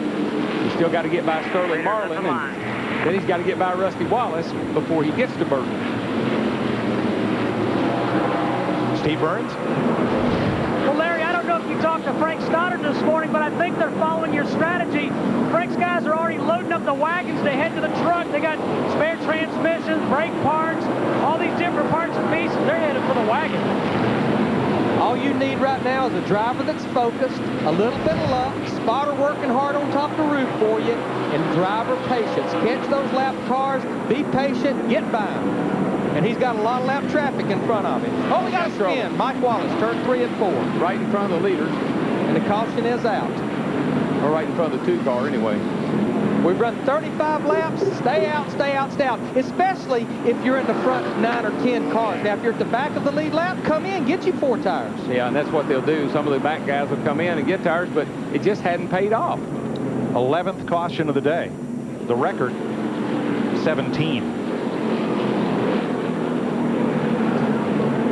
Let's again see what happened to Mike Wallace. Turn 3. I think he gets a little poke from somebody. Woo. They kind of poked each other. Yeah. Elliott must have eaten too many bologna burgers last night. Bam. Boy, right in front of Rusty Wallace in the 2 car. They bammed into each other. Look at Spencer. He's up there too. On board, Rusty Wallace. Oh.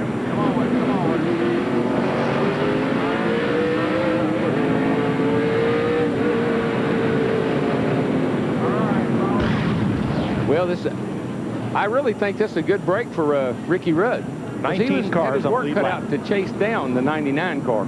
This closes that gap up, and now he's right there with them. Erases that 3.3 second lead. And look who's coming in. Dale Jarrett. Well, you said it, DW was not happy with his race car. Jerry Nadeau, the 25 car. And those 2 right side tires that Todd said he was saving, I guess he's going to use them. The back 5 or 6 cars, they're on pit road.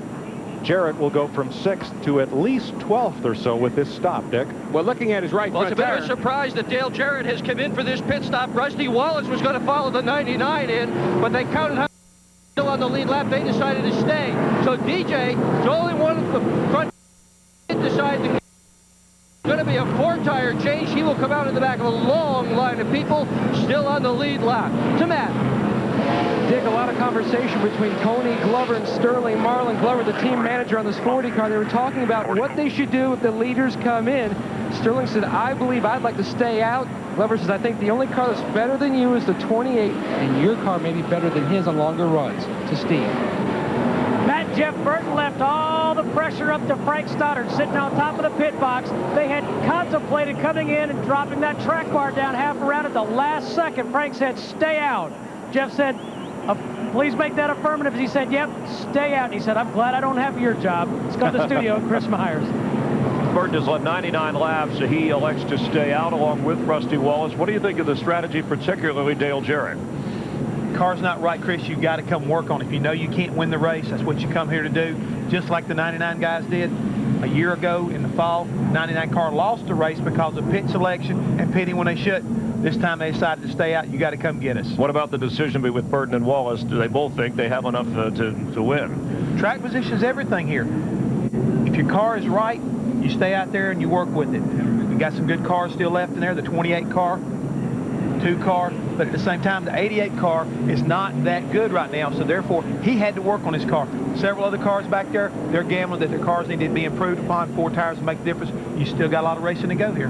Jeff Burton, the 5th different person to lead their first lap of the season in this race today, and when I spoke with him this morning, and I said, hey, how you doing after having such a terrific season last year? It's been a rough year. He said, I'm fine. Everybody's worried about me. I love my position, particularly, Jeff. He loved it that Rusty Wallace, and I know Darrell questioned him, took that 11 spot in the pits because Burton wanted that 2nd spot. He thought that gave him a good chance to win today. It definitely did, because everybody's seen all year long the guy who sits on the pole gets that in pit position. He can get out. You beat him across the line. You get a chance to always start back up in front of the other guys. Getting an opportunity behind him is always a good thing. All right, Jeff Burton had not finished better than 18th in his past 7 races. He is leading right now in the Virginia 500. Let's go back up to the booth. Well, we talk about using the brakes up. Jeremy Mayfield, remember, he got those laps down early in the race, really had to use that race car. He lost his brakes. He's on pit road. They're trying to cool the engine down as well. Dick Bergman, what are they doing to that car? Well, just about everything, Larry Mack, and you're right, he did lose his brakes so much so that he tried to park in his pit area to do this pit stop. When he realized he couldn't, he took evasive action, went to the right, and just missed his whole crew. Then he tried to back up, and they had to stop him. Right now, they're working on the right rear corner of the car. They have added brake fluid to it. Upstairs. Getting set for the restart, Dale Jarrett had to hope. A lot of other lead lap cars came to pit, and 7 of them did. So Jarrett will restart 12th after that pit stop. Burton's the leader. Jeff Burton, Rusty Wallace in 2nd, Sterling Marlin, Ricky Rudd, Jeff Gordon, Jimmy Spencer, Matt Kenseth. And 82 laps to go. Rusty dives for the inside and slides up the racetrack. Not a good move, and comes right back down in front of Sterling Marlin. Boy, Rusty, that is very impatient. Come on, Rusty, patience. You got to use patience. You still got time. I think you're looking at a man that is desperate to win a race. Cost him 2 positions. Rudd went past, and Marlin. He's not through. He's not through beating and banging yet. He must have had maybe some buildup on his tires, because otherwise he would not be acting that way, I don't think. But he really looked like he overdrove the corner getting into turn 3. Looked like he wanted to try to catch Jeff Burton sleeping, getting into 3. Let's see. Here's a replay. It's going down into turn 3, DW. Yeah, he just had a good run. He didn't want to get into the back of Burton. Burton moved up a little bit on him. He had a good run. He Boy, just look had at a his, look at him in there fighting that thing. Man, if he hadn't had cars to bounce off of, he'd have wrecked.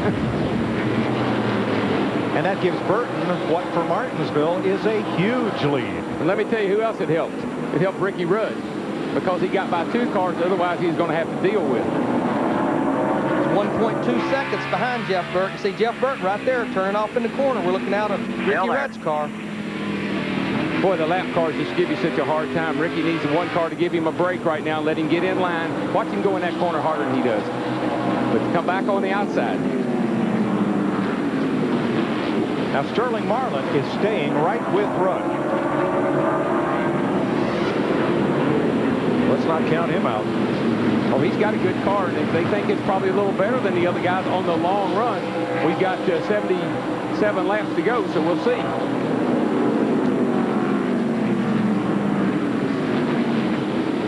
This is when the intensity level picks up on everywhere. Driver, crew, spotter, everything. Everybody, the intensity goes up another notch. The problem you got with that, you got a driver out there that's tired, and he's trying to carry the car. They just told Rudd over the radio he's 5/100ths of a second faster than leader Jeff Burton that lap. That's not enough. You got to be faster than that. If you can get to him, but you're not going to pass him if that's all the faster you are. Marlin's car looks like a can that's been through the recycler already. It's crushable, dispensable, repairable, recyclable. Recyclable. You got it. Rudd fastest on that lap, 1.1 seconds. Back of Jeff Burton. 2096. I just can't. The thing I can't impress on enough is how hard Ricky Rudd can drive into the corner. Now, you saw Rusty drive into the corner hard, and he got out of control. Rudd's been doing that all day. Now, the last lap, Rudd was 1/10 of a second faster than Burton. Now we're talking. Now we might be able to make a pass. But look who's closing, Sterling Marlin in that 40 car. There he is, looking out the back of Ricky Rudd's Havlin car. Well, the reason that Ricky got around him was when Rusty got all messed up down here in 3 and 4, he got into the side of Sterling, and Rudd was able to slip by both of them on the inside. But Rudd is still closing, 1.2 seconds behind leader Jeff Burton. 21 flat, good lap. But remember, there's a lapped car separating them. That's Johnny Benson. They told Ricky Rudd 21 flat. Jeff Burton is running a 21.08, almost a 10th quicker. Yeah, I believe that Benson will probably be courteous and let Rudd go.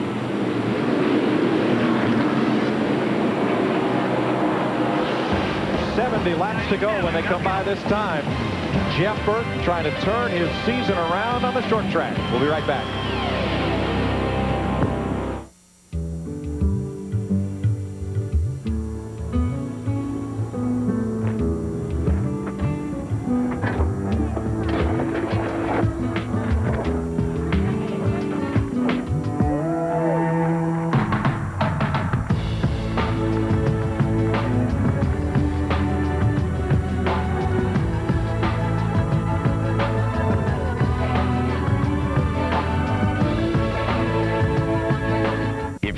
Some help. Labor Ready makes finding it easy. Just call 1-800-24-LABOR or go to laborready.com. Order anytime. The day before or an hour before. No interviewing, no paperwork, no hassles. And with over 800 offices across the U.S. and Canada, there's a Labor Ready near you. You can find good help these days. Labor Ready. Dependable temporary labor.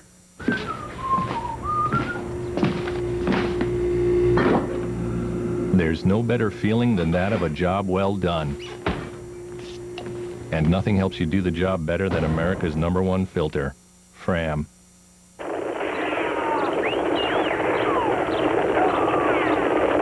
There's no better feeling than that of a job well done.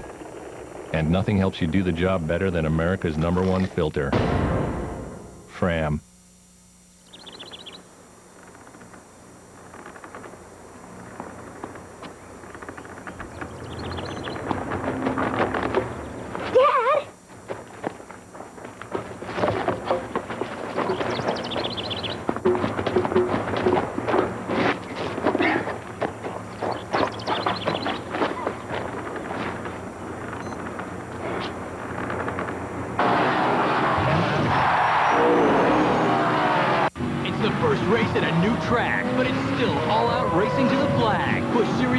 Live from Nashville, Saturday, 12:30 Eastern, 9:30 Pacific on FX. They were 3 wide down the front straightaway a moment ago. Johnny Benson was trying to get his lap back from Jeff Burton. They got together. Ricky Rudd tried to capitalize, and they almost tried to squeeze into turn 1-3 abreast. Well, I had said that Benson would be courteous and let Rudd go. I didn't know he was going to be courteous and spin out Burton. Here's a look at it. Benson trying to get back on the lead lap. Well, he's been working on Burton, and I just said, why didn't he let him go? He's faster. Jumped back to that throttle, got in the back of Jeff Burton. Look at Jeff Burton, got his hands full. Ricky Rudd, meanwhile, he says, maybe I can get the lead right here. 3 wide down the front stretch. This could have been disastrous right here if if Benson hadn't moved over and let Rudd in, it would have been bad. As it is, they separate out. And here it is from Ricky Rudd's view. He doesn't lose his momentum. Here he comes. Now, right now, break these guys getting in. Ricky said, I like it, I love it, I want some more of it. We got us a good little race here, guys. 99, 28, and a 40. Sterling's trying to get some up to him. He's trying to get enough money to go home and buy him a mule. Sterling Marlin right there. He's trying to get by Johnny Benson. Now, we've been watching Johnny Benson. He's 20th right now, a lap down, but back on lap 270, they made major changes to that race car. James Ince says, enough. We need to make enough changes, see if we make a difference in this race car, trying to get back up there on the lead lap.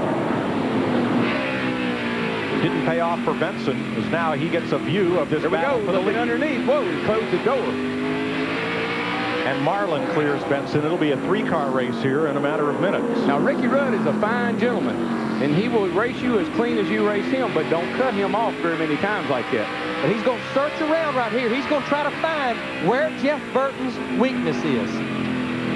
I believe Burton's car is getting a little loose getting in now, looks to me like. And Ricky's car just looks perfect. I mean, it accelerates up off a corner. It's just looked good all day long.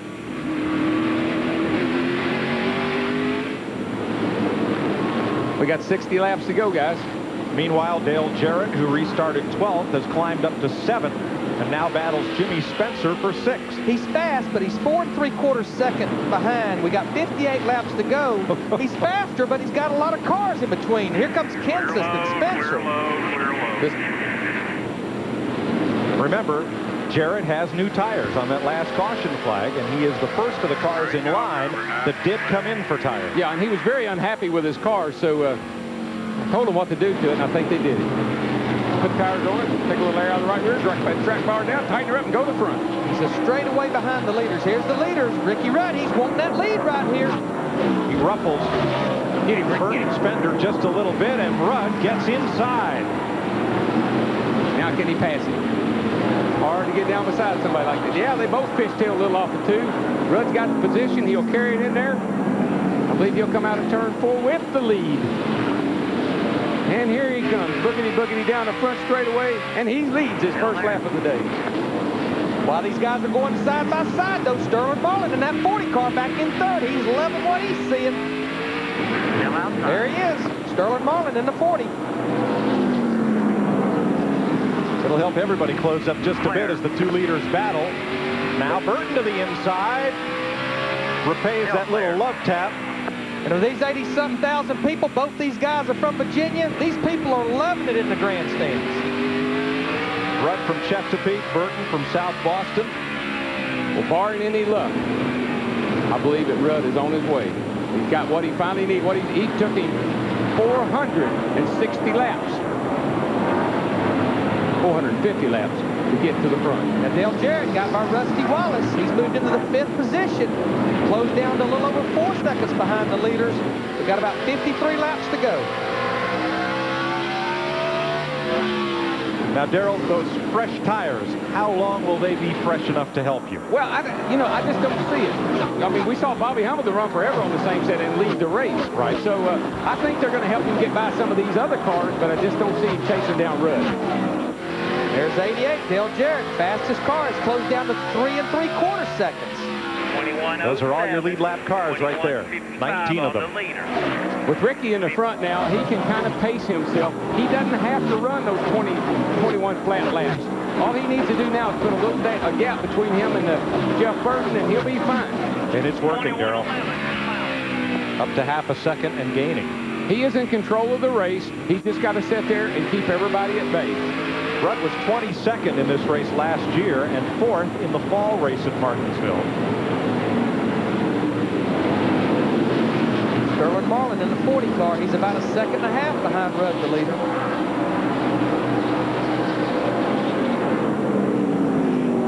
The car's going to need about everything but a roof come tomorrow. Yeah. Tore up everything but the roof number. Might tear that up when I get it in the garage. Ricky Craven against the wall at turn 2. Starter has the caution in his hand and puts it out. 12th caution of the afternoon. Now, let me say this. That helped the heck out of Dale Jarrett. Yes, it did. Yes, it did. Jarrett was 4.4 seconds off the lead. Now, Rusty, he's going to try to get a position any way he can. He gets by Jimmy Spencer before they get back to the line. That was a battle for 6. I know what. I wouldn't want to make Jimmy Spencer mad. If they pit, it'll be right That wouldn't be a real good idea. All right, you heard Robin Pemberton tell Rusty Wallace, if the leaders pit, we're going to pit, but we're going to do right sides only. I just don't believe those leaders will be on pit road. Maybe Jeff Burton, the 99, he comes to pit road. Oh, man. Rusty Wallace is coming. Jimmy Spencer stays out at the last second. Tony Stewart and Bill Elliott also come in. So does Bobby Labonte, Joe Nemechek, and Ron Hornaday. You know what drove those guys to pit road? The 88 car. They know he's got better tires. They know they're in trouble if they don't do something. Ricky Rudd, on the other hand, he's in the lead. He can't come in. Stacy Compton also comes down the pit lane. Sometimes being the leader late in the race like this is where you want to be, but boy, it puts a lot of pressure on you making the right call. Steve? Right side tires have just gone on for Jeff Burton. They're going to make a 4-tire change. Doesn't look like any other chassis adjustments. 4 tires for Jeff Burton, and he is on his way off pit road. He will be the 3rd driver to leave pit road behind Rusty Wallace and Bill Elliott, and they will start from 11th on back. 8 drivers, once again, 8 drivers of the lead lap on this caution came to pit road.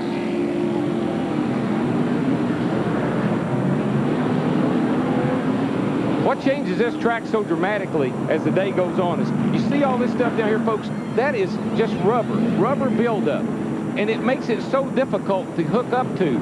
Your car will get into that stuff, it'll push. It'll get into that stuff, it'll get loose. And all it is just where the rubber sticks to the concrete, and as it sticks, it starts to build up. Why in some places and not others, Darrell? Well, that's where the right side tires run. That's right where the right side tires are, and that's where they put all the rubber down. Plus, you see those were white lines at one time. Cars a lap or more down, now pitting. There's one of those formerly white lines. And the reason these corners have concrete, being a flat racetrack, when they'd come here with pavement, the cars had so much grip with the tires, it would just peel the pavement up. They just couldn't keep pavement in these corners there, so they finally put concrete down. Yeah, and it's that way on both corners. Most of the time, it's real bad in the middle of 1 and 2 and real bad off of turn 4. For some reason, that's where it always builds up the worst. 45 laps to go, so don't go away. And tonight on Fox, why are Bart and Homer in prison? Find out on The Simpsons. Dewey becomes a clean freak, and it's driving Lois buggy on Malcolm. Then David Duchovny is back on an all-new X-Files. And it all starts with a new Futurama and King of the Hill at 7, 6 Central tonight on Fox. The Monster.com blimp giving us pictures from high above the little short track speedway shaped like a paperclip. I've seen him sideways a couple of times today. The blimp? Yeah. How's he handling? He's loose. He needs 4 tires. He got that Thought he had that arrow push. He got that arrow push. There you go. All right, guys, 1 lap to go here. Now we got us about a 43-lap shootout. Here's what's going to drive me crazy if I'm Ricky Rudd. I got the 10 car restarting right beside of him. Now we've already seen him be a little aggressive to get a lap back. Coming to the green. One thing I can assure you, Ricky Rudd, Sterling Marlin, and Jeff Gordon, first, second, third, their bed is made. They're out there, they see 500 laps, and Dale Jarrett in fourth has those 4 fresher tires. Right now, if I'm Ricky Rudd, I'm going to put a real premium on trying to get a jump on that 10 car. I'm going to do all I can to beat him down to the first turn so he doesn't go in there beside me. Getting set for the restart with 43 laps to go. Green flag, and Benson hit the throttle, spun the wheels, and will be no threat to Rudd. Yeah, Benson forgot to clean them up. Got to clean those tires up. They was hot. They kicked up a lot of rubber, a lot of stuff on them. You can't get going. Look at how much gap opened up there between Rudd and the 40 car, just in that one corner. From the Texaco onboard camera. Well, here's back Dale Jarrett. Here comes his buddy Dale Jarrett going by Jeff Gordon down into turn 1. On the outside. Jeff Hammond, what do you think about those 4 tires on that 88 car? I really believe right now, Larry, we're looking at the same situation as early in the race. For all you that wouldn't watch, Bobby Hamilton stayed out on used tires, had more than 70 laps on them. When they finally went the distance that they were going to go and they fell off, Bobby went from leading all the way back to about 12th. By the end of the race, by my calculations, Ricky Rudd's going to have almost 200 laps on those tires. I think it's going to come back to haunt him. The guys that got 4 tires, they're going to be all over before the end of the day. Well, we got 40 laps. I don't know. It's going to be close. Rudd's last win here was September 1998, 82 races ago. He has 3 wins and 43 starts at Martinsville, but he's not won since he joined Robert Yates 42 races ago. They're running about the same speed. Rudd and Jarrett.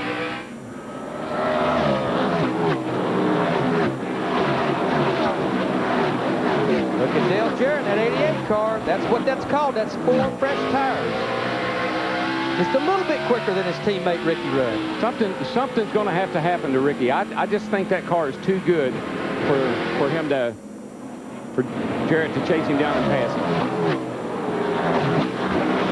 Jarrett's first car will be getting by Sterling Marlin, who's never won a short track Winston Cup race.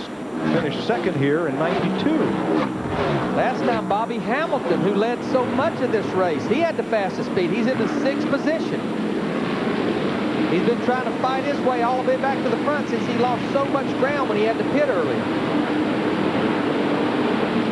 Hamilton up to 6th, and of the drivers that pitted on this caution, contact. Gordon and Spencer made contact, and that opened the door for Hamilton. They got Gordon on the high side. Jimmy Spencer, Matt Kenseth, Jerry Nadeau in the 25 car. He wants some too. Spencer was loving that. He said, it's a chance to tear up both sides of my car at one time. Well, he rode Gordon all the way down the backstretch. Won't be any of that in 2 weeks at Talladega when we go to the fastest speedway on earth to pick up Winston Cup coverage after an off weekend. We'll be there 2 weeks from today on Fox. They won't be beating on each other, but they will be running 3 wide and even 5 wide. Oh, but Larry, they'll have wheel marks. I guarantee you, first 5 or 6 laps of that race, they'll have wheel marks on half the cars. Here's 2 teammates, Jerry Nadeau in the 25, Jeff Gordon in the 24. This is a battle for 7th. I think what Ricky Rudd is trying to do is just keep a little gap between he and Sterling, and as long as Jarrett doesn't get by Sterling, he's not worried. Meanwhile, Jeff Burton on those fresh tires is using his stuff up, trying to get back to the front. He's back in 11th place. Yeah, he's just got so many cars. Well, he's in 11th place. He's got a lot of cars, including lap cars, and he's over 6 seconds behind Ricky Rudd. And we're down to almost 30 laps to go, 32 laps to go. Jarrett looking at Marlin for 2nd place. Darrell, he decided Sterling is not going to give the bottom up. If he's going to pass Sterling, he's going to have to do it on the outside. And his car has worked most of the day on that outside. That's where he's made a lot of passes, but I don't believe he's going to do that on that 40 car. 40 car and the 28 car both are really, really good around the bottom, right around the bottom next to the curb. and give an attaboy to the folks on that whole Dodge program. And they said, oh, those motors won't be any good at Martinsville. They won't last. They won't be any good in the heat. They won't last. Marlin and Bill Elliott are proving those naysayers wrong today. And another team, you got to take your hat off to. That 28 car had a problem. They could have easily been out of the race. They got it fixed. They got him back out there 2 laps down. He's driven it up, leading the race with 30 laps to go. Teamwork, teamwork, teamwork. And now, track position, track position. There's Fatback, Michael McSwain, Ricky Rudd's crew chief. Not to be confused with Fat Boy, Larry Mack's coach driver, and Ricky Craven, his spotter. Fatback has already walked about 100 miles in that circle on top of that pit box. He's such a neat guy. He's just fun to talk to. He asked me, he said, DW, you see my sunglasses? How could you miss them? Dale Earnhardt Jr. battling Jeff Gordon. Bounced it off the wall. Here comes the 99. Jeff Burton, remember, got those 4 fresh tires, but can he do it? Can he even get close in 29 laps? Gets past Kevin LePage for 10th as Earnhardt Jr. moves up to 8th. Gordon looks like he's just, the last 150 laps of this race, his car just has not been there for him. It's just not been as good as it was in the beginning. Yeah, I just think the racetrack left their combination. It was good when the racetrack didn't have as much rubber in the corners. We could see a... Boy, Dale Earnhardt Jr. got sideways and jumped back to the gas. That's a product of hitting those little rubber buildups, and the back end will come out from under you. It drives you crazy because you drive it in there and you don't expect anything to happen. All of a sudden, it jumps sideways with you. Behind him, Burton comes after Jeff Gordon. No contest. Well, the spotters tell him, say, 99's got fresh tires. You can't hold somebody up like that. Nope. We may set a record today, a Martinsville record for number of cars on the lead lap. The record is 14. We have 19 on the lead lap with 25 to go, and Jarrett going for second. Here he goes underneath the Sterling Marlin here, and he's got him. He worked him on the high side. He worked him. He passed him on the low side. Now Ricky Rudd has got to worry. But, if I was Ricky Rudd, I'd be calling in and saying, tell him to let me win one. He's won 2. They are teammates. They are 28 teammates. 88. But you talked about big picture racing, Darrell. There is Dale Jarrett in second, and first pays 5 points more than second. After he made the pass, Dale Jarrett, well, it drops down to Bobby Hamilton, already moved up in the 4th position. But Jeff Burton, those 4 fresh tires, fastest car on that last lap. And this may not come down to a driver decision. This may come down to a car owner decision or a crew decision. You know who else who could play a role in this? All of those lap cars. It's just a few laps in front of Ricky Rudd from getting lapped. Jarrett fractionally faster, and Jeff Burton with those brand new tires, the fastest on that lap. I think that our leader has to worry about Burton. No. He can just maintain the position around the racetrack like he's doing. The car's on the bottom, and here comes Bobby Hamilton, by the way, back into the picture. You know, but Burton, Darrell, is going to get his best finish of the year. 18th was his best. Burton just moved up to 7th as we look over Bobby Hamilton. Yeah, Bobby Hamilton all of a sudden closed up and back into Sterling Marlin here. Boy, really drove down in deep in the turn 3. Car washed up a little bit. Sterling gets back to the throttle because of Bobby driving in so deep. Well, Ricky is just about to come up on the back of Mike Skinner. If these guys, and Skinner pulls down, very courteous, right thing to do. Give the leader some room, let him go. Well, here comes Hamilton, Darrell, and it's show me the money time. 20 laps to go. Let's see what he can pocket. He's going to wish he had a little more money so he could play a little bit longer. Let's get out of the leader's pit and Matt. Well, Mike, I'll tell you what, I spoke to Michael Fatback McSwain last Saturday night in Texas. He said, I'm so tired of people asking, when are you going to win? He said, here in Martinsville, we brought out the big horse. We finished 4th here last year. I have never won a Winston Cup race. It's all I've dreamed about. We were so close so many times last year. So it's going to be a big win today if Ricky Rudd can hold on. But it'll be an even bigger dream come true win for Michael Fatback McSwain. To Dick. When Ricky Rudd turned age 18, he didn't even know what the flags were in automobile racing, but he and his brother tested a car owned by Bill Champion. His brother spun, Ricky Rudd got the ride, and that's how come Ricky Rudd is a driver today. But how he got this ride is a testimony to the power of fans. When a couple of years ago, Robert Yates was trying to decide who should sit in the seat of number 28 at Bristol, Tennessee, he walked among the fans and they hollered at him, "Hire Ricky, hire Ricky." Robert figured the fans knew what they were doing. Today, they're proving that they were right. Well, having been a former owner and driver, this is a breath of fresh air for that guy, because he doesn't have all the burdens of running a team and paying the bills. All he's got to do is wheel that thing around this racetrack for 14 more laps.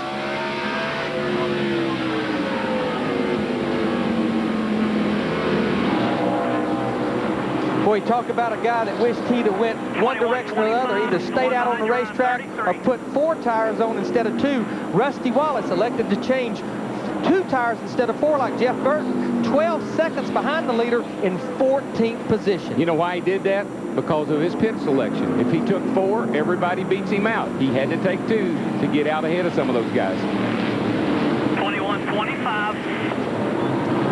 Rusty's crew chief Robin Pemberton and team look on as this race has just 15 laps to run. Ricky Rudd trying for his 4th Martinsville win. Now he's going to be fine. He's got pretty clear sailing right here. He's going to come up on a car every now and then, but before too long, he's going to come up on a whole line of cars. This group of cars here is not going to bother him too bad. He'll get those one at a time. But as soon as he gets up on the other pack of cars, that could be a problem for him. He doesn't need to catch these guys running side by side. They need to be aware of the leaders coming and get out of his way.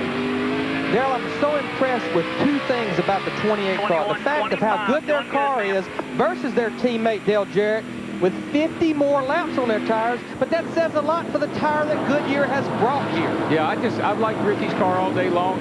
Anytime you can drive the thing into the corner the way he has and maintain control, he's going to have some company. Jarrett's going to get up there, but I don't think he'll rattle his cage. I think he'll just let him go. This would be the first time that Rudd and Jarrett have finished 1-2 for Robert Yates. And it's a great feeling to have your car win a race. It's even a greater feeling to see both of your cars finished in 1st and 2nd. It'll be 10 to go. Next time by. Again, Ricky just gets a good launch off the corner. Gets in good. He's maybe a little slower than Jarrett through the center of the corner, but he really comes up off of there straight. And Hamilton battles Marlin. 2 Tennessee drivers go at it for 3rd. That ought to be no contest, because 55 car, Bobby Hamilton's got fresh tires. Sterling's been falling back a little bit.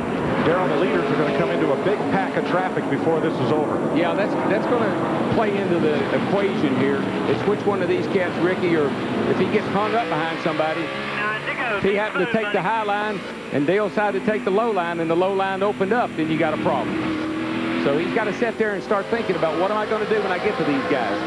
Hopefully they'll do just like Brett Bodine did. They'll get out of my way. Guys, I've worked with Dale Jarrett. I've worked on teams where Dale Jarrett was a part of it. He would like to win this race, but I know him. He'd like to see Ricky Rudd win it. And we got to remember, he's the points leader, and his 2nd place competitor, Jeff Gordon, he's 12th right now, so he's not going to mess up the big picture right here. Well, they're both working really hard. And, of course, Ricky's got so many laps on his tires. Can he hold him off? That's the question. Jarrett with a look to the high side. 7 to go. Now's when you got to set on a hot stove and sweat ice water, boy. Don't let him see you sweat. Lapped car, Kevin LePage. He's there. He's looking to the inside. He's going to make a run. Oh, please. Now, what did the lap car do? Yeah, see, that's what I tell you. He went high, he went low, and opened the door. He had to pass him. Car in the wall, Hornaday. No caution, no caution. He's back going again. Right in front of the leaders right here at the start-finish line. 5 laps to go. Cut down a right front tire, and cars are getting past Hornaday, who could not get into the garage area. And now Jarrett goes after Kevin LePage. LePage trying to hang on to the lead lap, but He'll surrender that here. Boy, Ricky just cannot hang with those 4 tires. What a shame. What a great drive by Ricky Rudd. But my hat's off to Todd Parrott. He made the right call. Right now, Dale Jarrett's got clean racetrack in front of him. 3 laps to go next time by.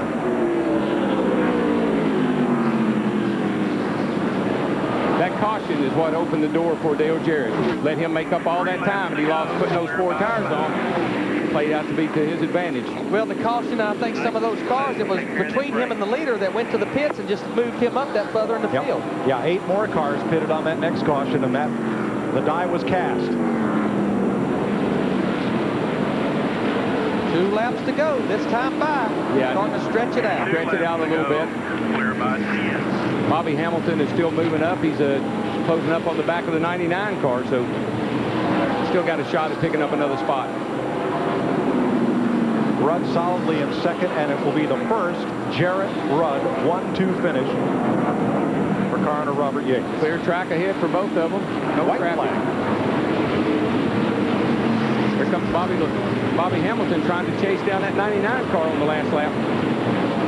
Okay, baby, bring it back to me now. Todd Parrott talking to his driver, Dale Jarrett. Nice and smooth. About 1/8 of a mile to go here. Traffic ahead won't be a factor, and Dale Jarrett gets his 3rd win of 2001 and his 2nd in a row. Remember when I rode on that toll bus? Congratulations. That's a great win. Come here to Martinsville, be the points leader. 3rd win of the season, 2nd win in a row. Teammates run 1 and 2. I believe old Bob Yates has got this thing figured out. Jeff Burton with his 4 fresh tires makes it back to 3rd place, DW. So 4 tires late in the race made a difference. I wonder if Ricky's wishing they'd raced the truck. Jarrett the winner. Rudd second. A 1-2 for Robert Yates. Jeff Burton, Bobby Hamilton, Sterling Marlin. Kenton Tony Stewart. Bobby Labonte. Good run for the Joe Gibbs team. 7th and 8th. Jimmy Spencer. 9th. Jerry Nadeau 10th. All of these are lead lap cars. Yeah. Dale Jr. 11th. Good run for him. Rusty faded to 13th. Good run for Stacy Compton. Compton hung in there. He's had a couple of good weeks. In fact, it's a record for Martinsville with 17 cars down through Andy Houston on the lead lap at the finish.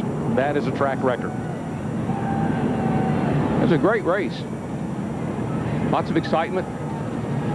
Beating and banging. Ricky Craven led this race early, comes home 28. Kevin Harvick had to stop for repairs, lengthy repairs, 34th. And so did Kurt Busch. Kyle Petty comes home 42nd after being wrapped up in a wreck. And Todd Bodine, he didn't even get his water hot. So,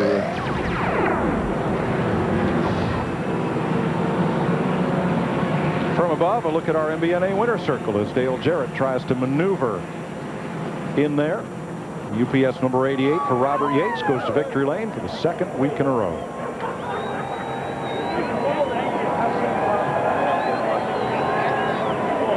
Fifth straight Martinsville top 10 for Jarrett.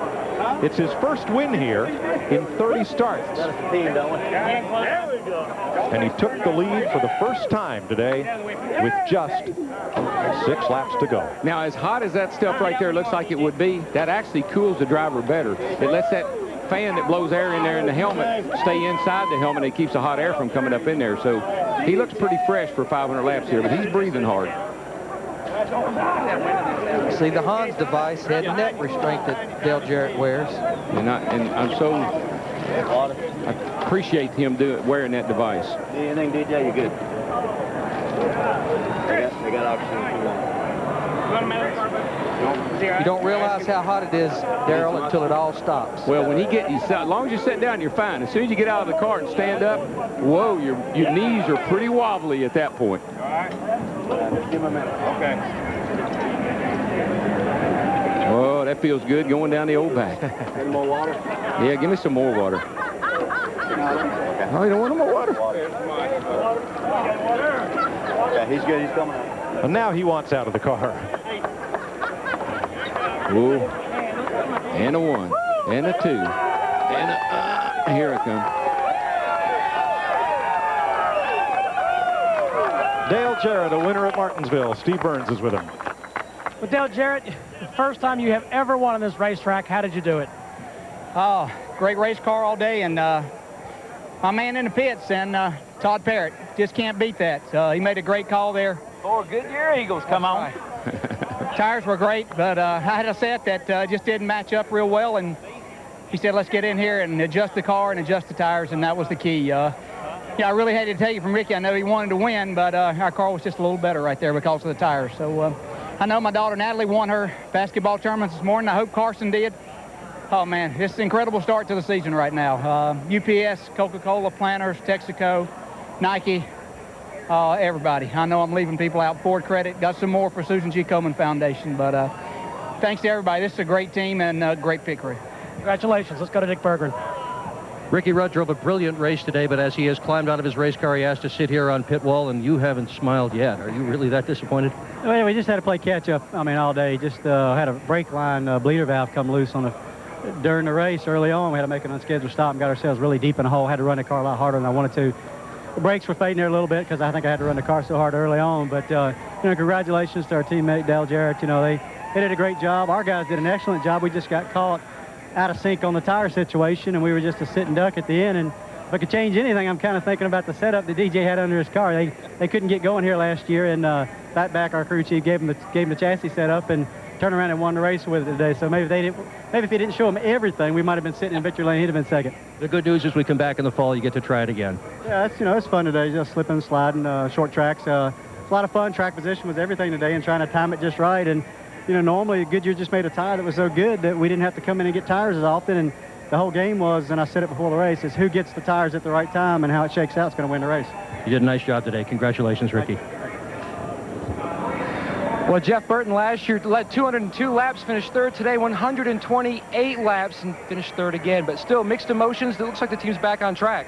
Well, you can say a lot about this team, but you can't say that we're quitters. And nobody's given up. This team is as upbeat as I've ever seen them, even going into this race. And, for us, this now we can start our year. We may go to Talladega and finish 30th. I don't know, but now we can get our year going and pay attention to the things that we know how to do. We've run like this year. We just haven't put finishes together, and now hopefully we can get something going. A big momentum-building run for Jeff Burton, Chris.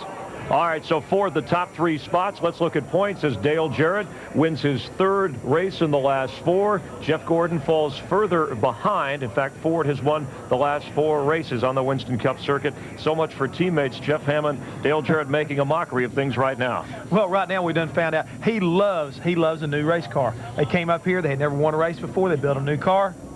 Seems like to me next week they'll probably have a new car for Talladega. All right, he'll enjoy the spring break, the Easter break for the Winston Cup racers.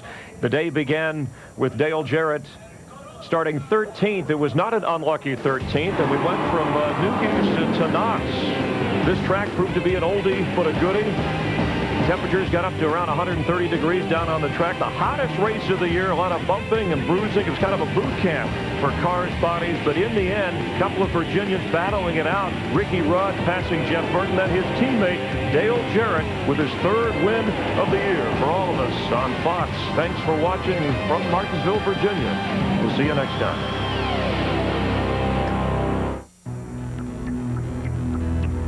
Your heart pounds.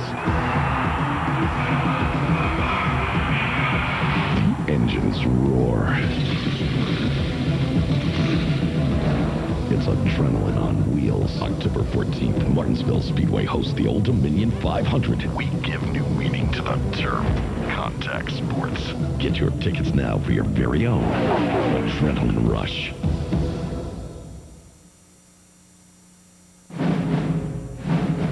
Home to the World Series, the NASCAR Winston Cup Series, and next January, Super Bowl 36. You're watching Fox Sports.